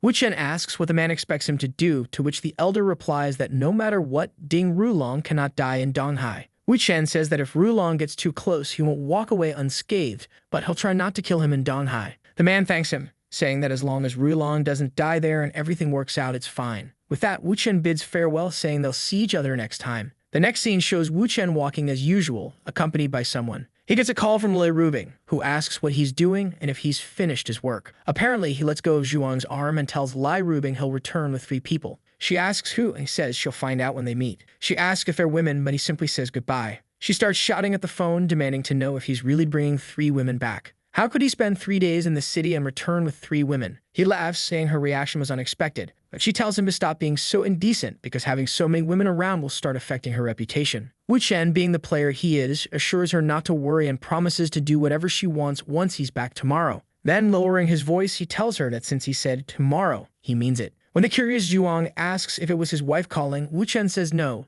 it was his girlfriend. She mentions the person sounded upset, and he assures her there's no reason to worry. She wouldn't do anything to her while he's around. Later, Rubing, arms crossed, asks for introductions. Wu Chen introduces Rubing as his girlfriend, then introduces Zhuang and Xiaoji, who seems very shy. He also introduces He Shixing and her daughter, Sting Xin. Rubing recognizes He Shixing's name. She knows this is the only person who witnessed the murder of Han Yuntao. That's a name that, in theory, only existed in the background of all of this, but Wu Chen brought her in person. If she's here, it means Wu Chen has already convinced her, and she'll testify against Rulong. Rubing immediately welcomes her, saying it's a pleasure to meet her. He Shixing compliments Rubing, calling her beautiful and says the pleasure is mutual. Rubing looks at Wu Chen and comments that he always brings surprises. She then turns to Zhuang and Xiaoji, asking if this is them. Poor Xiaoji, trembling and embarrassed, confirms it's her. Rubing asks how old she is, and Xiaoji answers 21. Rubing remarks that she's a very young little sister. Seeing how nervous she is amuses Rubing. At least this time, Wu Chen didn't bring someone crazy who doesn't understand the rules.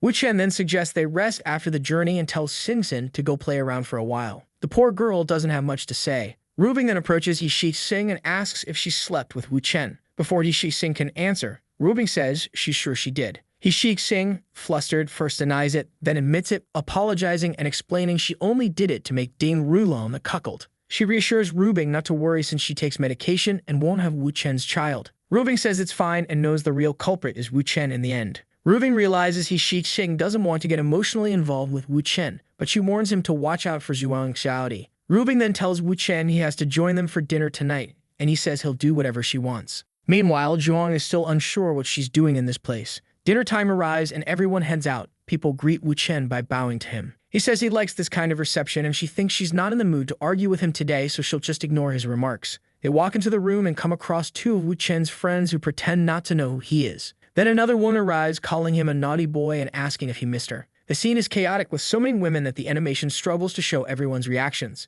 Zhuang thinks this woman is bold, acting so openly in front of his girlfriend. Rubing steps forward and asks if he missed her too. The woman laughs and Rubing tells Wu Chen to turn his face. She wipes lipstick off his mouth while Zhuang wonders how terrifying this Miss Wu is. Zhuang is already realizing how hard it will be to adapt to this level of competition. While one of the women is confused about Rubing being Wu Chen's girlfriend, another woman walks over and gives him a kiss. Meanwhile, the youngest girl is trembling nervously until Wu Chen leans close and asks why she's just standing there scared. She insists she's fine. Su Qingying, watching the audacity of the other women, decides she won't just keep pretending anymore. She calls Wu Chen husband and asks why he hasn't come home in so many days. She says she's learned many new dishes and wants him to try them all. The women are all shocked, wondering why Su Qingying has decided to confront everyone so directly. The most humble one, Zhuang, is questioning whether she even qualifies to be part of this competition. Wu Chen sits down, tells them to order, and asks Qingying how things are going at the company. Once again, she calls him husband and says everything is going well. She just wishes she had more time to spend with him. Yuron, the woman with short hair, comments she didn't know about this relationship with Qingying. Rubing interjects, saying she decided to gather everyone to sort everything out at once and avoid future problems. However, she's upset because Qingying seems too infatuated with Wu Chen. Rubing had been thinking of using Qingying to deal with Yuron. Wu Chen questions whether all this effort is just for everyone to admit that Rubing is the first and top girlfriend. She calls him ridiculous. Su Qingying says she didn't expect this from the legendary businesswoman of Donghai. Yuron comments she didn't expect to see someone as young as Kanshin here. She thought Wu Chen only liked women with established careers. Kanshin starts crying, saying she's known Wu Chen longer than everyone else, over 10 days. Rubing acknowledges this and declares that everyone should call her big sister because of it. Qingying asks when they'll settle everyone's positions in this arrangement. Wu Chen, meanwhile, is at a loss for words. At least Rubing isn't trying to push anyone away. She has accepted all of them. Kanshin insists that since she was the first to meet Wu Chen, she doesn't want to be considered the youngest. With that, the ranking is set. Rubing is at the top and poor Zhuang Xiaodi is at the bottom. Kanshin and Rubing quickly bond as friends. Yuron then asks Wu Chen where he'll be staying tonight. Naturally, everyone looks at him, eagerly awaiting this critical piece of information. Zhuang is shocked that the second-ranked woman is already making her move. Rubing says that since Wu Chen just returned from another city, it would be wrong for him not to stay at home. Wu Chen says there's no better place than his home, so that's where they're going. This seems to be an open invitation as Qingying is excited to spend the night with him, while Kanshin wonders if it's really appropriate for her to join. Wu Chen tells them not to misunderstand, he just arrived and has things to organize. Besides, he and Rubing need to prepare a few things. This leaves the two disappointed women sad and teary-eyed. Yuron leaves, telling him not to tire himself out too much tonight. Back home, Wu Chen tells Shi Xing and Xin Xin they'll need to find a hotel, but for now, Zhuang Xiaodi will stay with them. Rubing agrees, saying that's fine by her. Poor Zhuang doesn't have much of a choice and just goes along with it. The atmosphere is filled with emotions and shouting in the house. Overhearing everything, Zhuang Xiaodi tells Wu Chen he doesn't need to be so harsh. Meanwhile, Rubing wonders why Wu Chen didn't seem as passionate when they were together. The scene shifts to the next day where a pink-haired girl is calling Yuron's daughter. This is the girl for whom Wu Chen wrote a song to get closer to the mother. It turns out the caller is the daughter of the owner of the Huangsun Group, who has had a successful music career since she was 17.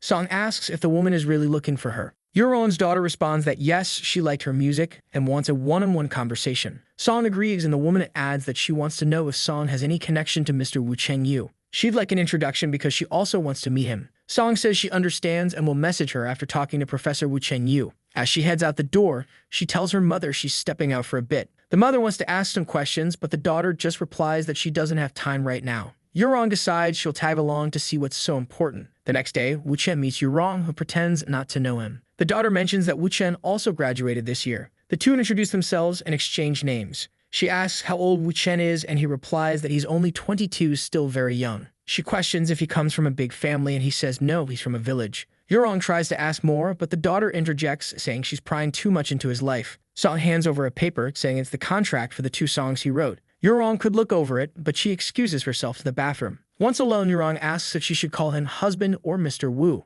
Wu Chen, unfazed, says it doesn't matter. She stands up, complaining that he spent the night with Wu Bing, but is cold toward her today. Wu Chen tells her to sit down before someone sees the scene she's making. The mother remarks about the daughter taking so long in the bathroom, only for her to appear suddenly, asking what's going on. Yuron gets up, saying she'll explain, but the daughter storms off, crying, saying she doesn't want to hear anything. It seems the poor girl had feelings for Wu Chen. Wu Chen puts his hand on his face, thinking he'll need to reset the relationship between the mother and daughter. He tells them they'll talk again tomorrow and leaves. Yuron, confused, mutters about what he means by tomorrow we'll talk today. Wu Chen decides to check on the rest of the day's events and investigate if something unusual happens. Apparently, he gets into a car accident and several things go wrong, prompting him to reset the day. Once again, he meets Yuron and she asks the same question about what to call him. This time, he warns her to sit down within 3 seconds, or her relationship with her daughter will be ruined. Yuron is confused, but Wu Chen signals for her to stay put. At that moment, Song reappears, saying she forgot something important before going to the bathroom. Yuron realizes that without Wu Chen's warning, she might have been caught in an embarrassing situation. Song then asks Wu Chen if he knows a woman named Menglin,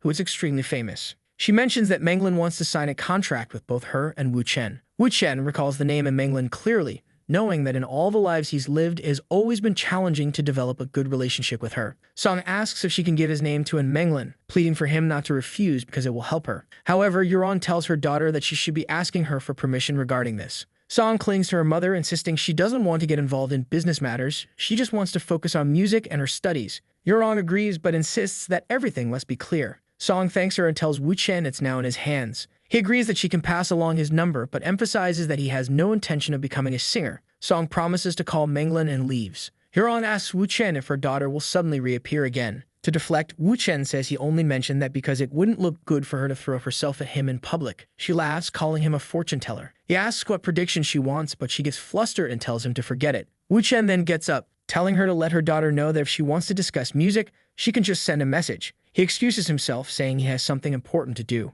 Yuron reflects on how mysterious he is. The scene shifts to Li Wen's apartment, where Wu Chen arrives, asking where he is. Walking into the room, Wu Chen tells Jiang Chuan he won't escape or die without his permission. Jiang Chuan, on the verge of exploding with anger, recalls how he once took his own life, forcing Wu Chen to reset time to save him. Jiang Chuan wonders how this kid knows he was planning to take his own life. Wu Chen tells him that Ding Rulong and Lai Hutai want him dead, so the best option is to cooperate with Wu Chen. Jiang, however, doubts that Wu Chen can defeat Ding Rulong and fears for his family's safety if he gets involved. Wu Chen, showing his ruthless side, warns that he knows Jiang's family is living peacefully in the US. It would be a shame if they were to suffer an accident. Jiang Chuan realizes he has no choice: betray his young master and risk his family's lives, or defy Wu Chen and face certain doom. Wu Chen steps closer, repeating one last time that Ding Rulong must die. Jiang's expression shifts, and Wu Chen is convinced he won't try to take his own life again. Wu Chen then orders the men to loosen Jiang's ropes and let him stay there peacefully for now. The guards comply, and Wu Chen checks his phone, realizing he has 20 minutes left before an important meeting. The scene shifts to Wu Chen in a bar as 2 people walk in. He arrives just in time and starts recording everything. In the video, the man asks if the woman will return home that night. She replies she must because an old Hu has returned home, and if she doesn't, he'll start getting suspicious. The woman then asks if the man's wife isn't suspecting anything. He smugly replies that the last time she suspected something, he slapped her, and now she behaves. The woman asks if anyone suspects her, but he reassures her and tells her to just eat the banana so they can head to the hotel. Wu Chen is pleased to have captured this secret meeting on video. He then calls Zhuang, asking for her company to handle some matters at the Zhizhen mansion. The scene shifts to Tao Manning, a famous actress known for her beauty, who fits the typical standards of the story. She tells Wu Chen that her godfather is on a call and will be down soon. Zhuang, meanwhile, is questioning why another rich and noble woman has appeared and is amazed at how strong Wu Chen's social circle is. Keva serves Wu Chen a healthy cup of tea. Upstairs, Lei Shang, the chubby godfather, finishes his call. Seeing Wu Chen, Lei Shang is delighted and asks who the beautiful woman is. Wu Chen introduces Zhuang, and Lei Shang suggests they have a chat while the women get to know each other. A little later, Wu Chen informs Lei Shang that Ding Rulong will try to gain the support of the Hong Fa group. That's why he has come to talk to Lei Shang as well. Wu Chen reveals the video he recorded, saying it could help Lei Shang make the right decision. Curious, Lei Shang asks to see it, and upon watching, he exclaims that this video has saved his life. The man in the video is an employee at Lei Shang's company. The woman, however, is the wife of Hu Xilan, a significant figure in the same company. Hu Xilan was once a close ally of Lei Shang during tough times but became antagonistic when Wu Chen sought support for a contract with Tao Menning, likely influenced by Ding Rulong. Wu Chen adds that he believes Ding Rulong is trying to sabotage Lai Rubing's company to coerce her into marriage. Lei Shang fumes, declaring that these people want to use him as a pawn, but he won't let it happen. Meanwhile, Tao Manning is chatting with Zhuang, asking how long she has known Wu Chen. Zhuang shyly admits they just met. Tao warns Zhuang to be careful because Wu Chen's girlfriend, Rubing, is quite dangerous. Zhuang defends Rubing, saying she has been kind and polite. Tao laughs, recalling her own experiences, and advises Zhuang that being innocent and humble can lead to missed opportunities. While eating a banana, Tao says Zhuang must learn how to win a man's heart.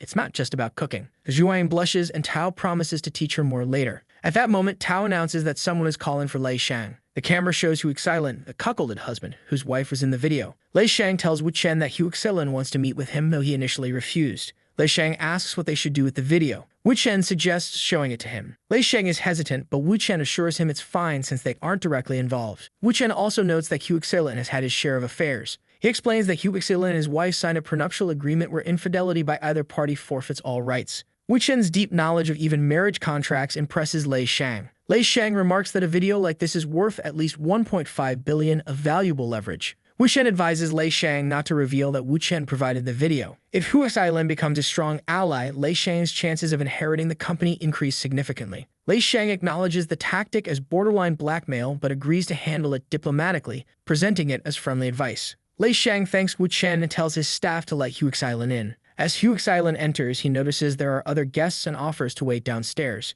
However, Lei Shang insists it's fine and introduces Wu Chen as his brother. Hu Xilin and Wu Chen exchange pleasantries. Hu Xilin comments on the ongoing dispute between Lei Shang and his brother. Lei Shang brushes it off, saying it's something he had anticipated. Hu Xilin begins discussing Tao Manning's contract with Lai Rubing's company. He mentions that Tao Manning working with Lai Rubing angers Ding Rulong. Hu Xilin suggests Lei Shang break the contract, but Lei Shang points out it would ruin the actress's career. Hu Xilin dismisses this, proposing they forge medical records to justify it. He claims he's friends with Lai Rubing, so it won't be a problem. However, Lei Shang denies even knowing Lai Rubing, claiming they've never met. Hu Xilin asks why he's helping her company, and Lei Shang reveals it's because of his brother, pointing to Wu Chen. Shocked, Hu Xilin asks if Wu Chen is the infamous Wu Chen. Wu Chen casually confirms. Realizing his plan with Ding Rulong has been exposed, Hu Xilin slams the table, accusing Lei Shang of deliberately deceiving him. Lei Shang internally smirks, knowing Wu Chen will take over from here. Hu Xilin admits to suggesting tricking Lai Rubing, but defends it as being in good faith. Wu Chen retorts that Hu Xilin is working for the wrong person, revealing Lei Yu, Lei Shang's brother,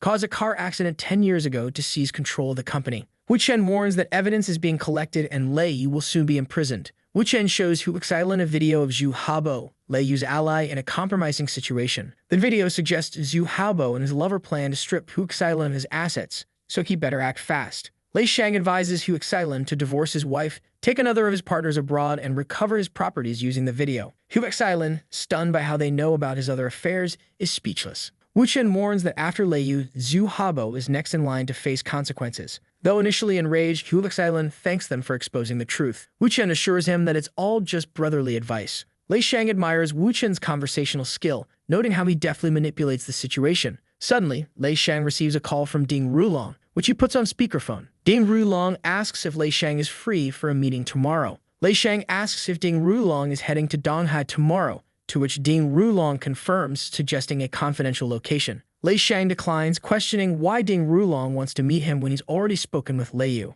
Ding Rulong claims they aren't enemies, but admits Lei Yu is a priority as he'll inherit the company after the accident. Hu Xilin hears everything, while Lei Shang glances at Wu Chen for guidance. Wu Chen signals Lei Shang to follow the plan. Lei Shang casually asks Ding Rulong when he'll arrive. Ding Rulong, occupied with another woman, says he'll be in Donghai at 2 p.m. and suggests a secret meeting spot. Interrupting himself, he slaps the woman, criticizing her technique. She apologizes and promises to improve, while he remarks that everything feels perfect now. Looking at a building with a giant image of Lai Rubing, he mutters that as long as she behaves, she'll belong to him. Lei Shang, after ending the call, assures Wu Chen everything is ready for tomorrow. Wu Chen tells him not to worry and to stick to the plan. Later, Tao Manning advises Zhuang not to forget her tips and to message her anytime. Lei Shang overhears and asks Tao what she's teaching Zhuang. Tao signals for silence, saying it's woman's stuff. Lei Shang encourages Zhuang, saying she has his support. The scene shifts to a street outside a bar. Zhuang asks Wu Chen if they're meeting friends.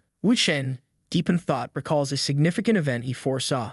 Suddenly, a purple-haired girl cries for help as a man smashes a car with a bat, demanding the occupants step out. Wu Chen observes calmly, noting their arrogance and thinking it's time they pay for their actions. The car's driver hesitates until threatened with being dragged out. The couple exits, and the bat-wielding thug declares it's time for payback. The first blow lands, and chaos erupts as people scream for help. Wu Chen steps in, asking what's going on. The girl pleads for help, saying the man being beaten is her boyfriend. The gangsters warn Wu Chen to stay out of their business. Wu Chen calmly responds that he doesn't like being yelled at. At that moment, a bleach-haired man rushes at him, swinging a punch, claiming Wu Chen is looking for a beating. But with a millennium of training, Wu Chen sidesteps effortlessly and lands a solid kick to the man's face. The rest of the gang freezes, visibly shocked. Their leader commands everyone to surround Wu Chen before they all end up beaten. A fight breaks out, with the girl attempting to slip away amidst the chaos. Seconds later, Wu Chen stands victorious, unbothered. The couple stares in stunned silence as Wu Chen casually pulls his hands from his pockets. The gang leader with the white streak in his hair wonders where such a skilled fighter appeared from. Wu Chen introduces himself as Wu Chen and asks if the man knows him. In an instant, the leader falls to his knees, apologizing, admitting he's heard the name but didn't recognize him. Wu Chen dismisses it, saying it's fine, but warns them to stop acting like mafia thugs. The gang leader thanks him and assures him there will be no further trouble. Wu Chen then turns to the couple, asking how they are. The man thanks him profusely, saying he has no idea what would have happened to him and Kiki without Wu Chen's intervention. Wu Chen, recognizing him, asks if he's called his second uncle yet. The man is startled, wondering how Wu Chen knows him. Wu Chen explains that he recognized the customized GTR and the love story with Gu Kiki, making him well known among Shanghai's youth. The man laughs but quickly grows serious as more people arrive in a suspicious-looking car. Zhuang had called someone to report what happened, and now additional gang members were coming after Wu Chen. She reads their license plate, noting their intentions seem sinister. Suddenly, the men point a gun at Wu Chen. Unfazed, Wu Chen disarms the first one with a swift kick. The gang panics, and one of them orders the others to lower their weapons, realizing the situation is out of their control. Wu Chen approaches the trembling leader, explaining that the couple they targeted are descendants of influential families. He warns that initiating the fight will inevitably make them the culprits, and not even Hong Tai will protect them. The leader stammers for help but receives a slap instead. Wu Chen ensures the couple witnesses him disciplining the gang leader, mitigating their desire for revenge. The leader admits his wrongdoing and begs for forgiveness. Wu Chen steps back, leaving the situation as Tang Xinbao arrives and asks why Wu Chen hit the man. Wu Chen explains it's better this way, as the gang leader controls this area and will think twice before causing more trouble. Tang Xinbao offers to take the man to the hospital, but he refuses, claiming he's strong enough to endure. A black car pulls up and Lai Hutai emerges, checking if Wu Chen is okay. After explaining everything, the gang leader is subjected to another round of punishment, hobbling away with battered legs. Tang Xinbao assures Wu Chen he holds no grudges and requests they stop hitting the man. Meanwhile, Hong Tai berates the gang leader, who is relieved to escape with his life. Another car arrives, this time bringing Rubing, exuding her usual boldness.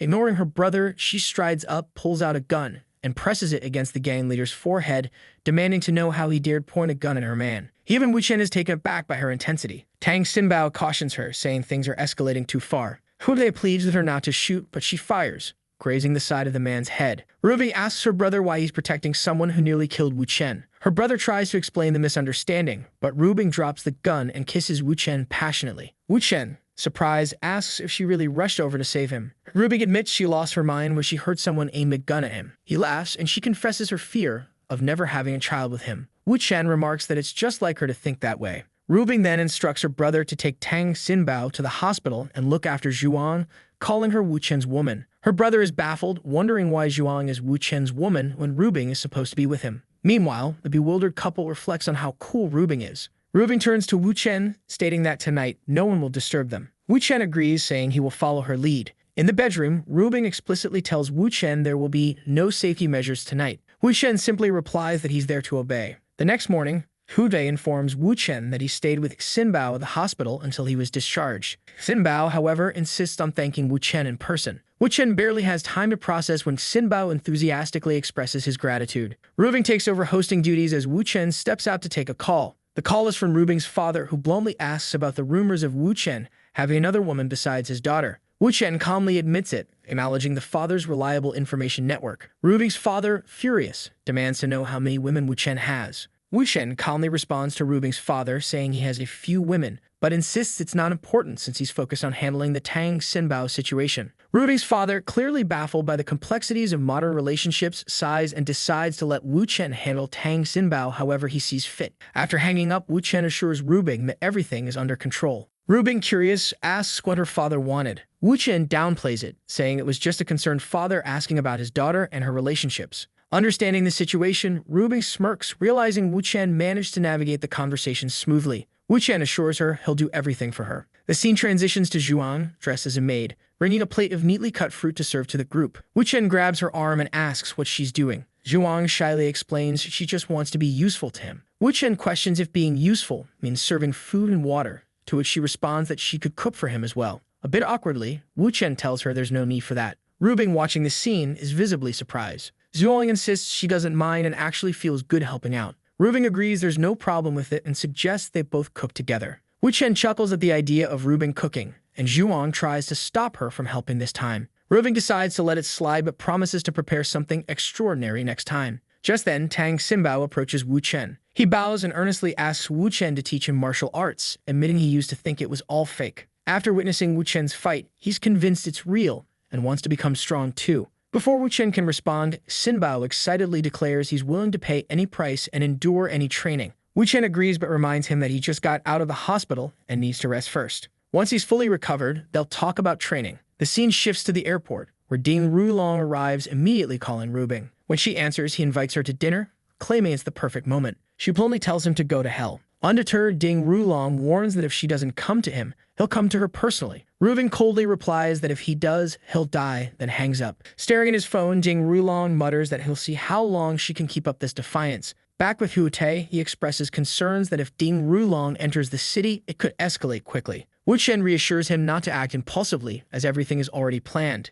Hu Te acknowledges this, while Wu Chen says he's heading off to finalize the last details. As Wu Chen gets into his car, he tells Ximbao and Zhuang not to worry about him. Before driving off, Wu Chen remarks that it's time to start the game. He makes a call, requesting the license plate number of the car Ding Rulong's group used the previous night. The guy he called is sitting in front of the computer looking for some information. He says that even though Ding Rulong didn't ask him for a car, he knows exactly who he got one from. Wu Chen smiles when the guy says the number has already been found and sent to him. Then he calls Yurong and tells her he just sent her a message. She assumes he's missing that and says that if he wants, he can come to her house to get it. However, he says it's something else. At the moment, he needs her to track the car he sent her the license plate for. He also tells her it needs to be done quickly and discreetly. 10 minutes later, she calls back and says the car is parked on Kangan Road in the northern region. Of course, the price for the information is that he'll have to visit her after work. He just says, all right. Wu Chen knows the only hotel in the northern region that Ding Rulong would accept is the Heshu Hotel. After checking their system, he sees the guy is in room 616,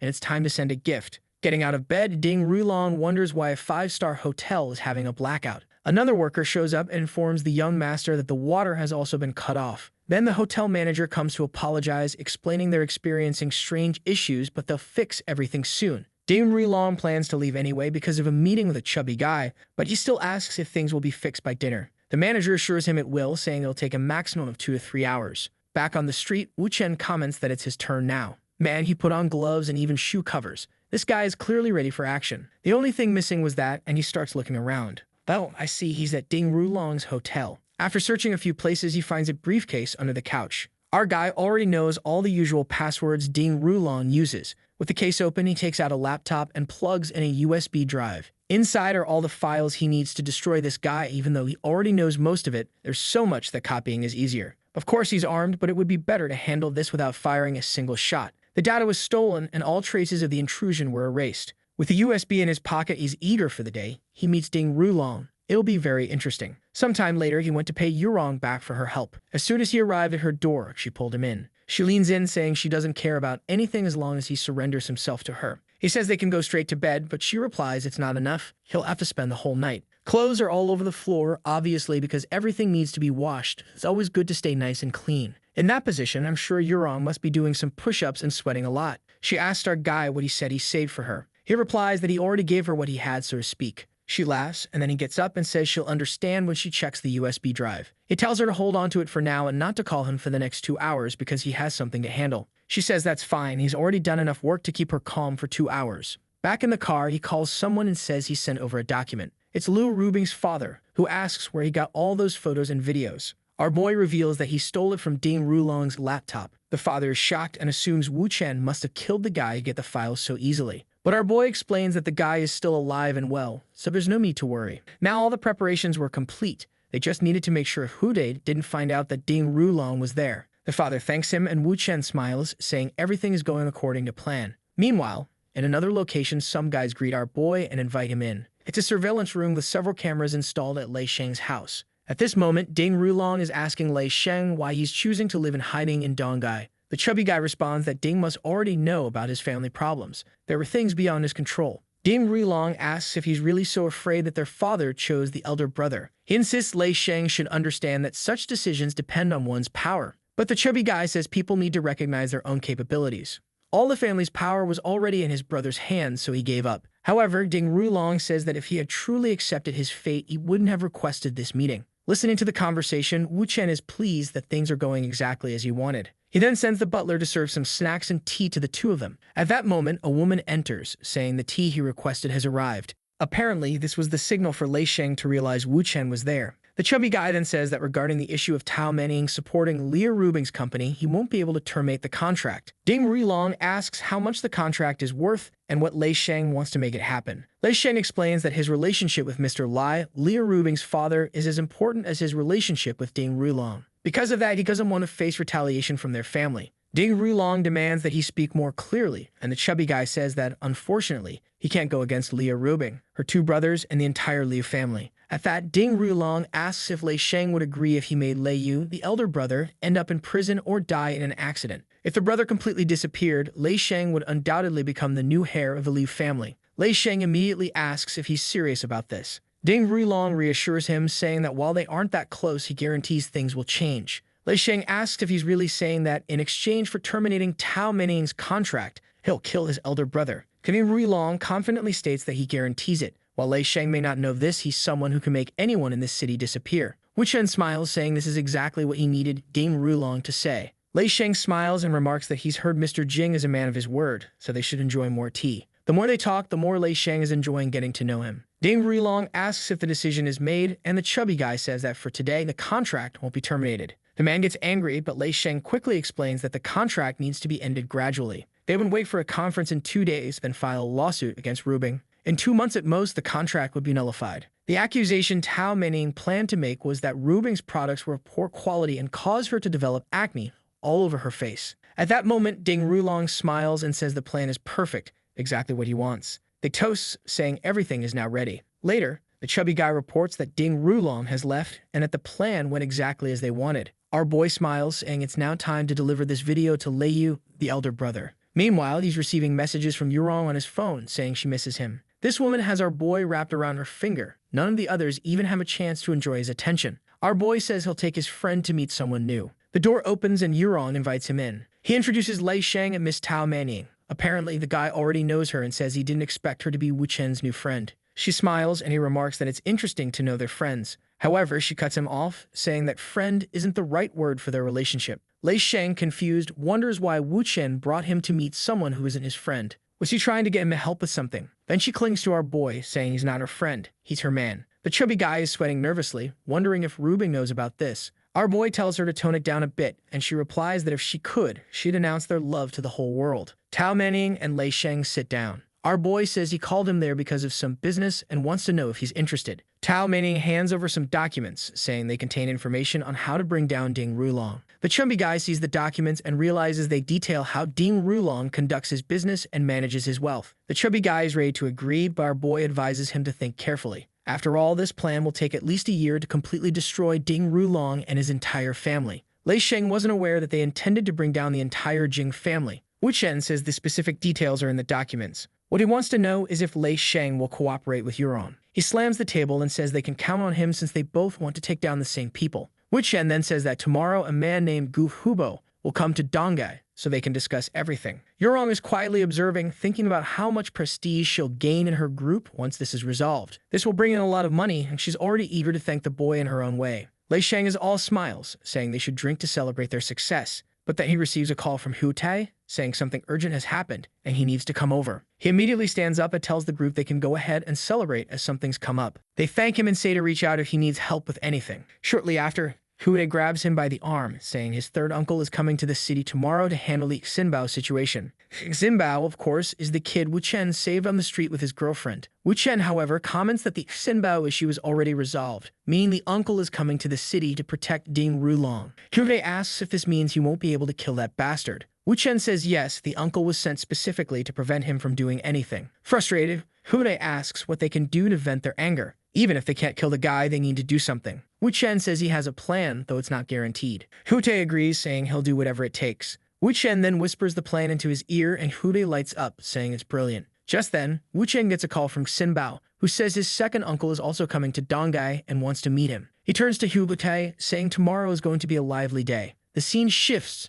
to the next day. Someone greets Uncle Tang, saying it's a pleasure to meet him. The man dressed like a monk is the second-ranking member of the Tang family. Standing before him is Xin Bao. Jingbin says that if it weren't for the person next to him, he would have been in big trouble. Of course, it's Wu Chen standing there, who modestly says it was nothing. But the man throws 50 million on the table, saying that since he saved a family member, their families are now connected, and Wu Chen must accept it. Wu Chen agrees, saying he won't be modest, and now their families are one. Jingbin knows that because of the trouble caused by Hu Te's men, theoretically, Hu Te himself should kneel. Of course, the Liu family doesn't want him to do that, which is why Wu Chen was sent to mediate this mess. Jingbin comments that Wu Chen accepted the money pretty quickly, and says he likes people who are straightforward and don't beat around the bush. Wu Chen asks if he's hungry after coming to Dongai so early. He hands a card to Zhuang and tells her to prepare something as they'll be heading out. He also tells her to use the leftover money to buy clothes and save for when they return to Shanghai. But Jingbin notices all this and wonders why Wu Chen is giving 50 million to a servant and clearly holding her hand. She's flustered, saying she can't accept it. However, Wu Chen is already heading to the Kit Wu Chen with her, saying he'll be back to chat with Uncle Tang after helping her feel comfortable. Jingbin is left dumbfounded, muttering that it's fine then. Zhang asks Xin Bao about their relationship, and Xin Bao explains that her name is Xiaoji,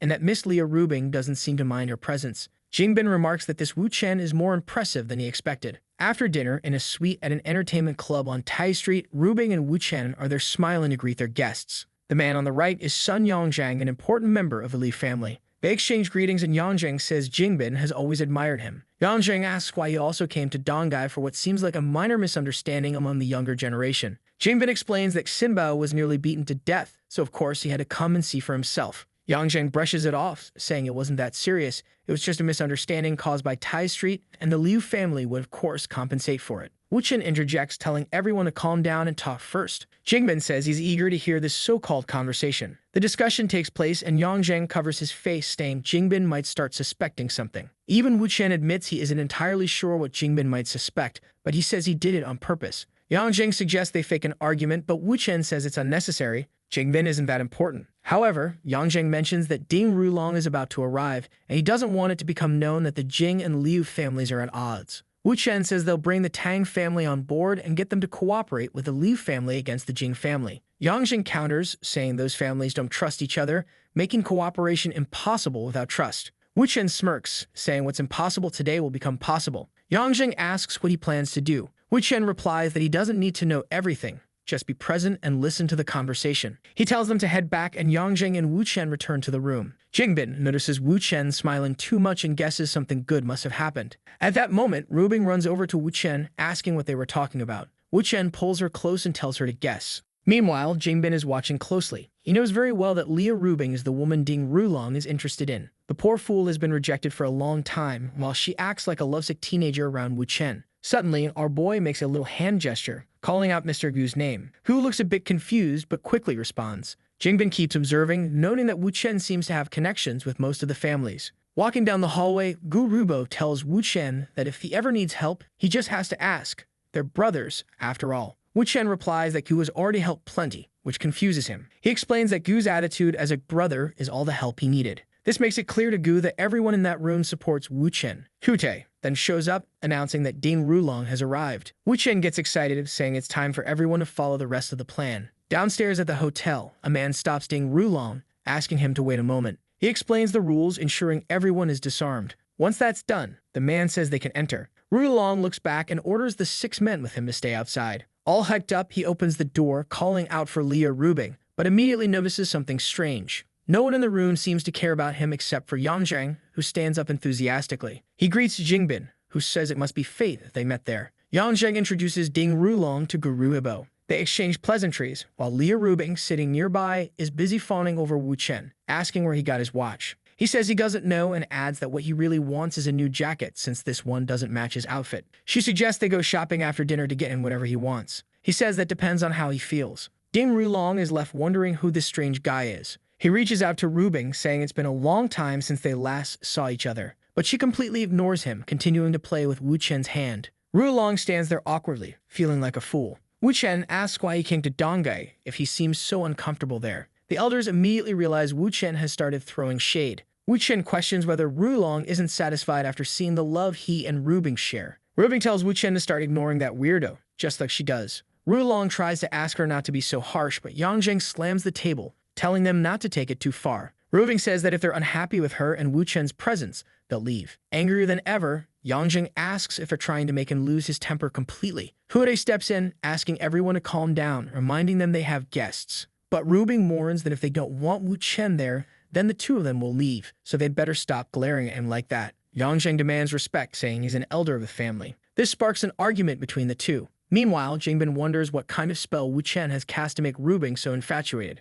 Rulong tells Yang Zheng they shouldn't break the family's unity over an outsider and advises everyone to calm down. Meanwhile, Rubing and Wu Chen are quietly giggling about Rulong, making playful comments. Gu Rubo whispers to Huotai about how composed Wu Chen seems. Huotai replies that despite his youth, Wu Chen has a lot of skills. At this moment, Jingbin finally realizes what's happening. Everyone in the room is playing a role to make Ding Rulong look like a fool. Even the man who stopped him earlier was just there to humiliate him further. Wu Chen crosses his arms and suggests they discuss matters concerning Hu Tai. Yang Zheng asks Jingbin if he's in a hurry and plans to return to Shanghai today. Jingbin says no, but starts wondering why everyone seems so interested in talking to him. Is he part of this script too? Ding Rulong then asks what's going on with Hu Tai, already imagining that solving his issue might earn him Rubing's favor. He places a hand on Jingbin's shoulder, ready to discuss a good solution. But Wu Chen slams the table, saying that's enough. He stands up, stating that since no one wants to hear what he has to say, he's leaving to rest for a while. Rubing asks if he's tired and offers to help him. Ding Rulong likes this. He assumes Wu Chen is acting emotionally. Yang Zheng yells again, telling Rubing to stay, saying it would disgrace the family to leave while they have guests. She tells Wu Chen to go home and rest, promising to handle the matter with Hu Tai herself. She strokes his head, saying she understands. Outside, Wu Chen spots a man named Jiang Hongwang. He's one of Ding Rulong's most trusted men and undoubtedly the next target. At that moment, Hongwang receives a text from someone asking if he's enjoying the view of the lake in Shanghai and calling him brave for stealing people's money. Startled, Hongwang pockets his phone, wondering if he's been discovered and threatened. He excuses himself to his friends, saying he needs to use the bathroom. Once alone, he texts back asking who the person is. The reply says there's a card on the sink and instructs him to go to room 1029. Angrily, he storms to the room. Apparently, he was paid 6 million to do some jobs for Ding Rulong, and if this leaks, his life is over. He has no choice. Shortly after, he arrives at the designated room. Looking around the room, Hongwang wonders where this person could be, as it seems they haven't arrived yet. He tries calling the number again, but now it says the number doesn't exist. Confused, he questions why someone would threaten him and then disappear without demanding money. Back in the hall, his colleagues ask why he took so long, and he brushes it off, saying his stomach is acting up. Time passes, and everyone gathers for dinner. Kube complains that he lost 9 million playing mahjong with Ding Rulong. Meanwhile, Wu Chen sends another message to Hongwang, again instructing him to go to room 1029. Hongwang tells his colleagues that his stomach is acting up again and excuses himself. Wu Chen quietly observes while Ding Rulong asks why Wu Chen keeps staring at him. Wu Chen says he's curious. Does Ding Rulong actually enjoy being a cuckold? The comment shocks both Huotai and Rubing, as they didn't recall this being part of the plan. Jingbin, on the other hand, thinks to himself that the real show is finally starting. Huotai adds fuel to the fire, saying that if Rulong liked being a cuckold so much, he should have mentioned it earlier, he would have helped him out. Ding Rulong tries to ignore them, remarking that Rubing's choice of partner clearly has no sense of respect. Wu Chen counters, saying he wasn't even talking about Rubing. It's more likely a mental condition. Rubing realizes Wu Chen is referring to He Sequin. Ding Rulong silently resolves not to lose his temper even as this farmer tries to provoke him. He comments aloud that some people reveal their ugly sides when they drink, but insists they're here to listen to nonsense anyway. Wu Chen smirks and declares that since Rulong is so curious, he might as well reveal that his mistress, Liu Xiaoyu, is having an affair with his bodyguard Tang Wu. Ding Rulong dismisses the claim, calling it fake news. Wu Chen feigns disappointment, quipping that Rulong must truly enjoy being a cuckold. Rubing pinches Wu Chen's leg under the table and whispers, asking what he's doing. He reassures her, saying it's fine. Ding Rulong will be in the hospital by the end of the night. Wu Chen continues pretending to be drunk until dinner concludes, and Ding Rulong bids farewell to everyone. Later, surrounded by his bodyguards, Rulong confronts Tang Wu, asking if he slept with Xiaoyu on his birthday. Tang Wu stammers, claiming he doesn't remember because it was so long ago. Rulong instantly senses the lie and accuses Tang Wu being the good actor. He pulls out a gun and demands Tang Wu help him remember. Tang Wu drops to his knees, swearing he doesn't know where Rulong heard this, but insisting he's innocent. Rulong calls Liu Xiaoyu and orders her to recount what happened with Tang Wu on his birthday. She nervously claims they did nothing, that Tang Wu just dropped her off at her apartment and left. With the gun under Tang Wu's chin, Rulong presses harder, saying she better remember correctly. Tang Wu admits that she didn't let him leave and even started taking off his clothes. Xiaoyu, panicking, calls him a liar, claiming he forced her instead. She confesses she was too scared to tell Rulong, fearing he'd think she was dirty. Tang Wu clings to Rulong's leg, begging for forgiveness, but Rulong kicks him away, seething with rage. Enraged, she declares that it's incredible how both his dogs betrayed him. As Tang Wu grovels, Rulong points the gun and fires. The pistol misfires and chaos erupts as security rushes in to take him to the hospital. Outside, people see flames erupting from the top of the building. A security guard reports that the fire started in room 1029, and the only person seen entering was one of Rulong's own men. Hu Dai orders the fire to be extinguished, while Rubing warns them to be careful with the reporters swarming the area. Meanwhile, the elders laugh and chat as they walk ahead. Yang Zheng receives word that Ding Rulong has been hospitalized. Seeing all of this unfold, Jingbin suspects it's part of Wu Chen's plan. Yang Zheng tells Hu Tei and Rubing to accompany him to check on Ding Rulong. Hu Tei responds that he still has matters to handle at the hotel, but Wu Chen assures him he'll take care of things there. Rubing grabs Wu Chen, asking how much of the plan he hasn't told her yet. He smiles and says, "A lot." Hu Tei asks about the next step, and Wu Chen instructs him to send one team to the hospital where Ding Rulong is and another to clean up the scene. Hu Tei agrees, and the guards begin talking about how wild the night has been. Hong Guang receives another message stating that everything happened in room 1029 and wishing him good luck. Realizing he's likely the only one who entered the room, he panics. Even though he didn't do anything, he knows he'll be blamed. With no other option, Hong Guang decides to disappear and hide for a while. He tells his friends his stomach is acting up again and quickly leaves. They note how strange he's been acting all night. As Hong Guang rushes out of the hotel, someone throws a bag over his head. Hu Tei informs Wu Chen that the tasks have been completed. Wu Chen then says it's time for the two of them to pay Ding Rulong a visit. At the hospital, the elders are advising Ding Rulong to be careful with his hand and marveling that it's a miracle he survived. Rulong agrees, calling it a blessing from Buddha that the damage wasn't worse. Suddenly, Hu Tei bursts in, armed, demanding to know where that bastard is. He spots Rulong and accuses him of trying to set fire to his hotel. Yang Zheng steps in, urging Hu Tei to calm down and asking what this business about the fire is. Hu Tei shows a video of Rulong's henchman entering the room twice where the incident happened. With a gun to his face, Rulong trembles as he tries to explain that the man has disappeared and someone must be trying to frame him. Hu Tei scoffs, saying it's ridiculous to think he'll prove his innocence with just the disappearance of the culprit. Rulong insists he's as eager to find out the truth as anyone else and asks a woman nearby to check Hong Guang's transactions and recent calls. A short while later, she announces that they found suspicious messages linked to Hong Guang's visit to the room. Hu Tei acknowledges that this proves someone was giving Hong Guang instructions and it wasn't him, he was playing cards with everyone else. He orders her to trace the number that sent the messages to Hong Guang. The woman hesitates, clearly reluctant to answer. Growing impatient, Hu Tei demands she speak, and she finally reveals that the messages came from Jiang Xuan's phone. For those who don't remember, Jiang Xuan is the man Wu Chen detained a while ago who's now living alone in a remote house. Hu Tei points the gun at Rulong again, declaring that it all makes sense now since Jiang Xuan works for him. Rulong tries to explain that Jiang Xuan disappeared a long time ago, further proving there's someone orchestrating all of this. But Hu Tei silences him with a pistol whip, grabbing him by the collar and asking why he shouldn't pull the trigger right now. Yang Zheng plays peacemaker, pulling Hu Tei away and escorting him out of the room. Outside, they meet Jingbin and comment that he must have found today's events quite amusing. For now, they decide it's best to find a place to rest before explaining everything. The next day, the scene shifts to Tang Xinbao, his girlfriend, and the group gathered in a room. Wu Chen is strategizing like he's playing 4D chess. He notes that Jiang Xuan and Hong Guang's disappearances seem like part of Ding Rulong's plan. If they believe Rulong is innocent, they'll be falling for his tricks. Yang Zheng mentions they need to discuss business, but Wu Chen insists they first resolve the matter involving Tang Xinbao. Since the incident concerns Xinbao, they suggest letting him decide what compensation he wants. Jingbin, reluctant to oppose Wu Chen given his influence over the Liu family, agrees to the proposal. Wu Chen pulls a USB drive from his pocket, saying that in addition to whatever Xinbao wants, he'll provide a major benefit to the family. The drive contains information that would greatly aid the Tang family. Wu Chen explains that the Liu and Tang families fought a war 20 years ago. Both sides paid a heavy price, but the Liu family ultimately emerged victorious. Jingbin asks Wu Chen to elaborate on what he's offering. Wu Chen says that when Jingbin reviews the information, he'll likely want to strike back at the Liu family. When that time comes, the Liu family will support him. Jingbin finds this odd. Wu Chen is proposing that he initiate a war with the Liu family over Xinbao's incident. As far as he knows, the Liu family is working to bring down Ding Rulong's family, so why would they get involved here? Moreover, Yang Zheng, supposedly a more important figure, hasn't said a word about this.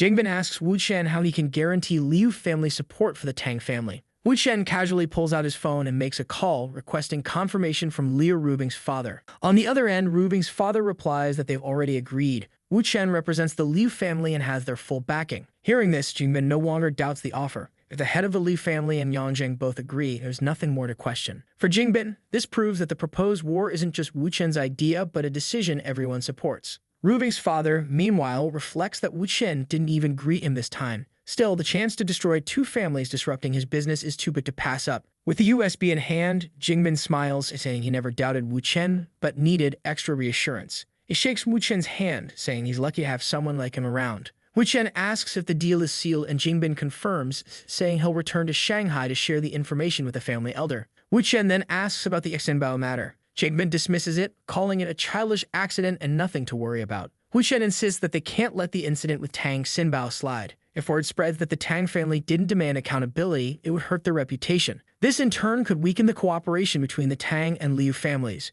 Jingbin sighs and agrees, telling Wu Chen to handle it as he sees fit. He trusts him completely. As Jingbin boards his plane, he tells Xinbao and Kiki to follow Wu Chen's advice and trust his guidance. Xinbao, excited, reassures him, saying Wu Chen is practically his mentor already. Sometime later, Wu Chen informs Putai that everything is now resolved with the Tang family. Putai celebrates, commenting on how Ding Rulong has fled Donghai, but he's curious about the exploding pistol. Wu Chen, keeping his secret, says it's too complicated to explain. Suddenly, Wu Chen receives a call from Menglin. For those who don't remember, she's the singer referred to him by another acquaintance during a music lesson. Menglin asks if he's interested in pursuing a music career. Wu Chen immediately declines, but she suggests meeting up to discuss something else. With a hint of mischief, he agrees, saying a meeting would be great. At the same time, Huday mentions that they need to celebrate his sister's birthday soon. Meanwhile, Menglin muses that dealing with Wu Chen won't be easy. At a celebration for Rubing's brand success, Wu Chen and Huday clap along with the crowd. Yuron's daughter excuses herself to take a call, explaining to her mother that it's about her music career. In a different setting, someone comments that music is an abstract art form that expresses the emotions of its creators, making it incredibly complex. Song remarks how impressive Wu Chen seems, and another woman nearby responds that he's a genius. The artist, working on a massive painting inspired by their conversation, spends nearly an hour crafting it. Menglin reflects on her conversation about Wu Chen's potential music career, mentioning his immediate refusal. Song speculates that Wu Chen's family background in running a noodle shop doesn't seem to be the reason behind his reluctance. Menglin insists that his musical talent shouldn't be wasted and wonders what other secrets he might have. Song claims to know one but urges Menglin not to tell anyone. Apparently, Wu Chen was under the influence of an older woman who was strict about what he could do. Menglin questions the certainty of this claim. Song admits she never met the woman but had spoken to her on the phone, where she seemed cold and authoritative. Menglin remains skeptical, asking for proof. Song explains that Wu Chen was humble during college but started driving a Ferrari and wearing expensive clothes right after graduation. It's unlikely he earned all that money overnight, so it's clear someone was supporting him. Menglin asks if Wu Chen is really that attractive. Song replies with an emphatic yes. Menglin raises her voice, saying they should team up to free Wu Chen from this older woman. Intrigued, Menglin agrees and Song decides to call him. Wu Chen, mid-workout, answers the call. Rubing, noticing, asks who's interrupting them. Wu Chen explains it's Miss Song. Song asks if he's available to meet tomorrow afternoon in Donghai. He agrees and they schedule a time. Rubing, feeling jealous, expresses her annoyance. Wu Chen reassures her, saying it's just about music. She warns him to focus only on that, and he playfully agrees. The next morning, Wu Chen visits He Shiqing. She mentions how peaceful her current living situation is and asks him to keep looking out for her. They share a close moment, with her blushing as he teases her about Ding Rulong being hospitalized and leaving the city. Shixing thanks him shyly. Her daughter interrupts, saying she's hungry and asking Wu Chen about art lessons. He promises to return later to help, leaving her excited about finally feeling at home. Shiqing, meanwhile, reflects on how she'd agreed anything Wu Chen asked, even imagining building a family with him. Later, at a Starbucks, Song calls out to Wu Chen as he arrives. Menglin greets him enthusiastically, eager to discuss his music. She suggests he consider releasing an album, but he firmly declines. They chat for half an hour, during which Menglin grows increasingly impressed with Wu Chen's deep musical knowledge. When she proposes he become a singer, he refuses again, stating he has no interest. She presses on, asking if his reluctance is due to his girlfriend being jealous. Wu Chen instantly realizes Song must have said something. He clarifies that no one is stopping him. It's simply not something he wants to do. Menglin proposes at least having dinner together, asking him to bring this girlfriend. Wu Chen agrees, and they plan to meet that evening. Later, as Wu Chen and Rubing arrive at the venue, they're greeted by a crowd waiting to welcome them. Rubing, surprised, asks what this whole ceremony is about. Wu Chen explains that Song believes he's being financially supported by a wealthy woman. Ru Bing, dressed elegantly, smirks and says if that's the case, she'd love to see what tricks these women will try. Wu Chen enters the room, apologizing for keeping them waiting. Song looks startled and immediately asks about the woman next to him. Wu Chen introduces her as his girlfriend, Miss Liu Rubing. He introduces Song to Rubing, and Song is shocked to see someone much younger than she had expected. Menglin notices the name and asks if she's from the Liu family. Rubing confirms and says she's exactly the person Menglin is thinking of. She talks to Song and mentions that they've spoken on the phone before, leaving Song visibly embarrassed. Wu Chen suggests they place their orders and Song quickly agrees, eager to move past the awkwardness. At that moment, Song calls her mother and mentions that she's having dinner with Menglin, Wu Chen, and Rubing. Naturally, since it involves Rubing, Yohan becomes curious and wants to know what's going on. At dinner, Menglin praises Wu Chen, saying he's incredibly talented when it comes to music and that the sound he released was very popular. Rubing congratulates Wu Chen. Menglin gets straight to the point and asks Rubing if she has a problem with Wu Chen pursuing a career as an artist. Rubing replies that she has no issue with it, but Menglin would have to discuss it with him directly. Wu Chen immediately reiterates that he has no interest in becoming an artist. Menglin seems confused and says she thought Rubing was the reason he wasn't pursuing it. Rubing clarifies that, as far as she knows, Wu Chen has no interest in the entertainment industry. Menglin asks what he does, and Wu Chen answers that he's an assistant at Rubing's company.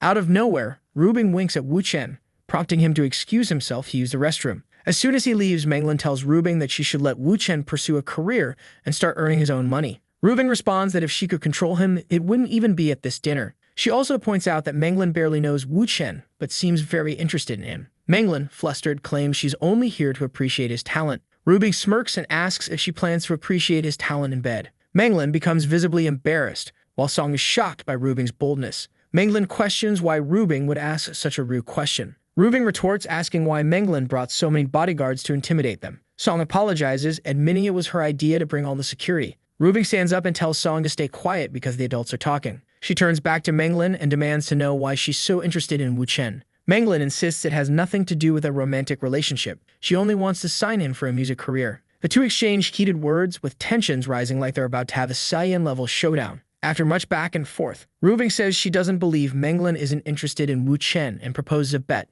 Menglin asks what the bet is, and Rubing wagers that within a month, Menglin will be interested in Wu Chen. It seems the world of bets has turned upside down. As Wu Chen returns from the restroom, Yang Han appears. She wants to know why her daughter, Rubing, and Menglin are having dinner with Wu Chen. Wu Chen explains that Song thought he was being supported by an older woman. Yang Han assumes the woman must be her. He dismisses the idea, clarifying that it's Rubing. Yang Han moves closer, jokingly saying that this time his target must be Menglin. Wu Chen tells her to stop with the nonsense, as he just met Menglin. Yang Han abruptly changes her tone, teasing that she's only jealous, and they can settle it later. And a while later, Wu Chen returns to the table and senses the tense atmosphere, asking what's going on. Song, embarrassed, tries to explain but ends up rambling incoherently. Menglin finally reveals the bet that Rubing proposed. Rather than being shocked by the bet, Wu Chen calmly asks about the conditions. Menglin explains that if she loses, she'll have to kneel publicly and apologize to Rubing. Wu Chen facepalms and says they must be incredibly bored to make such a wager. Rubing insists it's not boredom, but a friendly warning. She advises Menglin to avoid seeing Wu Chen for a month if she doesn't want to lose the bet.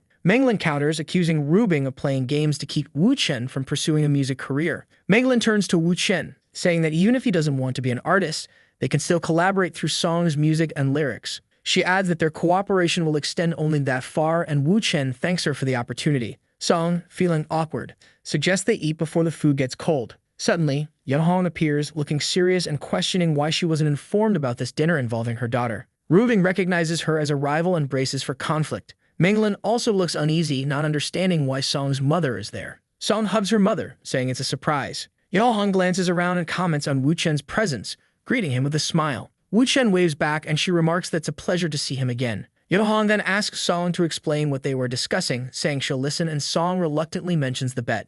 She keeps thinking that Rubing is always full of tricks, but it wouldn't be as fun without them. He then raises a glass of wine and says it's to wish for a good cooperation. Everyone toasts. 2 hours pass, Song is already drunk, and Yurong says it's best for her daughter to go home and rest. Yurong watches quietly, clearly plotting something as her daughter excuses herself, saying she'll speak about music later. Rubing immediately senses that Yurong, having sent her daughter away, is about to make a move. The door opens. Yurong tosses her coat aside, and she plants a kiss on Wu Chen's cheek. Rubing knew this was coming and visibly braces herself. Menglin, observing the shift in energy, is left confused by the sudden tension. Wu Chen asks Yurong what she's doing and she teasingly replies, "Can I give my husband a kiss?" Rubing, annoyed, dismisses the gesture, stating it's fine now that Song has left. Menglin notices the familiarity between Yurong and Rubing, realizing they've likely schemed together. When Rubing calls Menglin back to attention, she apologizes for being distracted. Rubing warns her once again about the dangers of Wu Chen, further unsettling Menglin. Menglin, now slightly paranoid, resolves to sign the contract quickly and keep her distance. Yurong, pleased with her maneuvering, smiles inwardly, knowing her actions will cause Rubing to lose the bet. The next morning, Menglin wakes up in her room. She opens the curtains, thinking it's a good day to immerse herself in melodies and create new songs. However, as she sits at her desk, she finds herself unable to write. The events of the previous night linger in her mind, distracting her. Determined, she decides to finalize the contract with Wu Chen to put everything behind her. But a small voice in her head warns her to be cautious as he seems dangerous. Menglin hesitates, considering abandoning the collaboration altogether. Then she shakes off her doubts, telling herself she has a clear conscience and nothing to fear. All she wants is a professional musical partnership, nothing more. Meanwhile, Rubing tells Wu Chen she's going shopping with Kim Ying. He encourages her to have fun, mentioning he has plans today. Rubing immediately guesses it involves Menglin. When Wu Chen confirms, she remarks on Menglin's bravery after what Yurong pulled. Wu Chen shows her a missed call from Menglin, and Rubing teases him, saying he seems to enjoy the attention. He denies it, explaining that all he's doing is gathering information. Later at a cafe, Menglin greets Wu Chen and quickly dives into the business discussion. She outlines the operational risks and signs the contract. Wu Chen suggests they get to know each other better, as she might not accept the price he's about to propose. Intrigued, Menglin asks what this scary price is. Wu Chen explains he plans to buy a studio and wants her to purchase 50% of its shares by exchanging 50% of the shares in her current studio. Shocked, Menglin argues that her studio is worth $3 billion, making his proposal ridiculous. She advises him to rethink the idea if he doesn't want to look foolish. Feeling relieved that the conversation remains purely business, Menglin realizes her earlier fears were unfounded. But Wu Chen insists he's serious and reiterates the importance of getting to know each other. Menglin recalls Song's warning about Wu Chen's greedy side and begins to see what she meant. To demonstrate his abilities, Wu Chen offers to write a song for her on the spot. He tells her to choose any genre, confident he can deliver. Skeptical, Menglin assumes he's pulling another trick and accuses him of using pre-prepared songs. She demands sincerity, urging him to drop the theatrics. Wu Chen calmly asserts he's being completely honest, which is why he's confident in his price. Reluctantly, Menglin agrees to let him write a song, but on the condition it's for her, not Song. As he starts writing, she watches, expecting him to stumble. However, within a short time, Wu Chen announces he's written 7 songs for her to choose from. Menglin, holding the pages, is dumbfounded. The collection spans various genres: pop, rap, rock, punk, and jazz. He smiles and asks which one she'll choose. Overwhelmed, she requests more time, saying she needs to test a few before deciding.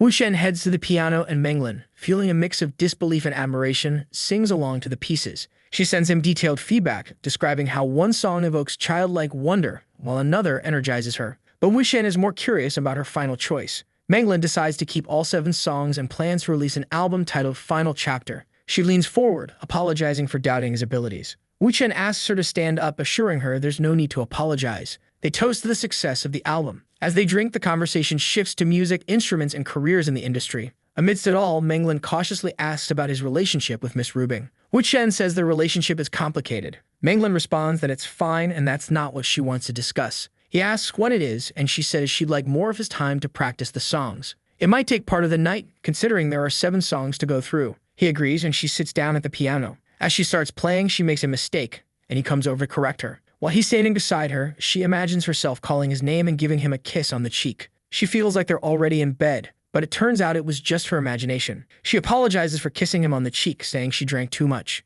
As she questions why she acted without thinking, he sits at the piano and starts playing again, saying he'll show her how it's done. She relaxes on the sofa, listening to the music. A while later, she falls asleep and he carries her to the bedroom. The next morning, she wakes up realizing she must have drunk too much to end up there. Suddenly, she wonders where her clothes are and who took them off. She remembers Wu Chen carrying her to the bedroom but has no memory of anything else. Now confused, she questions what really happened. Menglin appears and says breakfast is ready. Immediately, Menglin wonders if something happened last night. Feeling awkward, she wants to ask Wu Chen about it. At that moment, someone knocks on the door. She gets up to answer, but Wu Chen, suspecting it might be room service, tells her not to open it. He guesses it's a paparazzo and warns her to stay quiet. The door opens and a man takes a picture. Wu Chen snaps a photo of him in return. Menglin quickly shuts the door, panicking that she made a mistake. Now she's flustered, worried about being seen in the room with Wu Chen. She fears that if Rubing finds out, things will get complicated. Wu Chen tells her to relax and have her coffee while he takes care of it. He makes a call instructing someone to find the man who took the photo at the Jinghai Hotel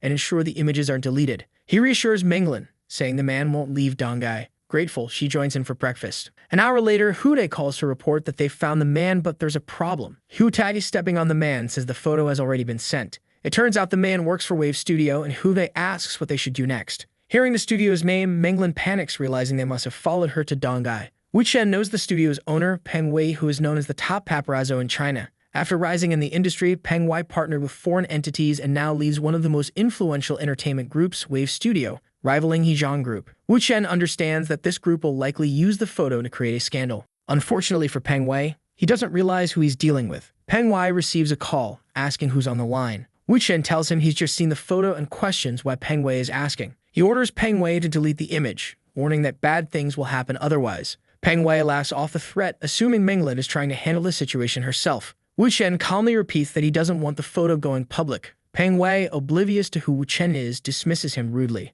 Wu Chen introduces himself and advises Peng Wei to do some research before getting into trouble. Peng Wei responds that he's never heard of Wu Chen and doesn't care. Menglin knows that threatening a paparazzo is taboo in the entertainment industry, but notices that Wu Chen doesn't seem concerned. She asks what he plans to do, but he replies that it's nothing serious. Menglin finds this risky, given how quickly news spreads in the entertainment world. She tries to offer ideas, but Wu Chen asks if she has a way to retrieve the photo. Realizing she doesn't, he tells her to leave it to him. Suddenly, there's a knock at the door. Rubing's voice calls out, asking if the couple is inside. Menglin, startled, wonders why Rubing is there. Wu Chen opens the door, and Rubing comments that everyone seems to be gathered here. Rubing and Menglin exchange tense glances. Rubing asks Wu Chen if he spent the night there. Looking embarrassed, Wu Chen admits that he did. Rubing then asks if Menglin's bed is comfortable, to which he responds that it's perfect. Pretending to be indifferent, Rubing hides her anger. She turns to Menglin and bluntly asks if she slept with Wu Chen. Flustered, Menglin stammers, saying she doesn't know since she drank too much.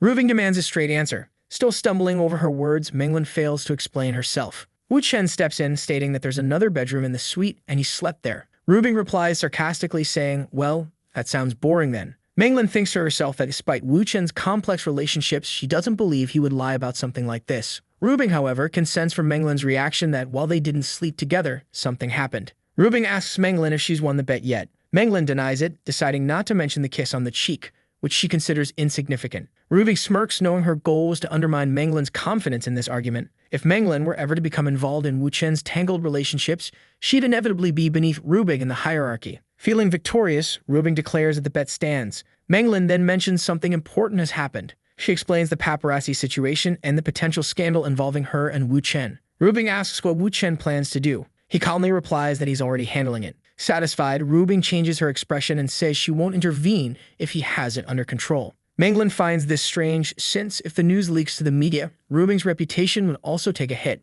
Wu Chen remarks that Peng Wei just made an interesting post that's gaining a lot of traction. It's a teaser about a Menglin scandal that will be revealed on August 2nd, giving them a week to prepare. Wu Chen confidently says that Peng Wei will likely contact them before posting anything. In the meantime, they should focus on recording her album. Menglin agrees, suggesting they use Song's house since it has the best equipment. Rubing gives Wu Chen a quick kiss, wishes him good luck, and says she's heading out to meet Qin Yang. Peng Wei, meanwhile, makes a call to someone in Dongai seeking advice. The person warns him not to mess with Wu Chen. Peng Wei hesitates, feeling uneasy since he knows the most dangerous person in the region is Hu Tai. He lights a cigarette and decides to investigate Wu Chen further. Upon learning that Wu Chen is Hu Tai's sister's boyfriend, Peng Wei gains confidence, thinking Wu Chen is just a regular boyfriend and nothing to fear. Besides, the photo suggests infidelity, so Wu Chen is probably scared of being exposed. At 6 p.m., Wu Chen receives a call inviting him home for dinner. Saw him Menglin decide to continue recording songs. Elsewhere, Zhu Hong Shouji picks Wu Chen up, saying Rubing sent her. Peng Wei observes and notices Wu Chen's interaction with Zhu Hong, concluding that he's involved with multiple women. He orders his paparazzo to keep following Wu Chen and gather as much material as possible.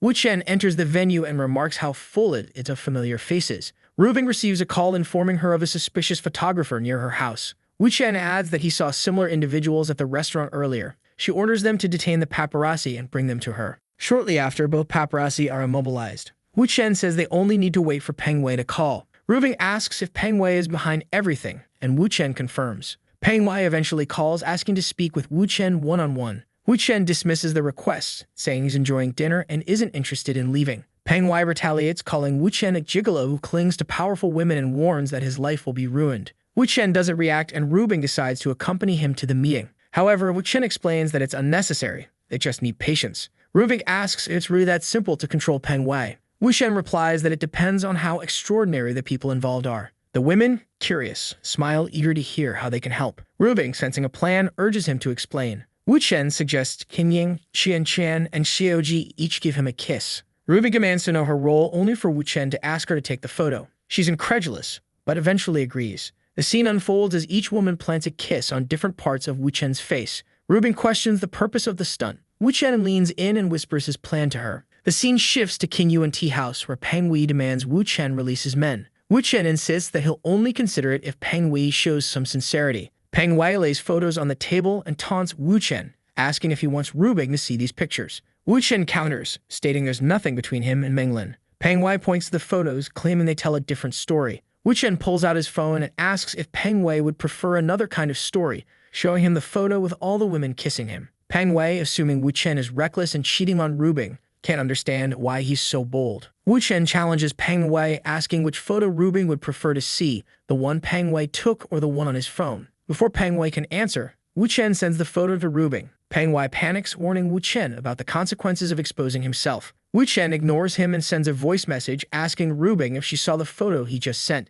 Peng Wei watches in disbelief at Wu Chen's confidence. Rubing replies, casually asking if Wu Chen means the photos she took with her sisters. Peng Wei is overwhelmed, trying to process how many women are involved in this dynamic. Realizing that Rubing isn't bothered by the pictures, Peng Wei understands he has no leverage. Rubing comments that if there's nothing more to say, she'll hang up as she has other matters to attend to. Wu Chen thanks her, then turns to Peng Wei and firmly states he doesn't like being threatened. Peng Wei, sweating, realizes he underestimated how powerful Wu Chen and his allies are. Acknowledging his miscalculation, Peng Wei offers to compensate Wu Chen for the trouble caused. Wu Chen asks if Peng Wei plans to pay him off with money. Seeing this as an easy solution, Peng Wei agrees and asks Wu Chen to name his price. Wu Chen asked Peng Wei if his company's annual profits exceed 100 million yuan. Peng Wei, already nervous, worries about how much he might be extorted. He quickly denies having that much money. Wu Chen reassures him, saying he won't ask for money because that would be extortion. Now utterly confused, Peng Wei asks what Wu Chen wants. Wu Chen explains that he's been interested in entering the entertainment industry and is looking for a partnership. Realizing Wu Chen doesn't want money or his life, Peng Wei feels relieved. He immediately agrees, saying that if it's a partnership, it's entirely possible. Wu Chen then reveals that he plans to establish his own company and needs 2 favors. Peng Wei, eager to cooperate, assures Wu Chen that even if it's 20 favors, he'll help. The first request is for Peng Wei to apologize to Miss Menglin and compensate her however he sees fit. The second is to provide information on a certain Sheng Long and his connection to Yao Yao, then make it public. Peng Wei knows Sheng Long is extremely famous and holds shares in Hezong Group, which employs Peng Wei. Revealing such a scandal could put Peng Wei's life in danger. At the same time, Peng Wei suspects this is Wu Chen's way of testing his sincerity to gain favor with the Liu family. Considering Wu Chen's connection to the Liu family, Peng Wei agrees to leak the information. Shortly after, Peng Wei confirms that the evidence is sufficient. Wu Chen asks if he can post it this week. Peng Wei assures him it will be live soon. Wu Chen thanks him, saying he won't take up more of his time. An hour and a half later, Menglin arrives. Peng Wei introduces himself, saying it's an honor to meet her. She brushes him off, saying they're all busy people and should get straight to business. Peng Wei bows and swears that nothing like this will ever happen again. Menglin finds it odd that he's so adamant about there not being the next time. She cuts him off, telling him to stop apologizing and get to the point, trying to resolve the Sheng Long issue. Peng Wei offers her 30 million yuan. Menglin hesitates, thinking it's a bit low, but agrees to settle the matter quickly. Peng Wei thanks her for being straightforward, but then notices something strange. Menglin is writing him a check for 30 million yuan, assuming that's the price to bury the photos. He quickly clarifies that the 30 million is for her. Menglin, confused, asks why. Peng Wei explains that it was part of the deal he made with Wu Chen. The money is compensation for the psychological distress he caused her. Menglin realizes Wu Chen has already resolved everything and that she's simply here to receive compensation. She asks if Rubing was involved in this plan. Peng Wei denies it, saying he doesn't even know who Rubing is. He only negotiated with Wu Chen. Menglin concludes that Wu Chen didn't even leverage the Liu family's influence, though his connection to them likely played a role. Feeling flustered, she accepts Peng Wei's apology and the money, deciding they'll part ways. For Peng Wei, this is ideal. He doesn't have to pay out of pocket and can put the issue behind him. He stands up, saying it's best if they never meet again. Menglin calls Wu Chen, informing him that she just spoke with Peng Wei. He asks if everything went smoothly, and she confirms it did. However, she invites him to dinner, saying she'd like to discuss something. When they meet, she shares that Peng Wei was acting strangely and admits she's curious about what Wu Chen did. He brushes it off, saying it was nothing major and that the money was just part of the negotiation. Menglin presses further, wanting to know why Peng Wei seems so obedient. Wu Chen winks and replies that it's a complicated topic and suggests they talk about simpler things instead. They shift to discussing music and romantic relationships. Menglin notices how easy and engaging it is to talk with Wu Chen, feeling like the conversation has endless topics. She also realizes that even when Rubing entered her space, she didn't seem overly concerned, which makes Menglin wonder if her actions would even matter. She moves closer and asks if he'd like to play the piano. At first, it seems like a subtle invitation, but she genuinely sits at the piano practicing with focus. After some time, she stands up and praises his compositions, calling them deeply moving. Suddenly, Wu Chen pulls her close. Blushing, she asks if they know each other well enough for this. Without answering, he kisses her passionately. She playfully remarks that it feels like they've known each other forever. He smiles and replies, "Better late than never." The next morning, Menglin wakes up to sunlight streaming through the room. Looking to her side, she immediately knows what happened. She crossed the line with Wu Chen, and now there's no turning back. Already in the bathroom, the poor girl is disappointed in herself, saying she only called him to give him a little kiss, but she lost control. She tells herself that she's become a dirty woman who seduces other people's boyfriends. And at that moment, she remembers Robin asking when she was going to sleep with the boy. And obviously, now she has no idea how she's going to face that woman. What if our guy shows up saying she woke up early? She's all twisted up, unable to say anything, and he asks what's wrong. She then asks him please not to tell Leah Rubing about what happened. This is the only way she can deal with it. He simply says that Leah Rubing isn't going to ask, so she doesn't have to worry. She was too lazy for that, but maybe she would confront her directly.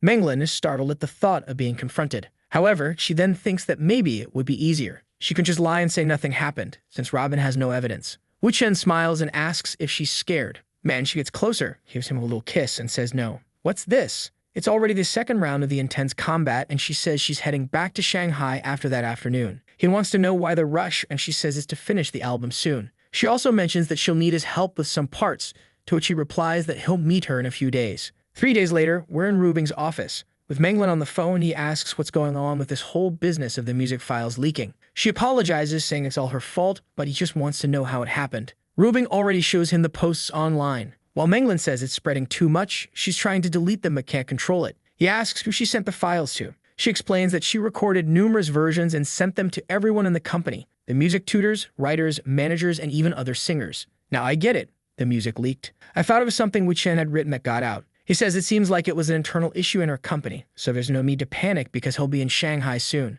Rubing asks why he seems so excited. He replies that he needed a reason to go to Shanghai, and it appeared right in front of him. Rubing questions if he's thinking about pursuing Menglin, but he denies it, saying he's not the type of person who only thinks about chasing women. Immediately, she asks if he's planning to pair Menglin's family with Ruilong's too. Considering so many dangerous plans, he needed to take better care of himself. Wu Chen asks if she's jealous, to which she says yes, she's very jealous indeed. He tells her that since she bet with Menglin, she now has to be willing to lose too. Rubing says that doesn't matter and wants to know how he's going to make up for her jealousy. He gives her a classic kiss, and she points out that they're still in the office. From the mood shift, you already know what happened, right? Lots of documents were signed. By midday, he's already in Shanghai, sending a message to that Peng Wei, asking him to investigate some people. Gaia Bao asks our guy to visit him once everything is resolved, to which he agrees. In another part of the city, in some buildings, people wonder why there's so much fuss just to receive this Wu Chen guy. Another man in a suit says not to worry too much and just follow the boss's rules. Menglin is all smiles, saying he finally arrived.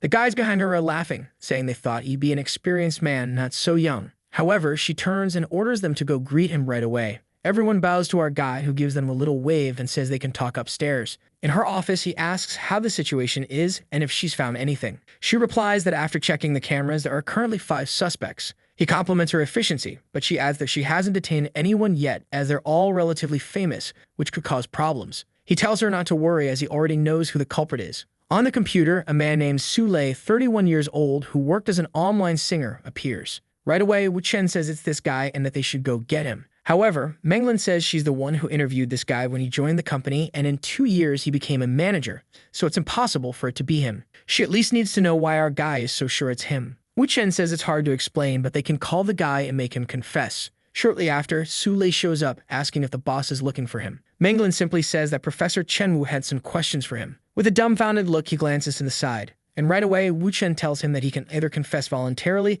or Wu Chen will call someone named Xia Xiaobin to make him talk. The guy starts sweating bullets, and Xiaodi knows this is someone who belongs to a paparazzi club called Magic Cube. Sule adjusts his glasses and says he doesn't really understand what Wu Chen is asking. Wu Chen just asks if he's still using the number that ends in 6546 and if the money was transferred to his stepmother's account. Sule knows everything Wu Chen said is correct, but they aren't conclusive pieces of evidence, so he doesn't need to admit to anything. He tells Wu Chen that his suspicions are personal, that he'll need clearer evidence. Wu Chen turns to Menglin and says that if she doesn't trust him, there's no reason for him to be there. But Wu Chen then asks Sule if he really thinks he'll leave this place unscathed. Still, Sule turns to Menglin again and says they can call the police if they have a problem. Besides, they can't restrict his right to leave. Menglin asks him one more time if he did it, and suddenly, he yells that he didn't. Wu Chen tells him to stop yelling and to come to his office so he can check his computer. Now Sule is pleased, thinking the guy is an idiot because he already deleted all the files. In Sule's office, he crosses his arms confidently,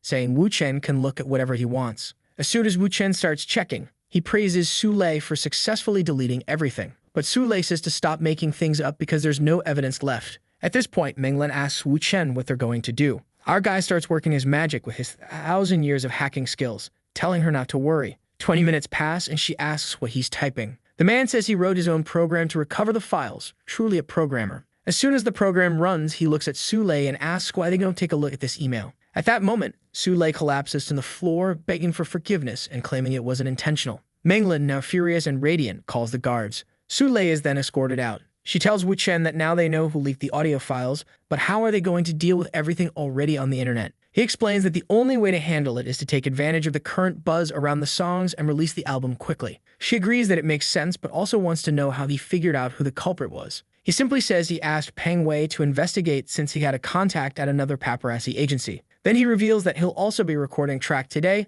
leaving her a bit confused. The cheeky guy says it's a song to troll the entire music industry. She's unsure how this will help with the leaked music problem. Obviously, the next day, Zhuang Xiaodi is already talking about how her song is going viral with over 40,000 views. Menglin comments that it's sparking a lot of controversy and everyone wants to roast the guy. From the comments, it's clear he slammed all the artists, calling them a bunch of untalented fools. Menglin is a bit puzzled because the song is very popular but simultaneously damages his reputation. At this moment, the music producer Yu Xiao walks in, asking if it's true that her entire album was made by Wu Chen. She confirms it and asks why he's asking. The producer smiles and says that's perfect, calling Wu Chen a genius. Menglin asks him to explain further. The producer explains that now that her song is going viral online, with everyone wanting to criticize Wu Chen as soon as she releases her songs with him as the director, everyone will want to check them out. She realizes that what Wu Chen did was use the criticism as a trap to pique people's interest in her upcoming release. Now her album would launch with the popularity of the leaked music, coupled with Wu Chen's newfound fame, making the chances of success very high. She's already thinking about how she can thank him for all the help he's been giving her. The producer continues discussing their success, and Wu Chen simply says it's the best he can do for now. Menglin starts to say something, but he turns around and says he has some things to take care of and will message her later. An hour later, he's at the Florer's restaurant. He tells Xiaodi that here's the script for a movie, and she should hand it to Mao Rusong when he arrives. Upon seeing the USB drive, she realizes this is critical company material and suggests he handle it personally. But he insists that she's the one who has to deal with it since he's appointing her as president of Shanghai Entertainment Company. This guy is starting to remind me of that billionaire kid, putting all the coins to work. She's left speechless, unsure how to respond when some guys show up. Two real estate moguls from Shanghai, Kai Chenghong and Qi Jun. Kai Chenghong, the one in the floral shirt, says it's a delight to see the school beauty in person now. He jokes that he thought she would have found someone better since she rejected him. Xiaodi gets upset, but Wu Chen tells her to ignore him. Kai Chenghong then says to Qi that she was the school beauty, and Qi replies that her company must be quite comfortable. He looks at her and asks how long she's been with that weirdo, and if she's had enough fun with this rich boy. I thought these guys had been invited, but clearly, they just showed up unannounced, finding her since they're in her hometown. She tells them to shut up and stop talking nonsense. Then she turns to Wu Chen and asks him not to listen to those two. Kai Chenghong is thinking that since the guy hasn't done anything so far, he must be easy to handle. Wu Chen simply turns to her and tells her to throw the glass of water. She's a bit confused, but he just says not to be afraid. With that, she closes her eyes and throws it right in the idiot's face. He steps forward to slap her, saying she'll have to take a beating now, but Wu Chen gives him a quick kick to the knee, making him fall face first onto the table. Well, not just his face, it almost cracked his skull open from the looks of it, and he gets up all twisted. Kai-jun asks what happened, and he says he got kicked. Right away, both of them turn back, realizing who did it. But Wu Chen claims he would never kick a colleague in front of them. Without evidence, it's nonsense. Kai-jun, however, says he'll check the security cameras to settle this. Wu Chen remarks that it's a shame since he and Xiaodi were seated in an area of the hotel where the cameras don't reach. Kai Jun realizes the sly guy admitted and didn't admit it at the same time. Wu Chen then tells them to hurry up because Kai Cheng-hong is losing consciousness. Poor Kai Cheng-hong was practically on his way to the afterlife. Wu Chen tells them to go to the hospital quickly, and Kai Cheng-hong leaves, saying he won't forget his face. Xiaodi tries to hold him back, but he tells her not to worry, they were just two idiots. Still, she's afraid, saying those two are filthy rich and have always been above the law. He doesn't care and says she shouldn't apologize for putting him in danger. Then he kisses her forehead and says he won't let her suffer such injustices anymore. Next time, he tells her to smash a wine bottle over their heads and let him handle the rest. 3 hours later, it seems they've already talked to Mao Rusong. Apparently, the dinner didn't happen at the restaurant, and she offers to help him clean his back. But Wu Chen tells her that she's been working hard too and needs to relax. Getting closer, he says it's time to leave the stress of the past days behind. He receives a message from someone asking for a meeting, and it seems to be Liu Rubing's father. The next day, he tells Xiaodi that she'll undergo training with Mao Rusong, and he'll pick her up in the afternoon. Meanwhile, a bald gangster shows up, saying Wu Chen will either pay with his life or pay in cash. Wu Chen simply notes that he doesn't know who sent them, but he doesn't have time for this today. A stocky guy with spiky hair steps forward to punch him, but Wu Chen easily dodges and counters with a punch to the mouth. The bald guy orders everyone to attack at once, but Wu Chen tells Xiaodi to step back. With that, he delivers a kick to one guy's face, a punch to another's ribs, and an elbow to the last one's stomach. Then the bald man smirks, threatening to kill Xiaodi if Wu Chen moves. But Wu Chen casually takes a phone out of his pocket and throws it, hitting the bald guy square in the forehead. Before checking if the guy went down, he turns to Xiaodi, thanking her for not getting hurt. He picks up the bald man's phone to find out who's behind the attack. He quickly discovers it was the two brothers from the restaurant. Xiaodi apologizes again, but he reassures her it's not her fault. Now he's thinking that since they're so persistent, he can't let this slide. The scene shifts to a restaurant where that monk from before meets him, saying he wanted to see Wu Chen since he's in Shanghai. Wu Chen responds that he called the monk there because he knows he's about to deal with the Liu family. However, there's a prisoner he wants to hand over first. He pulls out a USB drive and asks if the monk knows about the Xianqi real estate company. Here comes more gossip and dirty secrets. The monk says the company belongs to two brothers from the family, but it's nothing significant. Another man chimes in, saying as far as he knows, they don't even have family backing, they are just pawns for a leader. Wu Chen reveals that the leader behind everything has been dead for some time and the brothers took over. On the USB drive are files detailing all their dirty deeds, enough to take over the company. An older man asks what this talk of taking over the real estate company is all about. Another asks what the brothers did to make Wu Chen so determined to destroy them. Wu Chen simply says he doesn't want to see those guys causing trouble anymore and asks if they're interested. The men, seeing a risk-free deal, agree enthusiastically. Wu Chen smiles and says they're now allies with the Gu family. The monk agrees, saying they're now billion-dollar allies. They toast to the new alliance. 3 hours after the dinner, Wu Chen is in bed, where he's never alone, saying the issue with the Qi brothers has been resolved. Just then, he gets a call from Rubing, complaining that he's causing quite a stir for someone who hasn't called her in 2 days. He asks what she's talking about, and obviously, it's about Menglin's new album. Everyone now knows he wrote all the lyrics and compositions for the songs. Rubing comments that it seems Professor Chen Wu was eager for Menglin's debut. Poor Wu Chen didn't even know the album had been released because he was busy. Rubing tells him to come to the city soon because something bigger awaits him at home. But the next day, he gets a call from Menglin, saying they have a problem. The #1 trending topic on TikTok is the relationship between Wu Chen and Menglin, and it's something everyone apparently needs to know. He responds that the only reason this post gained traction is that she's famous, and since he's part of the album, there's no need to worry. She tells him to stop joking because he knows the truth, but he asks her to stay calm because these fabricated stories will soon disappear. However, she warns him that journalists are swarming outside the company and asks if she should say something online to clarify the situation. At this point, she's afraid because there's a fake rumor and the actual truth. He tells her to relax and instructs her and the company not to say anything. The most important thing, he says, is to fire the company's public relations assistant, Chungi.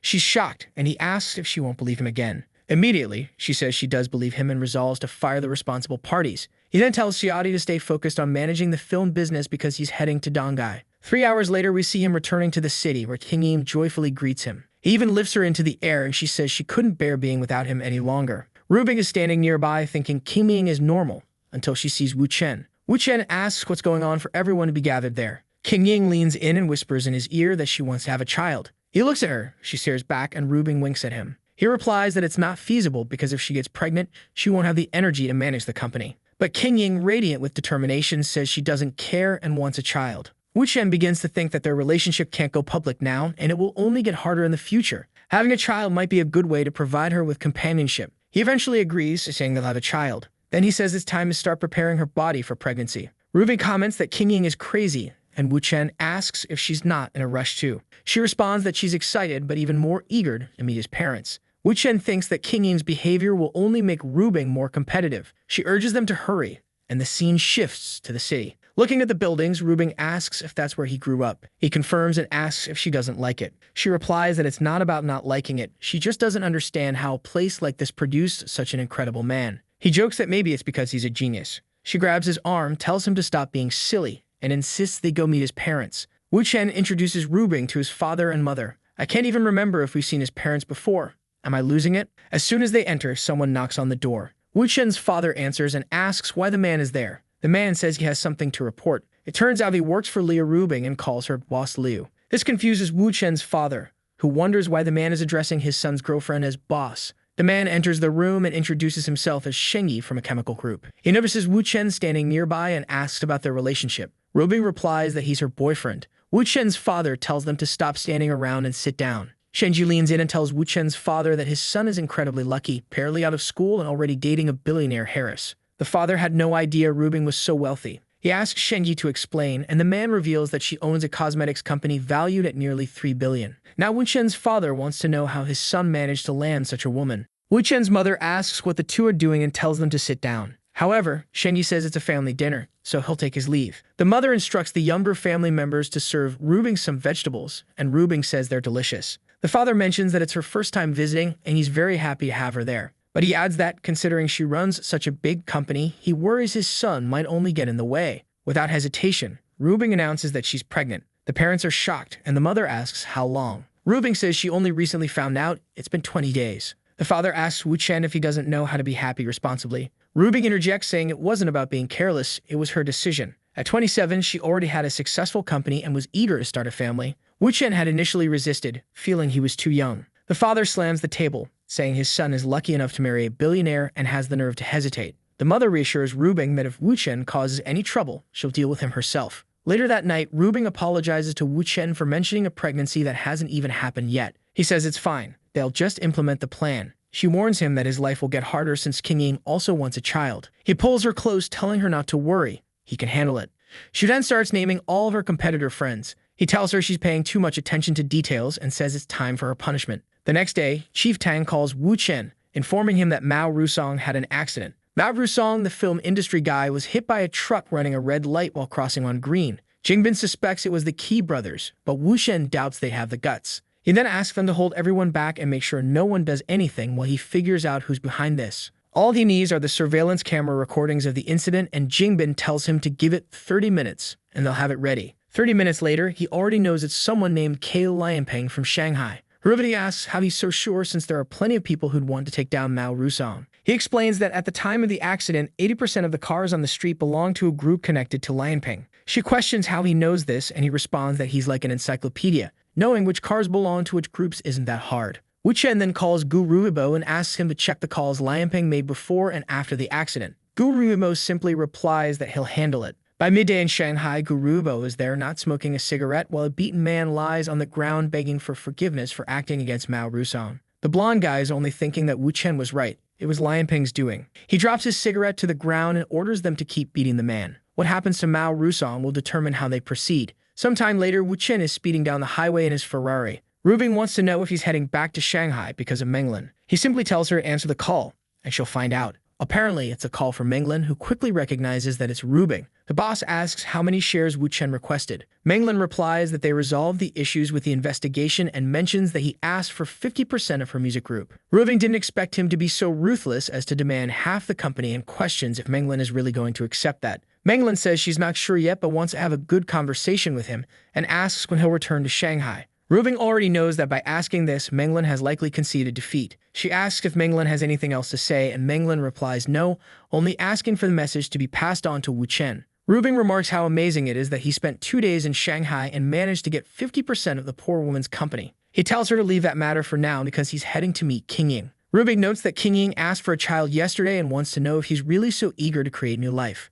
Wu Chen responds that she's imagining things because all he's going to do is deliver some documents. Clearly, she's not very pleased. 40 minutes later, he's in front of a building. He knows that when King Ying gets pregnant, even though his father isn't in the best health, he'll find out. For an elderly man not to know who the father of his grandchild is could be fatal, even causing his death. Furthermore, if rumors like this start to leak, it could devalue the company's stock. His presence there is to ensure none of this happens. He asked a woman if Mr. Su is around, but King Ying, who's nearby, stands up happily. She asked another girl to calculate some data on cosmetics companies. The girl is confused about the request but agrees. The door closes and King Ying jumps on Wu Chen, saying she's so happy he came to see her at work. It seems he must be eager to start the plan, but he asks her to calm down a bit. At that moment, the door opens. The richest man in Donghai and her father, Su Ruwen, walks in, commenting on some documents from the morning meeting. But he quickly notices his daughter acting strangely and wonders who the young man beside her is. She introduces Wu Chen to her father and vice versa. The moment Ruwen hears Wu Chen's name, he recalls it as the name of the person who took her away from the golf game once.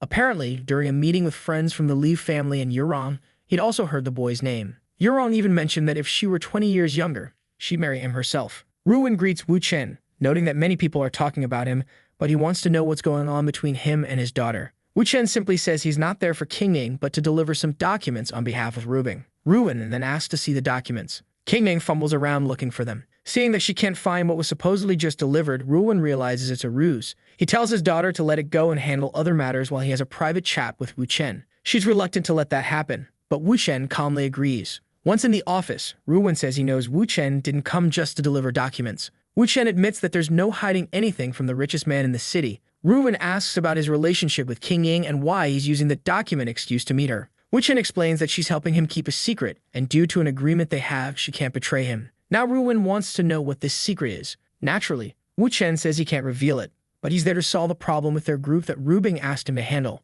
Ruwen chuckles, remarking how amusing it is that Ruben knows about a problem. Ruwen says it's funny how Ruben knows about a problem that even he, the owner of the company, isn't aware of. At that moment, Wu Chen mentions the name Xu Zhenyuan. The father says that guy is a bit messy, but highly capable people tend to be like that. He doesn't think there's anything wrong with him or that he will do anything against the group. Wu Chen says the guy hasn't done anything yet, but the problem isn't that he will cause trouble. It's that his presence itself is a problem for the group. The father asks him to explain, and our boy mentions that King Ying wants to become a director there. Ruwen asks if he's saying that Xu Zhenyuan will be dissatisfied when King Ying becomes president. Wu Chen warns that once she becomes president, Xu Zhenyuan will undoubtedly spark a power struggle. The best way to avoid this is to deal with him now. So Ruwen, King Ying's father, wants to know how Wu Chen and Ruben plan to resolve this. Wu Chen bluntly suggests either sending the man to prison or shooting him. Ruwen is startled. He points out that sending Xu Zhenyuan to prison would require leveraging old smuggling charges from years ago. And the idea of shooting the man isn't something he expected from Ruben or anyone else.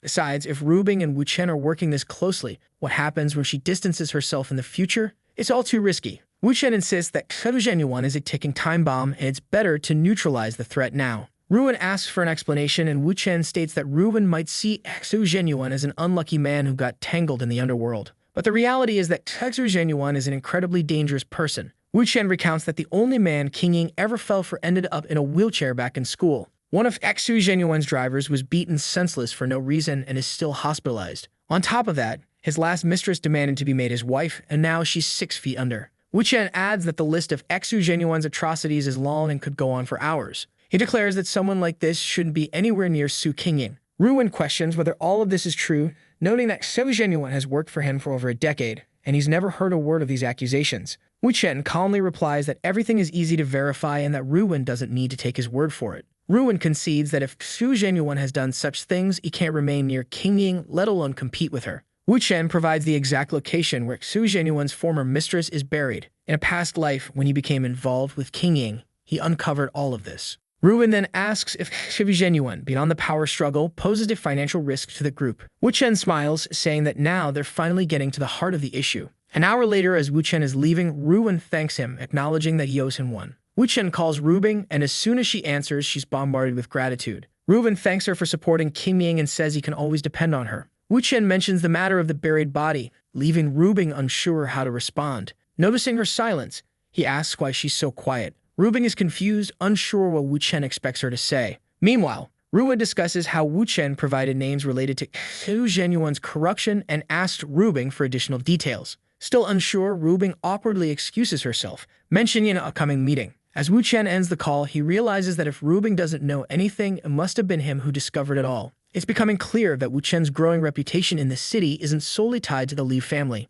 The scene shifts to workers digging, and suddenly they inform their boss that they found the remains of a woman. The body was inside a suitcase, confirming to Ruwen that Wu Chen was telling the truth. Back with Wu Chen and his companions, Rubing warns him not to put her in situations where she doesn't know how to respond. King Ying adds that she was scared too, and Wu Chen showed up to speak with her father. Their boss jokes, asking if Wu Chen has some kind of superpower. Wu Chen keeps his thoughts to himself, knowing it's better to hide his abilities. Kenshin gently touches his face, teasing that he's always pulling stunts like this. He then jokingly asks if she's also planning to have a child, to which she, flustered, replies that she's too young for that. He taps her forehead and says in that case she's not allowed in his room tonight. The poor girl pleads for him to stop bullying her. He walks away laughing, saying there's something he needs to talk to Kenshin about. On the balcony, she asks what it is. He asks her never to tell anyone how they first met without his permission. Kenshin responds that they met at a bar and chatted, so plenty of people had already seen them together. He realizes she doesn't even remember that on that day he had predicted everything she said because he wasn't afraid to reveal his power. He gently strokes her hair and says it's fine, but just to keep it a secret.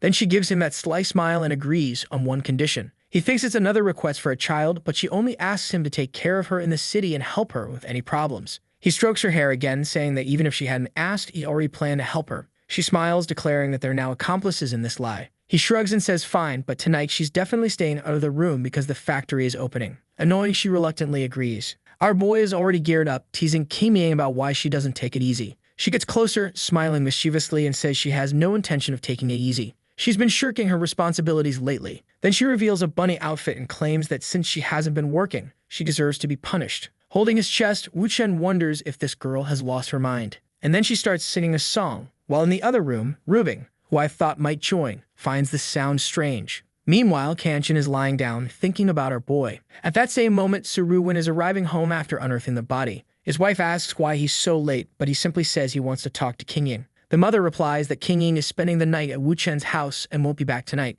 Immediately, he's startled and asks, whose house? The mother reassures him that it's Wu Chen's house, but she's meeting Rubing there. The father starts getting suspicious because everything seems to involve this boy. A week later, Wu Chen is strolling stylishly with Rubing by his side. One of the Liu family members greets them, saying the father asked him to wait there for them. Wu Chen calmly tells him not to worry as they're fine. The man then shows them the way and tells them to go ahead. As soon as they enter, Wu Chen suggests they head to a quieter place. That's when Yurong appears. This woman can't possibly be 41, calling out for dear Wu Chen. Rubing quickly tells her to behave since Wu Chen is her husband and there are plenty of people around. Yurong leans in and whispers that she'd never cause trouble for her man. Rubing seems ready to fight, but Yurong points out that something is off because Su Ruwen, King Ying's father, wants to talk about Wu Chen. Rubing asks what Yurong said in response. Yurong shrugs, saying that's the least important thing. They need to know what Su Ruwen is planning. Wu Chen whispers to Rubing, telling her to go talk to King Ying and pass along certain information. He urges her to hurry and leaves, saying he understands. Yurong then admits she feels bad every time she sees how publicly intimate he and Rubing are. Wu Chen raises his glass, suggesting they find a quieter spot, and the two walk off. They come across a small cabin, and as soon as Wu Chen sits down, Yurong, the predator, pounces. Meanwhile, a minute earlier, Su Ruwen was wandering around looking for Wu Chen. He approached Rubing, asking where Wu Chen was because he wanted to thank him. Rubing replied that Wu Chen was negotiating business with Yurong in that direction. She feels confident she made the right decision. Su Ruwen starts walking in the direction Rubing indicated, wondering why he can't find the two of them anywhere. That's when he hears a peculiar sound. Turning to the side, he witnesses a deadly scene. He immediately remembers Yurong once saying she'd marry Wu Chen if she were 20 years younger. Not to mention, the relationships surrounding this boy are getting way too complicated, and he can't fathom why two such extraordinary women are interested in him. Yurong hears something nearby and stands up to check, but Wu Chen manages to hide in time. Apparently, he did this on purpose, ensuring that Su Ruwen would find out. Su Ruwen walks away, puzzled as to how Yurong could have fallen for a man 20 years younger who is already dating someone else. If a scandal like this were exposed, the high society of the city would be thrown into chaos. He didn't expect that Yurong's statement about marrying someone 20 years younger was actually true, especially with Rubing involved in all of this. That's when he recalls that his own daughter, King Ying, is secretly helping Wu Chen, making him wonder if there's something between them too. Suddenly, the three women, Rubing, King Ying, and Yurong, show up calling for him. Rubing asks if he found Wu Chen. He lies, saying he tried his best but couldn't locate him. Rubing replies that it's fine and says she'll just call her husband. Meanwhile, some people are checking social media and discover that a group in Shanghai has been arrested for hiring assassins. Kim Yang asks what's going on, and Rubing explains that the two key brothers were people who mess with Wu Chen. At that moment, Wu Chen walks in, asking what the current topic of discussion is. Seeing Su Ruwen, Wu Chen greets him, and Su Ruwen, smiling awkwardly, says he was looking for him earlier, but now wants to speak with him alone. They end up discussing the matter of the buried body and related events. A few minutes later, Wu Chen is walking with Rubing in his arms, saying that their wedding is about to begin. She asks if Su Ruwen said anything important, and he replies that for now, no, which is why she'll have to handle everything. Rubing complains, saying that after all the chaos he caused, she's left to fix the problems. He's too cruel. Wu Chen kisses her cheek, saying it has to be this way because his Rubing is incredibly smart. Later that evening, Su Ruwen approaches Rubing and asks if she's alone. She replies that she is because Wu Chen went out to handle some matters. He sits down beside her, saying he has something important to discuss. He mentions Yurong's name and asks if she's aware of her relationship with Wu Chen. Rubing responds that she used to see Yurong as an idol, but lately, she regards her as just another shameless woman. Su Ruwen is shocked. Rubing remarks that it seems he already knows about Yurong's relationship with Wu Chen. The old man is stunned, realizing she's aware of everything. She reveals that Wu Chen enjoys the thrill and, in addition to Yurong, has numerous women. However, she doesn't mind because at the end of the day, he's marrying her. Su Ruwen, baffled, asks why she prefers Wu Chen over Jin Rulong, considering their similarities in certain ways. Rubing answers that it's because Wu Chen is unique, is the best man there is and the strongest of them all. The old man thinks she's exaggerating, saying it's not like Wu Chen is some god on earth. But Rubing tells him to look into the recent incident with the brokerage. It was all orchestrated by Wu Chen. He asks how that's related to Wu Chen, and she reveals that the whole situation happened because one of the brokerage's men offended one of Wu Chen's lovers. The old man asks if the Tang and Gu families are truly willing to work so closely with Wu Chen. Rubing confirms, adding that Wu Chen often goes to great lengths when it comes to the women around him. She also mentions that he recently made another move. On her phone, news breaks about the famous actor Sheng Long cheating on Yo Yo, causing the stocks of the Hezong company to plummet. The old man is curious about which of Wu Chen's lovers is behind this scandal. Rubing, disappointed, reveals it's the youngest one, and Menglin. She explains everything that happened with her music release and how Wu Chen handled the situation. The old man listens intently as Rubing continues to praise Wu Chen and all the chaos he's caused. Then the old man mentions that most of the company board now supports King Ying and asks if that's Wu Chen's doing too.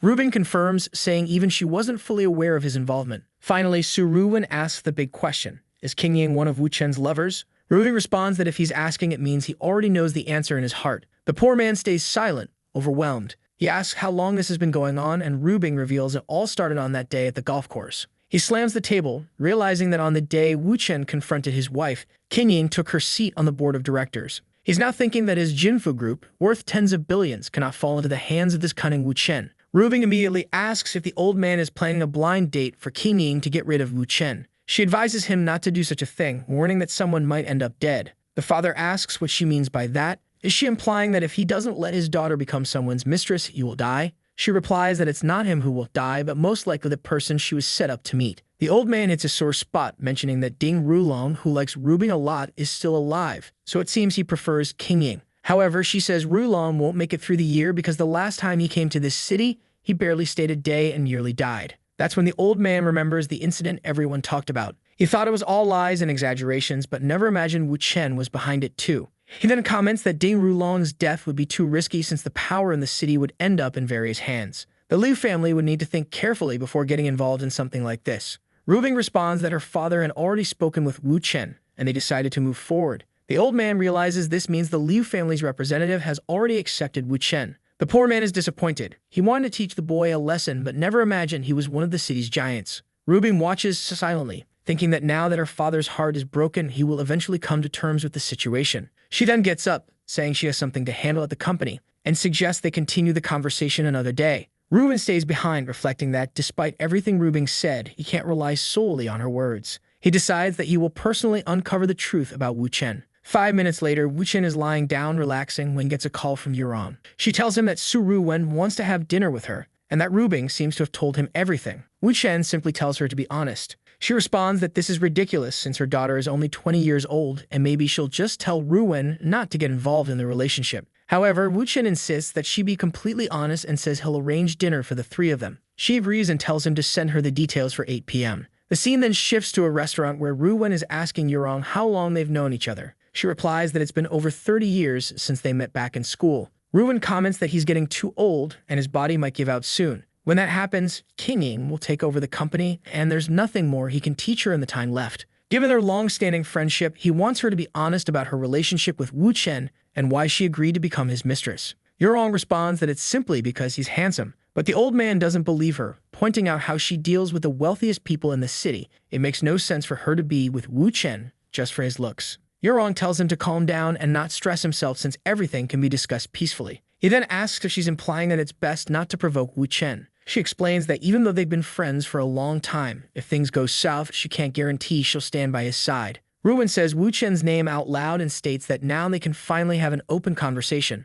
Wu Chen appears, greeting them and remarking that they've met again. The old man glares at him, acknowledging that he's really opened his eyes to the situation. Wu Chen sits beside Yurong and jokes that Ruwen is taking things too seriously. However, since he's King Ying's father, there are things he feels he shouldn't hear. Holding his glass, Ruwen thinks to himself that he's being threatened and not taken seriously. He then pulls up his sleeve, revealing a scar, and asks Wu Chen where it came from. This is because he heard the young man is a master of information with almost mystical powers. Wu Chen glances at the scar and notes that it must have been there for a long time. In truth, Ruwen is testing Wu Chen by fabricating a story about the scar. The only people who know the real story are his wife and one other brother. Meanwhile, Yurong knows that Ruwen is testing whether he can trust Wu Chen. But Ruwen made a mistake by asking this to the biggest gossip in China. Wu Chen immediately says it was from October 8, 1990, when Ruwen was about to turn 20 and was in northern Myanmar. The old man instantly realizes that Wu Chen has accurately pinpointed the date and location. Wu Chen continues explaining that Ruwen got involved with a jade mining gang, a fight broke out, and he ended up getting stabbed and shot. Ruwen admits that Wu Chen is correct, it happened 30 years ago, but still feels fresh in his memory. He then asks what else Wu Chen knows about him. Wu Chen replies that he knows a lot, including matters involving someone named He Meijuan, and wonders if Ruwen wants him to go into details. The old man freezes. This must be a lover or something of the sort. Yurong knows that He Meijuan is the central figure of the family, which is no weaker than the Liu family. So it's a woman, huh? Yurong starts wondering if there's a relationship between the two of them. She always believed his marriage was perfect, and as a friend of 30 years, she doesn't want to hear these secrets. She then gets up, saying they can continue their conversation later and to call her if needed. Wu Chen asks the boss if he should keep going. Ruwen just signals him with his hands. Our guy then says he knows Ruwen met her 12 years ago, but they stopped talking 8 years ago. That's because after dating for 4 years, she wanted him to divorce his wife, but of course he didn't want to, so he left her. To ensure she didn't retaliate, even revealed some of her business secrets to her rivals, which kept her too busy to think about revenge. Ruwen is now confused. The Jinfu group is the most important thing to him. He'd do anything to stay at the top. The problem now is that in theory, the person in front of him shouldn't know any of this. So he orders Wu Chen to answer truthfully how he knows all of this. Wu Chen says he just investigated. But Ruwen points out the obvious.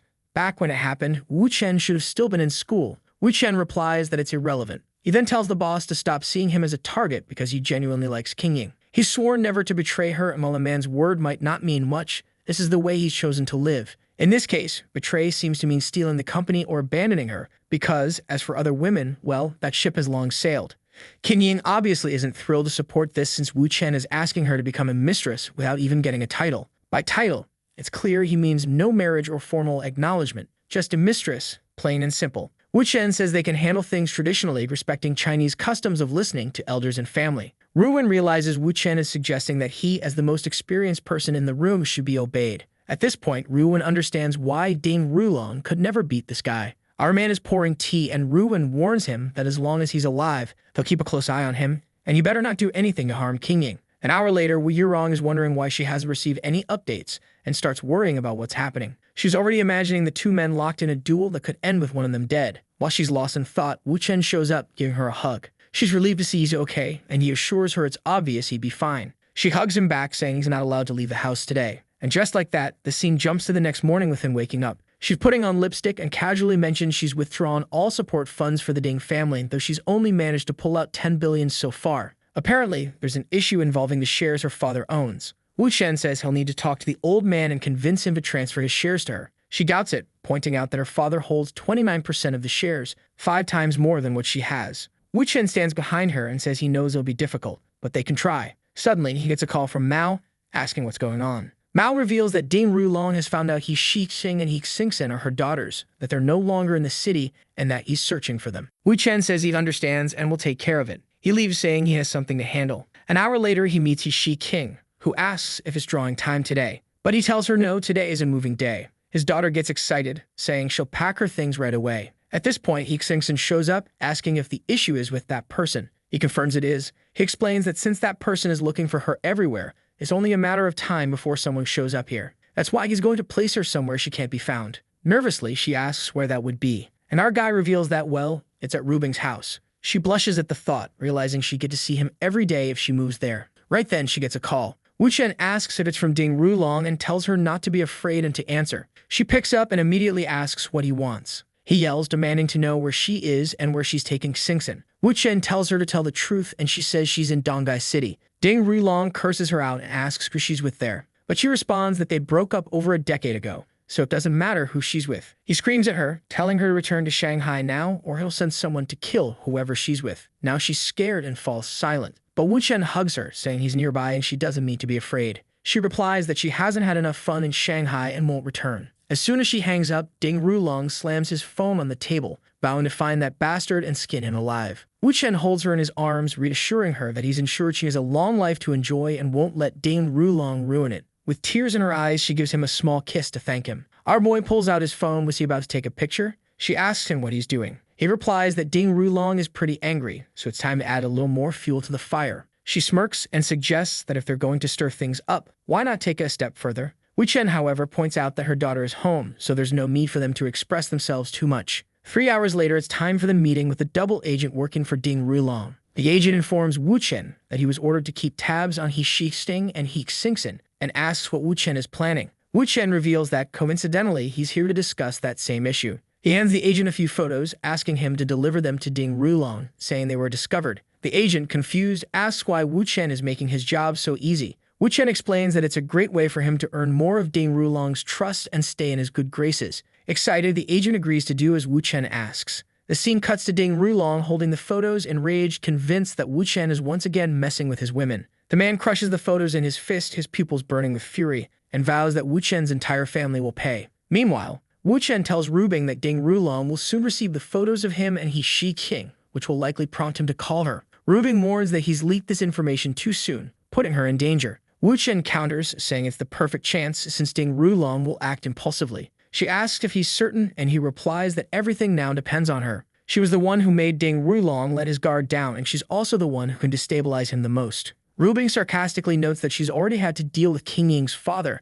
and now Wu Chen is giving her another problem. She remarks that she's basically turned into his employee. But Wu Chen, ever clever, responds that he belongs to her just as much as she belongs to him. They're a team, and this is normal. Rubing tells him to stop spouting nonsense and asks for the new plan. Wu Chen explains that the goal is to make Ding Rulong as angry as possible, pushing him to act recklessly. She guesses he's trying to lure Ding Rulong back to Dongai and reminds him that he can't kill him there. Wu Chen replies that he never said he'd be the one to kill Ding Rulong. Confused, she presses him on what he'll do if Ding Rulong comes after him instead. Wu Chen assures her that one of Ding Rulong's many enemies will surely take justice into their own hands. He specifically mentions Lei Yu, the brother of Lei Shang, whose plans Ding Rulong had tried to sabotage. At that moment, Wu Chen receives a call. It's the double agent who informs him that Ding Rulong has put a 200 million yuan bounty on Wu Chen's head, and he's agreed to it because refusing would look suspicious. The agent also mentions he's planning to flee the country to avoid getting caught up in all this. Wu Chen tells him that running away is unnecessary. If Ding Rulong wants him dead, he should go ahead and try.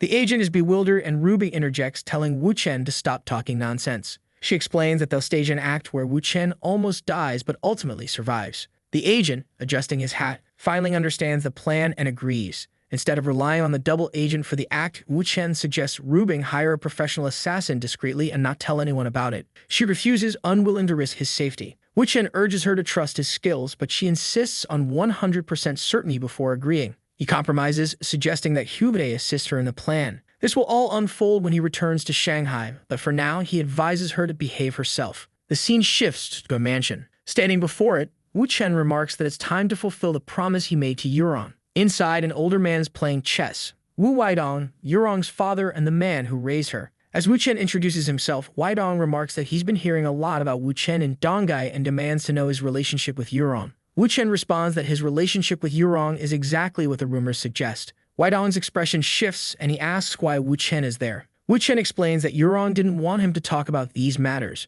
but given how many people are involved, he thought it best to bring it up. Weidong comments on Wu Chen's arrogance for his age but tells him to continue. Apparently, Wu Chen recounts the entire saga involving Ding Rulong, the Liu and Bu families, and the chaotic entanglements of the story. 20 minutes later, though it seems like it should have taken 3 hours, Weidong remarks that Yurong didn't tell him any of these details and asks why Wu Chen is sharing them now. Wu Chen says he's doing it out of respect for the senior of the Wu family and also to request that he transfer all his shares to Yurong. Wei Dong asks if Wu Chen has lost control of Rubing and is now trying to manipulate someone else. Wu Chen asks him to choose his words carefully, asserting that he's not manipulating Yurong. Wei Dong then questions whether Wu Chen, after playing around with the Liu family's daughter, intends to marry Yurong. Wu Chen says he wouldn't go that far. Their relationship is built on love and respect. He explains that he's asking for the shares to be transferred to Yurong because she's about to execute a major plan and he wants to help her succeed. He points out that Wei Dong must know she has two brothers who secretly work against her. If they were to join forces in a critical moment, it could sabotage her plan. That's why she needs the shares to strengthen her position.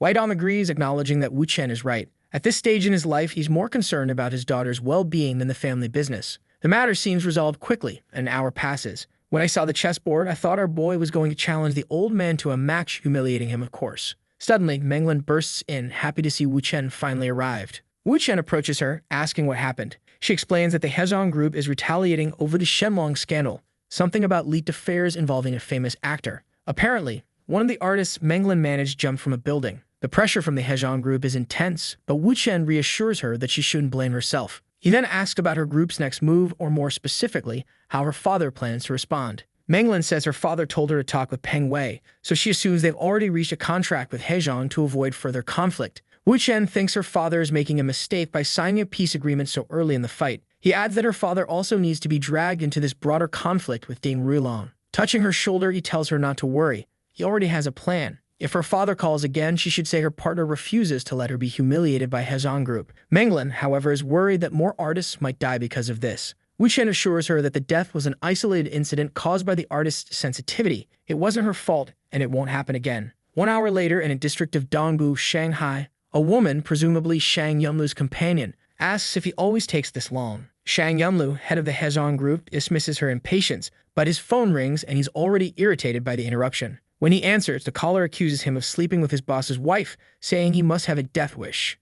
Shang Yunlu is startled, demanding to know who's speaking. The woman overhears this and becomes terrified as well. The caller reveals his name, Wu Chen. He hasn't told Shang Yunlu's superior yet, but he's given him a chance to resolve this quietly. Wu Chen instructs Shang Yunlu to come to Shanghai immediately, otherwise Peng Wei will publicly announce everything. Meanwhile, Peng Wei is nearby, thrilled that Wu Chen plans to use this scandal to cover up the artist's death. On the phone, Wu Chen reminds Shang Yunlu how quickly news spreads these days. Terrified, Shang Yunlu agrees to leave immediately and asks for the address. The scene shifts to Menglin's father, Huigo. Seriously, the story has introduced more waifu dads than any other. Huigo wonders who this partner of his daughter's is, the one escalating the situation instead of following his orders. Half an hour later, Wu Chen notices Menglin looking uneasy and asks what's wrong. Menglin says her father is on his way to Shanghai and seems furious about what Wu Chen is doing. Wu Chen shrugs it off, saying that was expected since they ignored his instructions and escalated the conflict. He reassures her that he'll explain everything to her father face to face.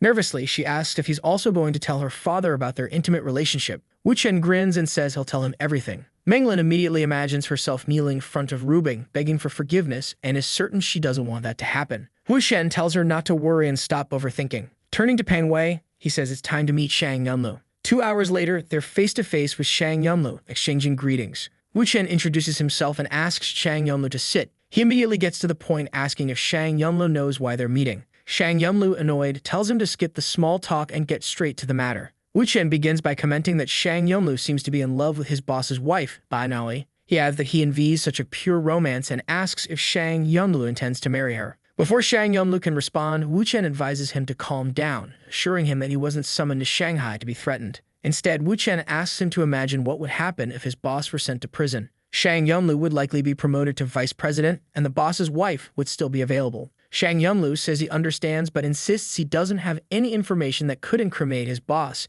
He's just an ordinary employee. Wu Chen laughs, telling him he's overthinking it. He doesn't need incriminating information or for Shang Yunlu to take any risky actions. Shang Yunlu, now curious, asks what exactly Wu Chen wants. Wu Chen replies that he's after the advertising department's files, specifically those labeled SC. Shang Yunlu immediately realizes Wu Chen is asking for all the scandal records the company has been involved in. Wu Chen stands confidently, saying that yes, he wants Shang Yunlu to delete everything after retrieving the files, ensuring the Hezong Group crumbles when the war begins, with their leader landing in prison. Shang Yunlu hesitates, admitting he's not tech-savvy and fears being discovered if he deletes the files. Wu Chen reassures him that he's already prepared a program that will erase everything without leaving a trace. All Shang Yumlu needs to do is run the program on the company computer, input the folder name, and press enter. Shang Yumlu finds it simple, but raises concerns about possible backups. Wu Chen smirks, explaining that those backups are stored in a safe at the boss's house. Shang Yumlu panics, saying it's impossible to access the office, let alone the safe.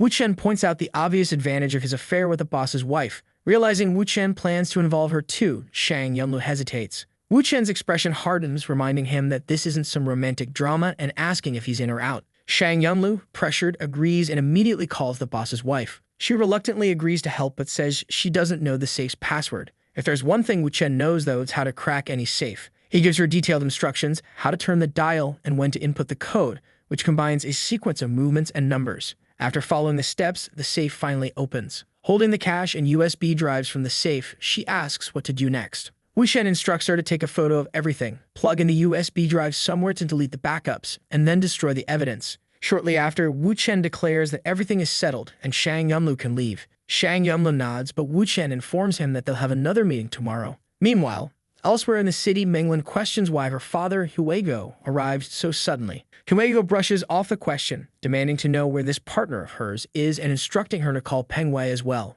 Menglin protests, reminding him that he promised not to interfere with her music career. Her father counters, saying the situation changed when he discovered 50% of the company's shares were transferred to someone else. Feeling cornered, Menglin nervously explains that the shares were given to support a genius. Huigo orders her to bring this so-called genius to him immediately. She reluctantly calls Wu Chen, warning him that her father is furious and wants to meet him. Wu Chen calmly replies that he didn't expect Huigo to be so impatient, but he's on his way. Half an hour later, Wu Chen enters the room and introduces himself as Wu Chen, her partner in music. Huigo greets him sarcastically, referring to him as a genius. Wu Chen downplays the label, saying it's an exaggeration and that he's nothing special. Huigo challenges him, asking if his reputation is fake. Menglin, watching nervously, notices that the conversation isn't going well. Wu Chen clarifies that his reputation isn't fake but tries to keep things humble. Huigo presses him further, asking if he's implying he's exceptionally talented. Wu Chen smirks and boldly admits that he's talented enough to become famous whenever he wants. Huigo stares at him for a moment before bursting into laughter, saying that among all the arrogant young men he's met, Wu Chen at least has courage. He then asks Wu Chen if his talent guarantees lasting popularity. Wu Chen calmly replies that he doesn't aspire to eternal fame as music is just a hobby for him. He emphasizes that he's not here to discuss his career. Turning to Menglin, Wu Chen gestures for her to come closer. Confused, Huigo wonders why his daughter is suddenly acting so shy and obedient. Wu Chen takes her hand and declares that he and Menglin will be together for the rest of their lives. Huigo nearly explodes, demanding an explanation. He confronts Wu Chen, saying he's heard rumors that Wu Chen is involved with another woman. Wu Chen candidly confirms, admitting that he's in a relationship with Leah Rubing, the eldest daughter of the Liu family. Enraged, Huigo scolds Menglin, asking what trick Wu Chen used to deceive her. Menglin tries to explain, but Huigo silences her, vowing to deal with Wu Chen himself. Wu Chen steps forward, calmly announcing that he and Menglin are officially dating. He also mentions that he's about to marry Rubing, but Menglin doesn't mind. Huigo clenches his fists, furious, and demands to know how Menglin could agree to be this man's mistress. Shockingly, Menglin admits it's true, saying Wu Chen treats her well and that they love each other.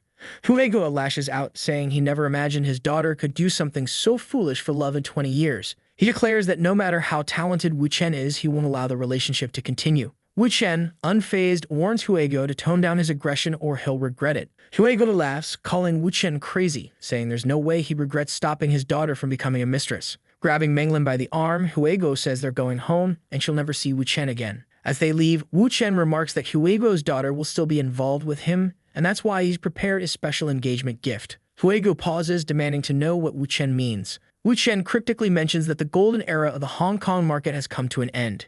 Huigo's family was in crisis because the entertainment industry was no longer as strong as it used to be. In addition, they had lost a significant market share to the Hezhong Media Group, worsening their situation even further. Huigo, impatient, asked Wu Chen to get straight to the point. Wu Chen then revealed that the engagement gift was 100 billion yuan. Huigo laughed, saying that such an amount could only be amassed after 3 generations of success, so it was obvious Wu Chen was bluffing. Wu Chen, however, warned him to consider the capital associated with Hezhong Media. If the two groups united, they would likely monopolize the entire Chinese entertainment industry. On the other hand, if this union didn't happen, the groups would end up exposing each other's secrets, which would only devalue the market for everyone. Huigo realized that Wu Chen had some scheme brewing behind the scenes. At that moment, Wu Chen snapped his fingers and called Peng Wei to enter. Peng Wei appeared, accompanied by Shang Yunlu, who walked in hesitantly. Wu Chen introduced Shang Yunlu as someone working for Hejiang, but now handling matters for him. Then Wu Chen handed some documents to Huego and asked him to take a look. As Huego examined the papers, he realized they contained detailed information about the entire entertainment industry.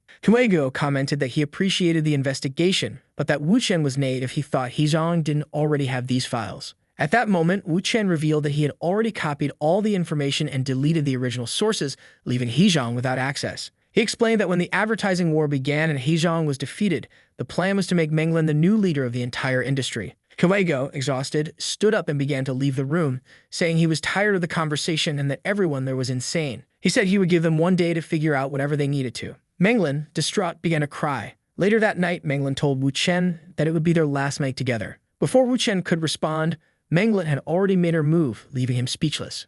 After playing all night, she wakes up in the morning crying, asking what they're going to do in the future. The argument between him and her father didn't end well, and he promised he'd only wait one day. However, the rascal says not to worry, that with him around, things only go wrong if the sky falls. In a tight hug, he says the argument was actually good since he presented a lot of evidence about the spy, and now her father knows very well what he's going to do. However, the poor girl is crying desperately, saying she doesn't think her father will see things from that perspective. But Wu Chen keeps thinking that he still has an entire day to convince him and someone's going to help with that. Shortly after, he's already putting on a stylish suit, saying he has something to take care of and will come back later to be with her. The kid thinks he's turned into Sherlock Holmes and asks her if he looks good in this outfit. Man, the girl is cold and says she's not in the mood to comment on it, but he tells her that tonight they're going to watch the stars together. She tells him to stop being ridiculous and to come back soon. With that, our boy leaves. And exhausted after playing Fortnite all night, she says everything will end when this particular night arrives. She can send a message to our boy saying she'll love him forever. Half an hour later, the whole city is talking about how Queen Menglin confessed her feelings. They want to know who the lucky guy is that became her boyfriend. Ruving is already face-bombing, asking if she really wants to stoop so low. King Ying says Menglin is brave and Yurong finds it quite interesting, doesn't she? That one's already eager to toy with the next one. Meanwhile, Peng Wei is asking our boy if they're going to be affected by what she did. Our boy walks into the room saying not to worry about those old guys because they don't care about the entertainment industry. As soon as he enters, the head of the Li family says the four people sitting there aren't strangers, so no formalities. Our boy should get straight to the point. The guy sitting next to Tang Jingbin, who is Menglin's father, has no idea why he's there. Our boy pulls out some documents and says he wants to make Menglin the owner of Rozon Media. The Su family from Su Qingying is also involved, and since the head is sick, he wanted the uncles to take a look at the plan. He then turns to Menglin's father and asks if Mr. N has any questions. Mr. N wants to think Wu Chen is going crazy, but if he were really crazy, he wouldn't have managed to gather so many important people in this room. Rubing's father takes a look at the contract and sees it. It involves the families of Liu Rubing, our dear Tang Qingying, the lovely Gu Yurong, and Su Qingying. Basically, the four families of the women. I'm starting to think this sly guy only goes after women because of their companies. He's really a capitalist. Apparently, they're all going to get involved in this whole mess, and they can't do anything to sabotage the plans. They'll keep 7% of Rozon Media's profits. Wu Chen smiles and says he believes Mr. N won't refuse such a good contract and some new friends. The guy is there staying cool under pressure. With this contract, he gets 70% of Rozon Media, not to mention connections with several new families. Tang Jingbin says Wu Chen is such an interesting young man and always shows up with excellent contracts. The only thing that makes him sad is not having met the kid earlier. One of the uncles, I believe, says that's why he was eager to attend this meeting and meet him in person. Menglin's father is just thinking about how all these bigwigs are treating Wu Chen like some kind of treasure. He thinks the boy is crazy, but maybe it's him who's getting too old, especially since, with the support of this group, no one can stop him. The problem is he doesn't know how Wu Chen got involved with these people and what kind of mysterious relationship he has with them. Our boy puts a hand on his shoulder, says he seems a bit distracted, and asks if he has anything else to say. He replies no, his doubts have been cleared. Tang Jingbin stands up, saying if that's the case, they can start drinking. One of the older men at the table toasts with Menglin's father, saying that apparently he's the new Shanghai city and welcomes him. Rubing's father says all this is just an appetizer and he's looking forward to future collaborations. 2 hours pass and Menglin's father is leaning on him, saying he takes back everything he said yesterday. Our boy says he should apologize to his daughter. She cried all night and was scared. The father says not to get any ideas, he still doesn't want her to become the boy's lover. However, at the very least, you have to ensure she be happy. Our boy says, aside from the fact that she absolutely will be his lover, she'll definitely be very happy. Meanwhile, Rubing is wondering what the rascal is doing since he hasn't called in so long. Man, it's not just her. All the girls are mad, saying that Baster is a playboy and doesn't care about them. King Ying is trying to calm them down, saying not to act impulsively and make a big deal out of his brief absence. But Rubing stands up, saying she's had enough and is booking a flight to Shanghai right now. The scene shifts back to Menglin, who's already emotional, asking if her father has really changed his mind. Our boy tells her not to worry. Tonight is the night for stargazing. She comes over, all happy, and gives him a little hug. But then she suddenly remembers Rubing. Our boy, the king of reading expressions, says that now that she's no longer worried about her father, she must be thinking about Rubing. Menglin is about to say something, but man, he stops her by putting a finger on her lips, telling her not to overthink it again. The day has been long, he's worked hard, and now he just wants to have a good night of sleep with some fortnight. But the next day, he wakes up under Rubing's shadow. What's this?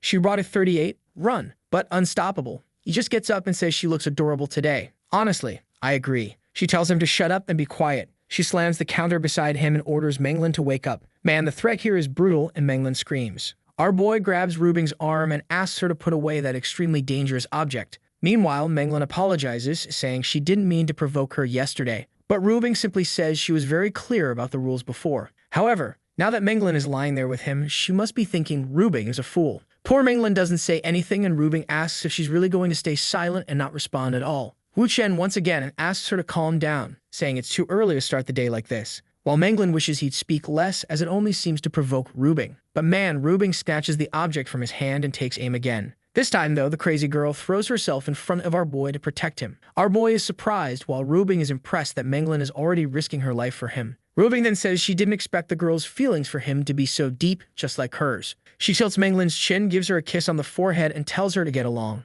The poor girl is all confused, wondering if she's supposed to kneel publicly or something. Rubing tells her to forget all that and says she's already been approved as one of the new sisters. Menglin is emotional, all happy, now officially part of the boys' group. At this moment, our boy says that because of Menglin's post on social media yesterday, there are a ton of paparazzi. He asks Rubing for help dealing with it. She's upset, saying the bastard always uses her to clean up the messes from his games. The rascal winks and says, unfortunately, there are some things she's the best at. 10 minutes later in a hotel lobby, everyone sees our boy walking with Rubing. People know that, in theory, she should be involved with the young master of the Ding family. But here she is, kind of flustered and queasy. The reporters are already saying that clearly in the morning bulletin the pregnancy is worth taking a picture of right now. Meanwhile, Jing is just thinking that, at least, this will ensure Menglin stays calm. Shortly after in the car, he says that since Rubing came to Shanghai, she might as well accompany him to Hong Kong in the coming days. He explains that before, Ding Rulong was trying to win over Menglin's family. But now that they've joined his group, their target will shift to the Bao family in Hong Kong, and of course he's going there to finish the guy off once again.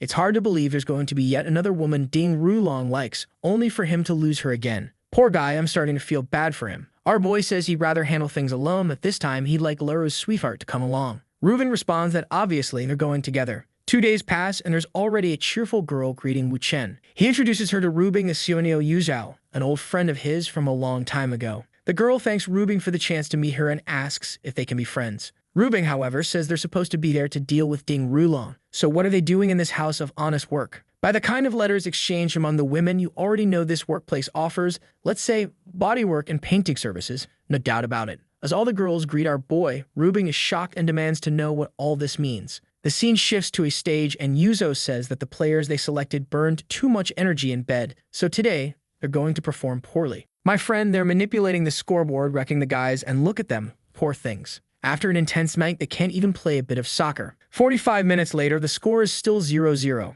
The third descendant of the Zhao family, Bug Zhenhui, asks why the score is like this and how they're supposed to make any money. Man, it's Ding Rulong's doing, who tells him to ask the coach what's going on. The poor coach stands there, saying that this year's been tough and all of his plans are falling apart. That's when he spots Rubing, accompanied by our boy, right ahead and wonders what the hell she's doing there. Zhenhui asks if there's anyone on the field he knows, and the coach replies that it's a piece of trash who makes everything go wrong wherever he is. Zhenhui figures that must be why things feel off. He starts imagining that something's gone wrong, especially since Wu Chen brought the boss of the stronghold herself, Ms. Yu Zhao. He even stands up, saying the game's already lost. These guys won't even be able to run 10 meters on the field. Ding Rulong tries to say something, but the man just leaves, saying he has no idea what happened to the boys. But man, the guy already saved Wu Chen's name and swears this bastard must think his family is weak for coming to Hong Kong and stirring up trouble. After the game ends in a room surrounded by the ladies, our boy thanks them for their hard work. He tells them to eat, have fun, and do whatever they want. He'll foot the bill for everything. One of the workshop girls winks and says he's welcome to come back anytime for some fun. At that moment, Yuzo glances at her phone and asks our boy if he has a moment for a private chat. He says not right now since the work isn't done, but she replies that it can't wait. She leans in close and whispers something in his ear, while Rubing wonders what's wrong with this woman. She gains nothing by doing this in front of her, so does that mean she and Wu Chen have something going on too? Later, as they're leaving, Rubing tells our boy that he and that woman seemed a bit too close. But Wu Chen tells her to stay behind because for now, they have more important things to deal with. Man, he's got some bodyguards, but there's also a gang coming straight at them. Our boy shields Rubing as a fight breaks out, and apparently he brought guys who work for Peng Wei. Rubing asks how long Peng's friends have been here. Wu Chen explains that the powerful people in Hong Kong were planning to start a gang fight against the Liu family to create a headline and ruin their name. That's why he brought Peng Wei, who's from Hong Kong, so if a headline does come out, it'll just be about local gang-on-gang violence and won't involve the Liu family. She asks if that's what the woman was talking about earlier. He says no, she was interested in exactly what Rubing is thinking, but he's not looking to get involved with her. Rubing replies that it's strange, it's the first time she's seen Wu Chen not want to get involved with a beautiful woman. He says the girl's smart, but since she's a foreigner, if there's ever a war between their countries,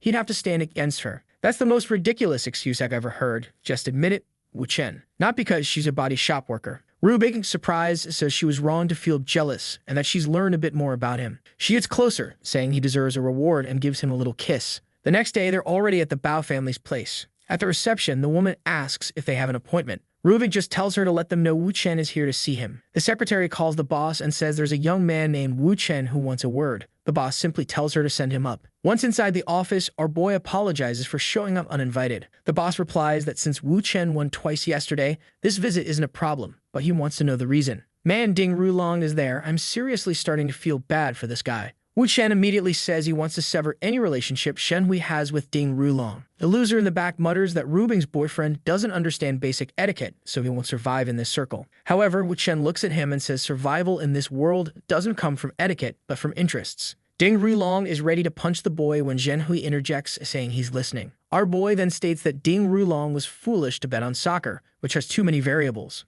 That's why he prefers horse racing. Ding Rulong tries to shut him up, claiming he doesn't know anything, but Zhen Hui says he's curious to hear the offer. Wu Chen explains that all Zhen Hui needs to do is trust the bets he places, and the amount to wager is entirely up to him. Zhen Hui laughs and asks if it's really that simple. Meanwhile, Ding Rulong scoffs, saying Wu Chen's tricks to win women over won't work in this case. Wu Chen fires back, reminding him that he's already been defeated 8 times, whether it's about women or business, so maybe it's not just luck. Zhen Hui looks at him and says he'll give him a chance. They'll sign a contract, but if Wu Chen loses the bet, he'll owe 300 million. Wu Chen replies that this bet is too easy. If he loses, he'll become Zhen Hui's servant, but if he wins, Zhen Hui has to hit Ding Rulong every time he sees him and record it on video. Ding Rulong looks utterly defeated, but Zhen Hui agrees, saying it sounds entertaining. Wu Chen calls it a great decision, while Ding Rulong thinks these guys are acting like children. 2 hours later, the situation becomes clear. Our boy is the one riding the horse. With his years of practice, he knows how to ride.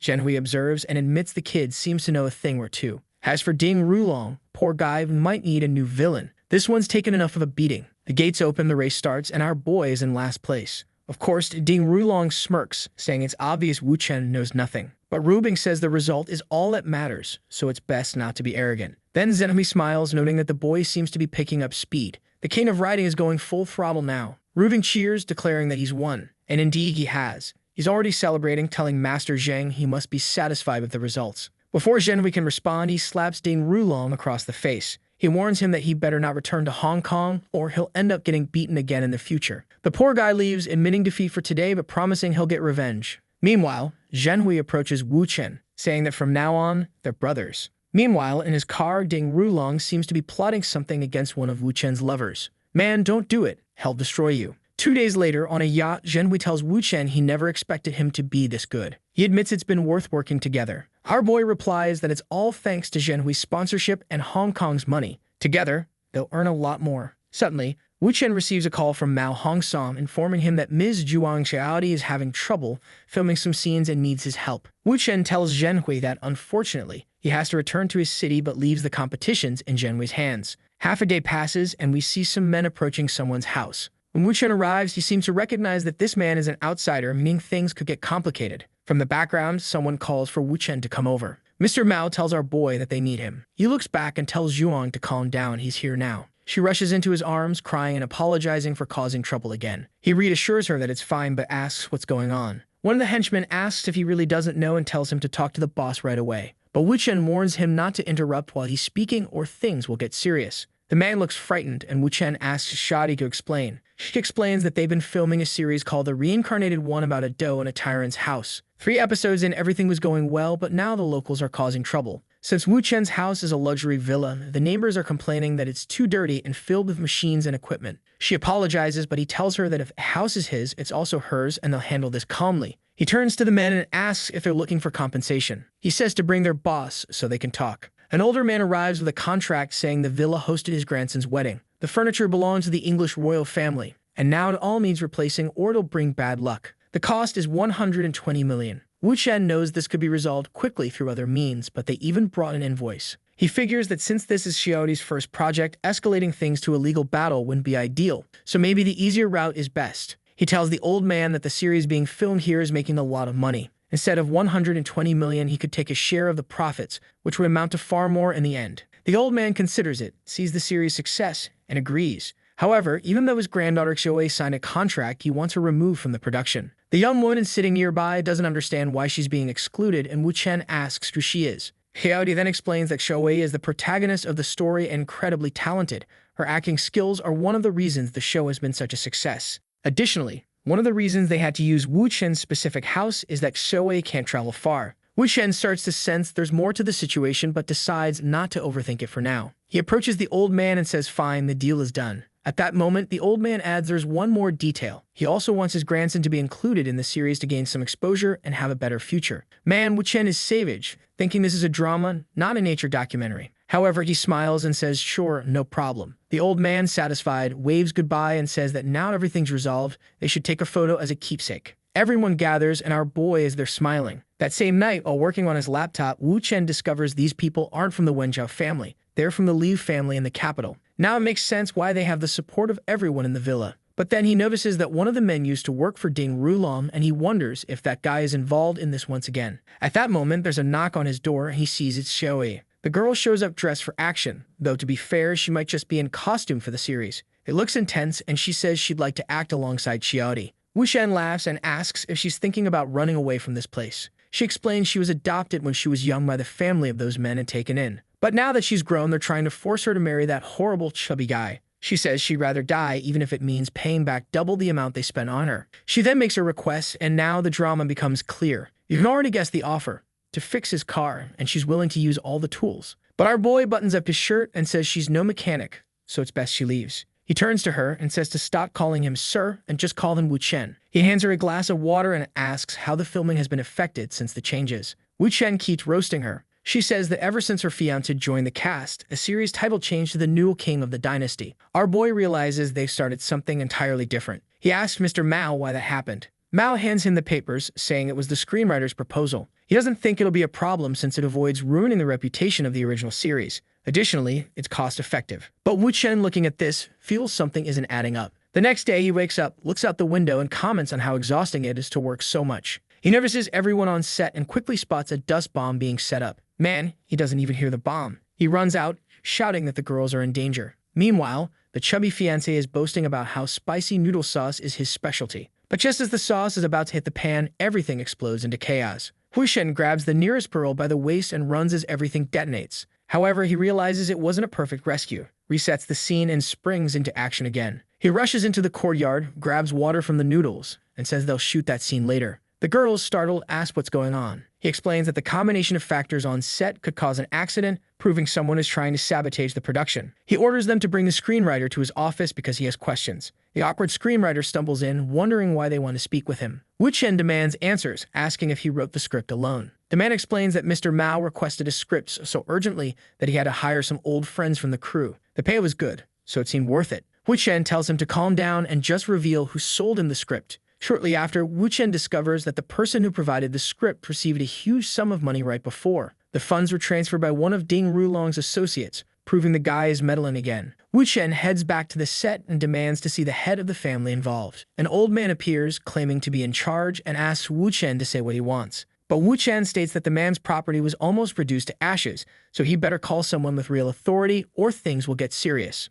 The old man pauses and tells someone to return to the villa because there's a problem. A helicopter approaches, and if you had to bet $1,000,000, what kind of character do you think arrives? Of course, it's a healthy and charming woman, Kinger, the wife of the third master of the Li family. Everyone greets the third lady. She sits down, and the old man explains that Wu Chen claimed there was an issue during filming and her brother nearly died. Lighting a stressed cigarette, she remarks that even after all this time, her brother can't manage simple matters. The man looks like he's about to wet himself, and she orders them to bring over whoever wants to speak with her. Our boy steps up with his laptop and explains that someone is trying to create conflict between him and her family. With a stern look, she asks who he is. Man, our boy doesn't even say his name. He just says he's Rubing's boyfriend and knows she's the third lady of the Li family, meaning it would be wise to avoid any problems between their families. However, she doesn't seem too concerned and says many people like to cause problems for her family, so she doesn't bother with minor issues. Wu Chen realizes this woman has no direct conflict with Ding Rulong and doesn't want to get involved. He comments about the filming and says that since she's already here, she might as well help manage the villa.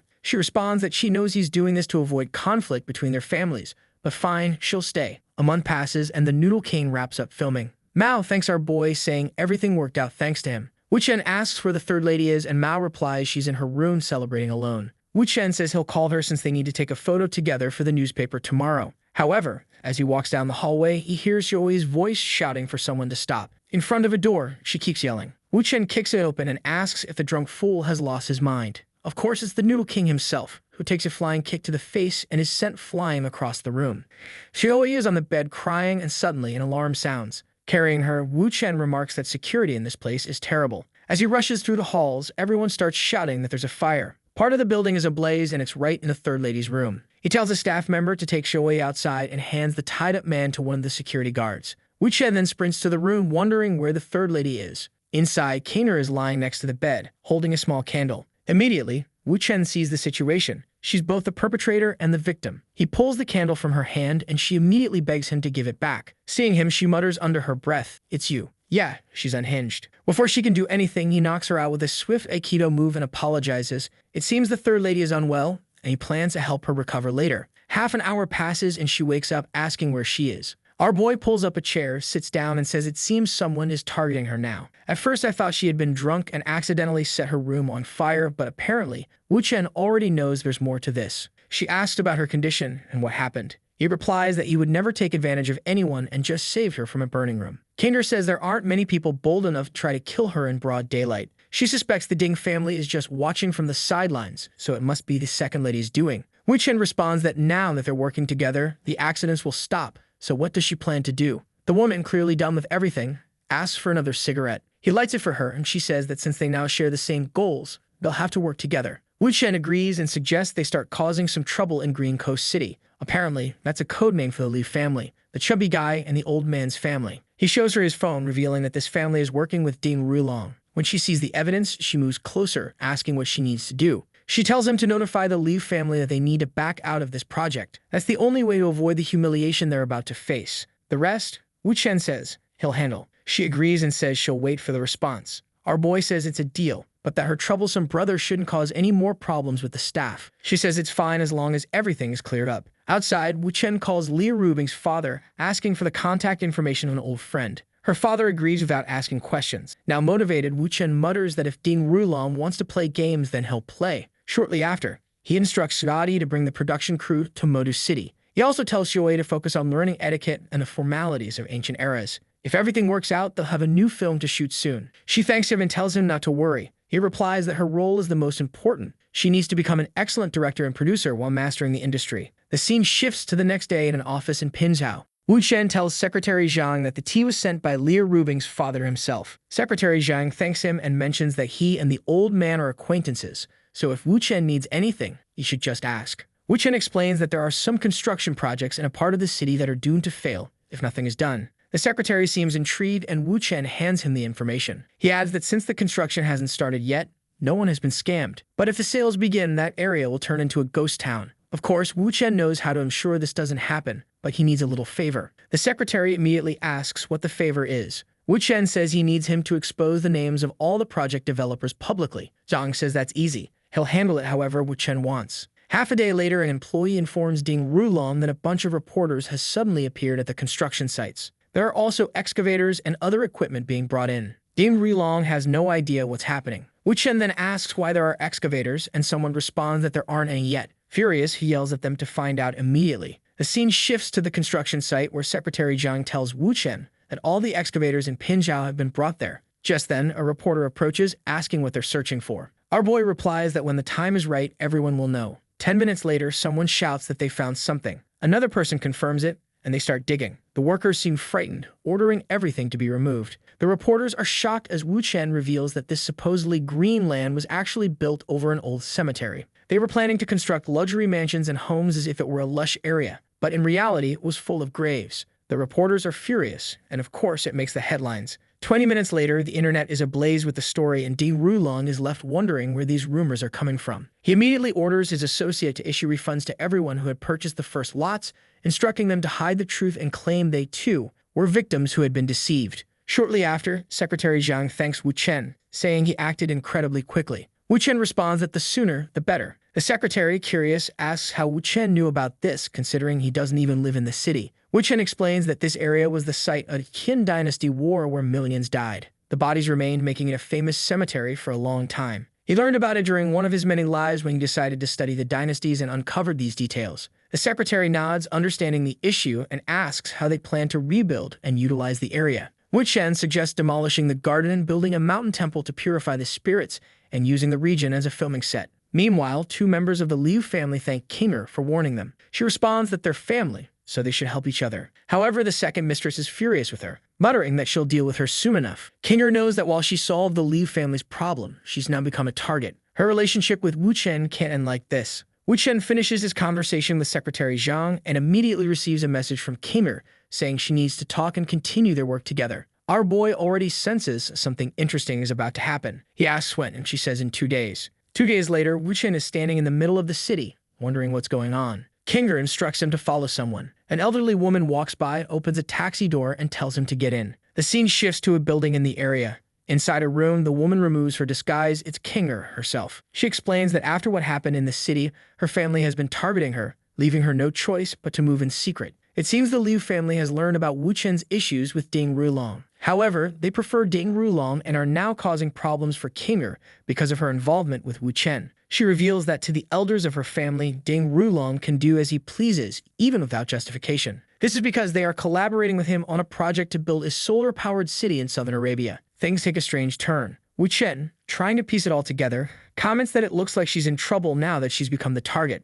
She confirms this, adding that her husband is in charge of the project. On top of that, he's gotten close to more than one prince in Arabia, as well as the prince's wife. Some paparazzi even snapped photos of them talking, creating some rather incriminating evidence. Wu Chen, just as confused as we are, tries to make sense of the story. Kinger explains that the Ding family is using this evidence to pressure her husband into reducing his shares in the project from 30% to 10%. Wu Chen asks if she wants him to make those photos disappear. She replies that her husband isn't capable of solving this problem, nor is she. That's why she wants to work with Wu Chen to ensure the shares remain at 30%. Our boy smirks and says that since it's a negotiation, he has his own conditions. He proposes a deal for world domination. The Liu family is one of the most influential in the entertainment industry. He wants her to ensure his series gets primetime commercial spots. Additionally, she must promote Rubing's company and Peng Wei's business. Everyone gets some exposure. Lighting another long-term HCK cigarette, she remarks that Wu Chen has a big appetite, but for her family, this is easy. He lays out a grand strategy explaining that the Ding family must be excluded from the negotiations entirely. If Ding Rulong profits from this Arabian project,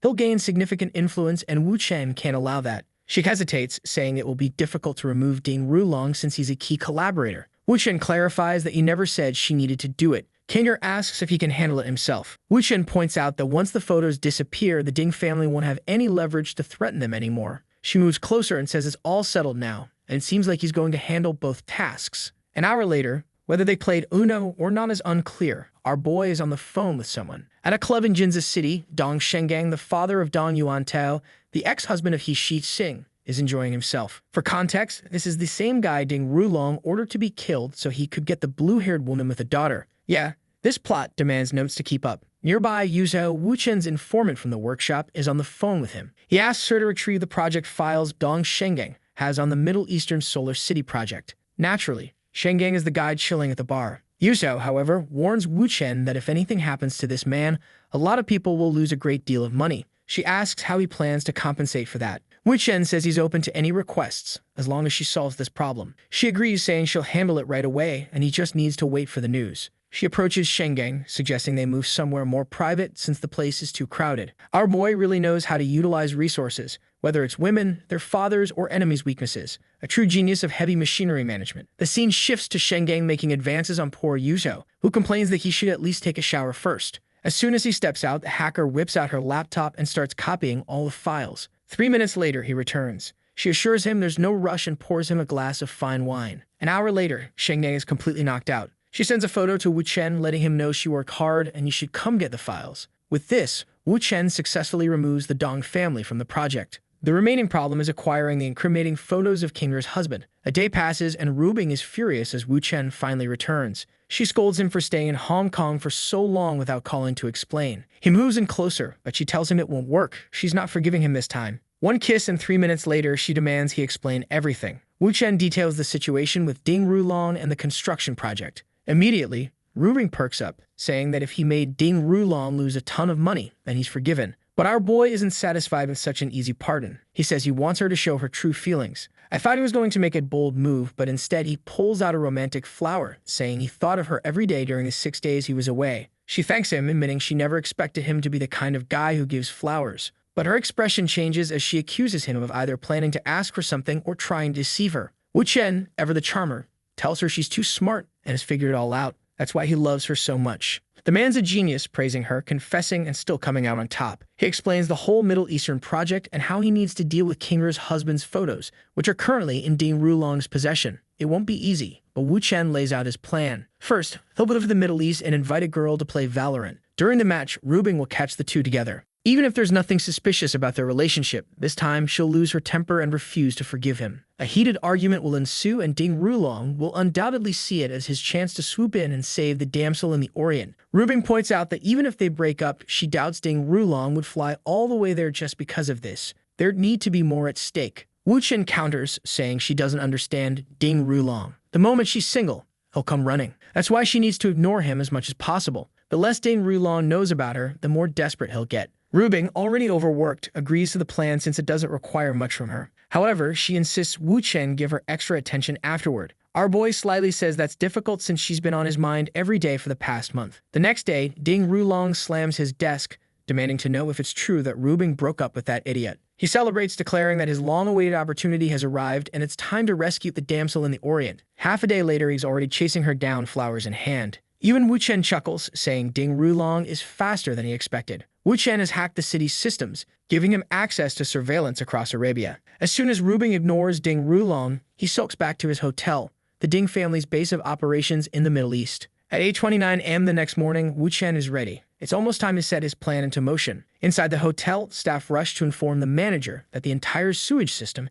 has suddenly backed up. The manager orders them to cut the power to all electronics. A worker enters Ding Rulong's room, apologizing for the inconvenience and explaining that the power has been cut. Shortly after, Wu Chen gets access to Ding Rulong's computer. He notes that the man was cautious, setting up a complex facial recognition program to secure his files. But as soon as Ding Rulong sits in front of the PC, the program will activate and all the incriminating photos will be deleted. As Wu Chen stands outside the hotel, he reflects that even though all the files will disappear, Ding Rulong will never connect the blackout to what just happened. Frustrated and rejected by Rubing, once again, Ding Rulong is likely to head back to China. In the car, Wu Chen receives a call from Yurong, who says she desperately needs his help. Wu Chen knows that over the next 2 days, Rubing will have to keep playing her role, tricking Ding Rulong. In the meantime, he heads over to Yurong's place to discuss the Middle Eastern project. When he arrives, he greets her and tries to start the conversation, but she immediately cuts him off, covering his mouth. She tells him the sink has been clogged for a month and insists he fix it, pointing out all the tools conveniently laid out on the counter. Wu Chen hesitates, saying it's still early and that this might take too long so they could handle it later. But Yurong doesn't give him a choice, pushing him toward the sink and ordering him to get started.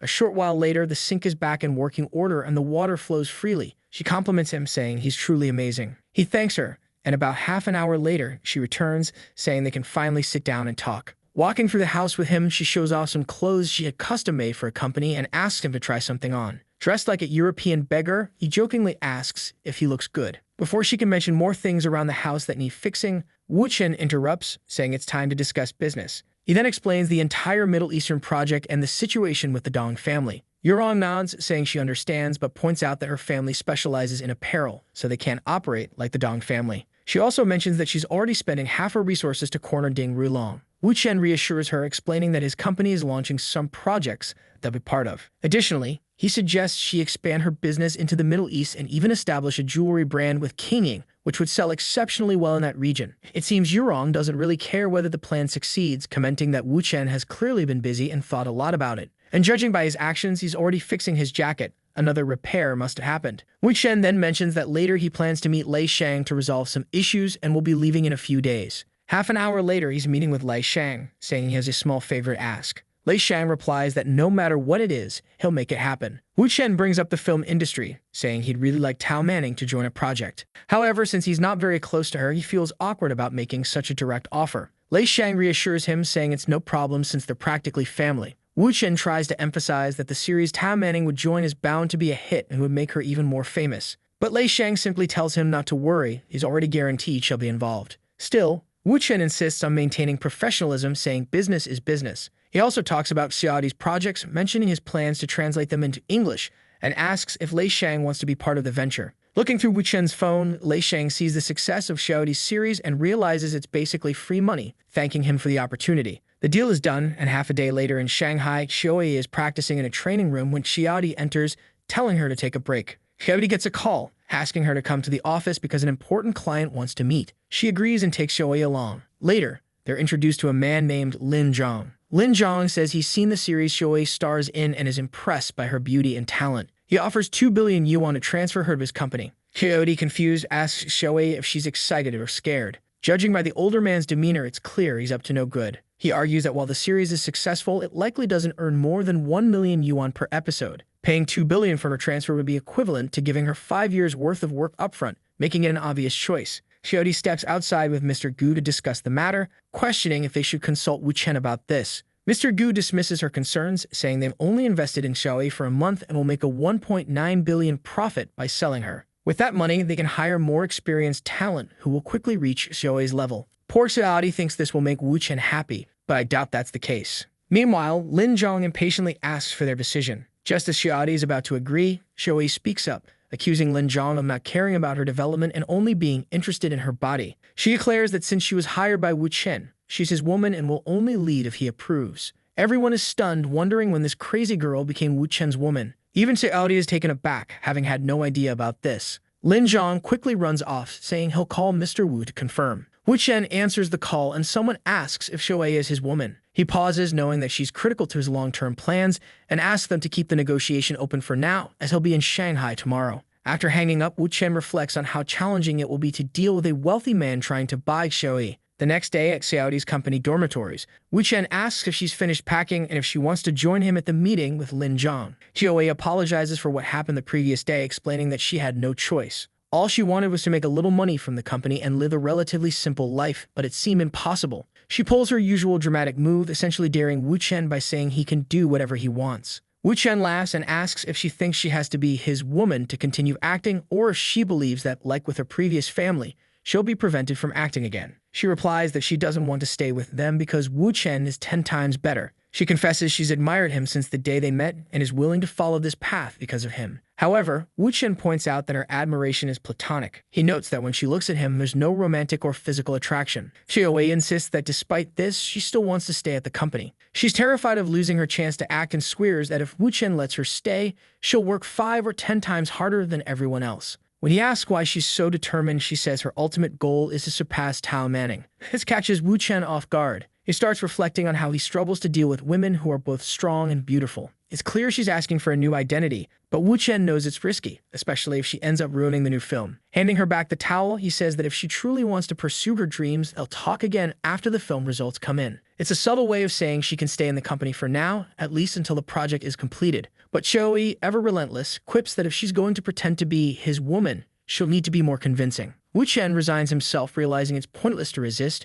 and heads to the meeting with her. At the meeting, Lin Zhang skeptically asks if Xiaowei is really Wu Chen's woman. Meanwhile, Mr. Gu is panicking in the background, thinking about how he almost sold the boss's woman the day before. Wu Chen sits down, calls Xiaodi over, and with both women by his side, declares that his company exists solely to make them happy, so selling them would make no sense. It seems the Xiang family didn't do their homework. Confused, Lin Zhong asks why Wu Chen is suddenly bringing out the Xiang family. Wu Chen brushes it off, saying he doesn't need to explain, it's already clear enough. He suggests that Lin Zhong leave quietly to avoid unnecessary trouble. Without saying a word, Lin Zhong exits. The group then bombards Wu Chen with questions about why the Xiang family is involved. Wu Chen explains that Lin Zhong is controlled by the Xiang family. He adds that other people under the Xiang family's influence include the Qi brothers, whom he had previously crossed, possibly sparking their current meddling. Coyote realizes he's referring to the Qi brothers and asks if they're seeking revenge again. Wu Chen clarifies that the Lin family is one arm of the Xiang family. While the Lin family is deeply entrenched in politics,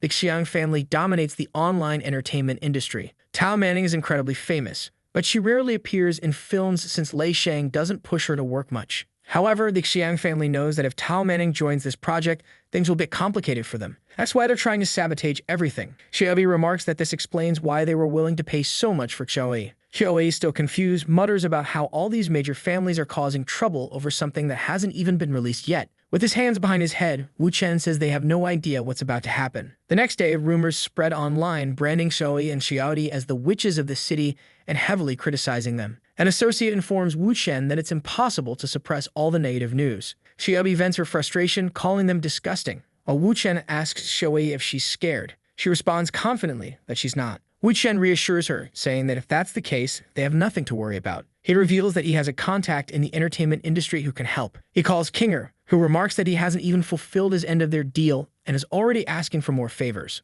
Wu Chen assures her that her part of the agreement will be completed by the end of the day. He explains that the Dong family will be removed from the project, the photos will be deleted, and they'll regain their 30% stake. Kinger replies that if all that happens, the favor he's requesting is an easy one. Wu Chen then contacts Peng Wen, asking him to help spread some information. Peng Wen, confident in his skills, promises to handle it perfectly. The next day, people online begin questioning the validity of the previous day's rumors. In a clever twist, Wu Chen's reverse marketing strategy works again, and the controversy only boosts interest in the series. Peng Wen is grinning in his office, saying everything went perfectly, and now everyone is talking about the shows. Mr. Gu shows a graph indicating that viewership numbers are skyrocketing by the hour. Wu Chen gathers Xiaoyi and Xiaodi, telling them that thanks to this, they'll achieve at least 3 billion views. But this is just the tip of the iceberg. They're only at the beginning. Xiaoyi thanks Wu Chen, promising to work even harder to ensure everything goes well. Meanwhile, Xiaodi jokes that no matter which family tries to meddle, they always manage to protect her. Wu Chen tells them to stay focused because Tao Manning will arrive in 2 days, and they'll start shooting the new films. Later in the car, Wu Chen calls Yuzhou, the owner of the tool shop, and invites her to spend a night in Shanghai. He knows Dong Chenggang, the man they tricked with the wine to steal files, has arrived in the city, and it's time to execute the final part of the plan. At the meeting with Dong Chenggang, the man asks why Wu Chen came alone and didn't bring Yuzhou. Wu Chen calmly reassures him, saying she's on her way, but advises Dong Chenggang to stop pursuing her. Dong Chenggang scoffs, demanding to know who Wu Chen thinks he is to make such demands. Wu Chen replies that he should care because Yuzhou likes him, and that he can't ignore that fact. Dong Chenggang mocks Wu Chen, calling him delusional, right when Yuzhou arrives. Surprise, Yuzhou didn't know Dong Chenggang would be there. Wu Chen stands, stating that he's not here to cause trouble. Yuzhou tells him to calm down, while Wu Chen insists they both get to the point. She sits, and Wu Chen explains that while Yuzhou likes him, it's more of a friendly or sibling-like affection, not romantic. Yuzhou admits she's in a difficult spot because both Dong Chenggang and Wu Chen have invested so much money into her, making it hard to refuse them. But Dong Chenggang reveals a message he received implying Wu Chen isn't just a businessman. He has other exotic interests, and the money he's pouring into Yuzhou is part of some hidden agenda. The overweight man is furious, feeling threatened once again because of a woman. Wu Chen, unfazed, tells Dong not to be embarrassed, saying, "We're all adults here." Wu Chen shifts gears, saying that if Dong Chenggang wants to stop harassing Yuzhou, he's fine with that. However, Wu Chen says there's still a more important matter to address. Dong asks what it is, and Wu Chen brings up the film his company is producing with Tao Manning. He offers Dong a chance to collaborate and make significant money. But Dong Chenggang dismisses it, saying he's not interested in these games. Wu Chen insists, saying he's only trying to be friendly. Dong Chenggang scoffs, accusing Wu Chen of trying to buy his friendship after stealing Yao Xiai. Wu Chen responds with a smirk, saying, "What kind of friend would I be if I didn't help you?" He reveals that sensitive information about Dong's family's involvement in the Middle Eastern project has been hacked.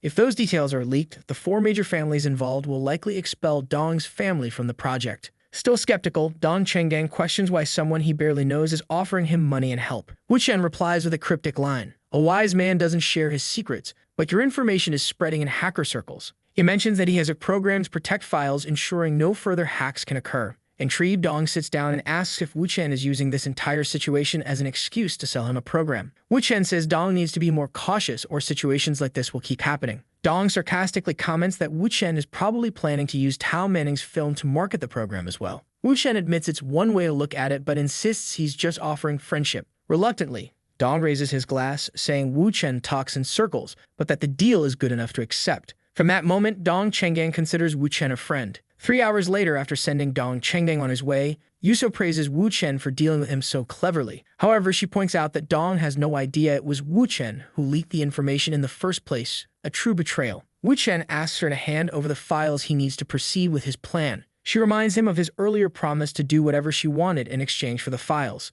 Getting close, she whispers that she can't trust someone who doesn't keep their word. Wu Chen hugs her, saying he thought staying friends would be better. She then teases him, asking if he's afraid she gave him the wrong files. Wu Chen smirks, holding up the USB drive, and replies that he's not worried. He knows exactly where she hides things and can retrieve them easily. Impressed, she comments on how hard it is to resist him. Whatever happened next is unclear, but Wu Chen leaves shortly after, telling her to rest since the hotel room is under her name. As he exits the hotel, he receives a message from Xinbao saying his uncle is furious. Wu Chen replies that it's fine and that he's heading over to speak with him personally. Half an hour later, Wu Chen arrives with a bag and some drinks, apologizing for not having time to prepare something better. Jubin, however, greets him in panic, asking if he's planning to start a war with the Li family. Wu Chen explains that a month ago, tensions began with the Li family, and he's been working with the third lady. The problem, he adds, is that the rivalry between the two women has grown more intense than he anticipated. He admits that the more the third lady helps him, the fiercer the conflict between the women becomes. Jimin warns Wu Chen that going against the Li family is madness, reminding him that everyone who opposed them over the last 20 years has been destroyed. Wu Chen calmly begins explaining the situation surrounding the Middle Eastern project. Wu Chen continues explaining the situation with the photos of Kinra's husband, emphasizing that the Ding Rulong family won't sit back and allow anyone to hold 30% of the shares. That's why, Wu Chen explains, they need to exploit the rivalry between the two ladies and Ding Rulong's involvement. The elder agrees, saying that since the Tang family won't get directly involved, Wu Chen should feel free to ask for their help whenever needed. Wu Chen smiles and says he'll take them up on that offer, making a slightly larger request. He needs assistance from a construction company capable of building bridges, ports, and tunnels. Surprisingly, the elder agrees without hesitation, raising his glass in a toast. Meanwhile, at Rubing's house, Yixi Xing wakes up looking refreshed. She heads to the kitchen and finds Wu Chen there. He asks if she's been doing well, considering that Ding Rulong has been hunting her again. She sighs, saying no, not when she and her daughter haven't even left the house. Wu Chen reassures her, handing her a prepared breakfast and telling her to take care of herself. Flustered, she blushes, thinking it's the first time a man has ever made her breakfast. She plants a small kiss on his cheek, thanking Mr. Wu. Rubin clears her throat from nearby, sarcastically commenting that she didn't know her husband had already arrived. Wu Chen chuckles, telling her not to get jealous because she already knows how things work. Outside, Rubin remarks that now that Ding Rulong has given up, life is returning to normal. She mentions they need to visit King Ying soon, and Wu Chen agrees. However, King Ying suddenly appears at the house, excitedly exclaiming that Wu Chen has finally returned. Even Wu Chen looks surprised, not knowing she had been living there. She explains that living far from him felt like being centuries apart, so she decided to move in before wrapping up her current matters. He pulls her into a hug, calling her silly. She tears up, saying she missed him so much and asking him not to ignore her for so long again. Wu Chen reassures her, but then Qian appears, chiming in that he should apologize because King Ying lost 6 kilograms out of worry. He pats Qian on the head, admitting he missed them all during his month-long absence for filming and travel. With everyone gathered, Wu Chen takes the opportunity to discuss his plans. He talks about Xiaodi's projects the clothing brand King Ying will co-create with Ms. Wu and the ongoing developments involving the families. Rubing doesn't seem thrilled, pointing out that she's already helping Yurong make money, and now Wu Chen wants King Ying to support that woman as well. Wu Chen explains that everything is for King Ying to help her break into the international market, but King Ying only cares if it means they'll see each other more often. He assures her it does, and she agrees immediately. Rubing, frustrated, tells her to stop being so gullible. At that moment, Wu Chen wraps his arms around both of them, saying he's been working tirelessly to prepare this gift for them. The highlight, he adds, is that all of this will lead to the collapse of Ding Rulong's family, something Rubing has always wanted. Rubing hesitates, torn about accepting the plan, but Qian reassures her, saying that as long as they can continue living as a family, it's all fine. It's then that Rubing starts to realize something. This family is a bit peculiar. Wu Chen leans in and whispers, "Doesn't our family deserve a like on this video that helps Mamoru make more juicy content for his viewers? Activate the cheeky little bell." And I'm out.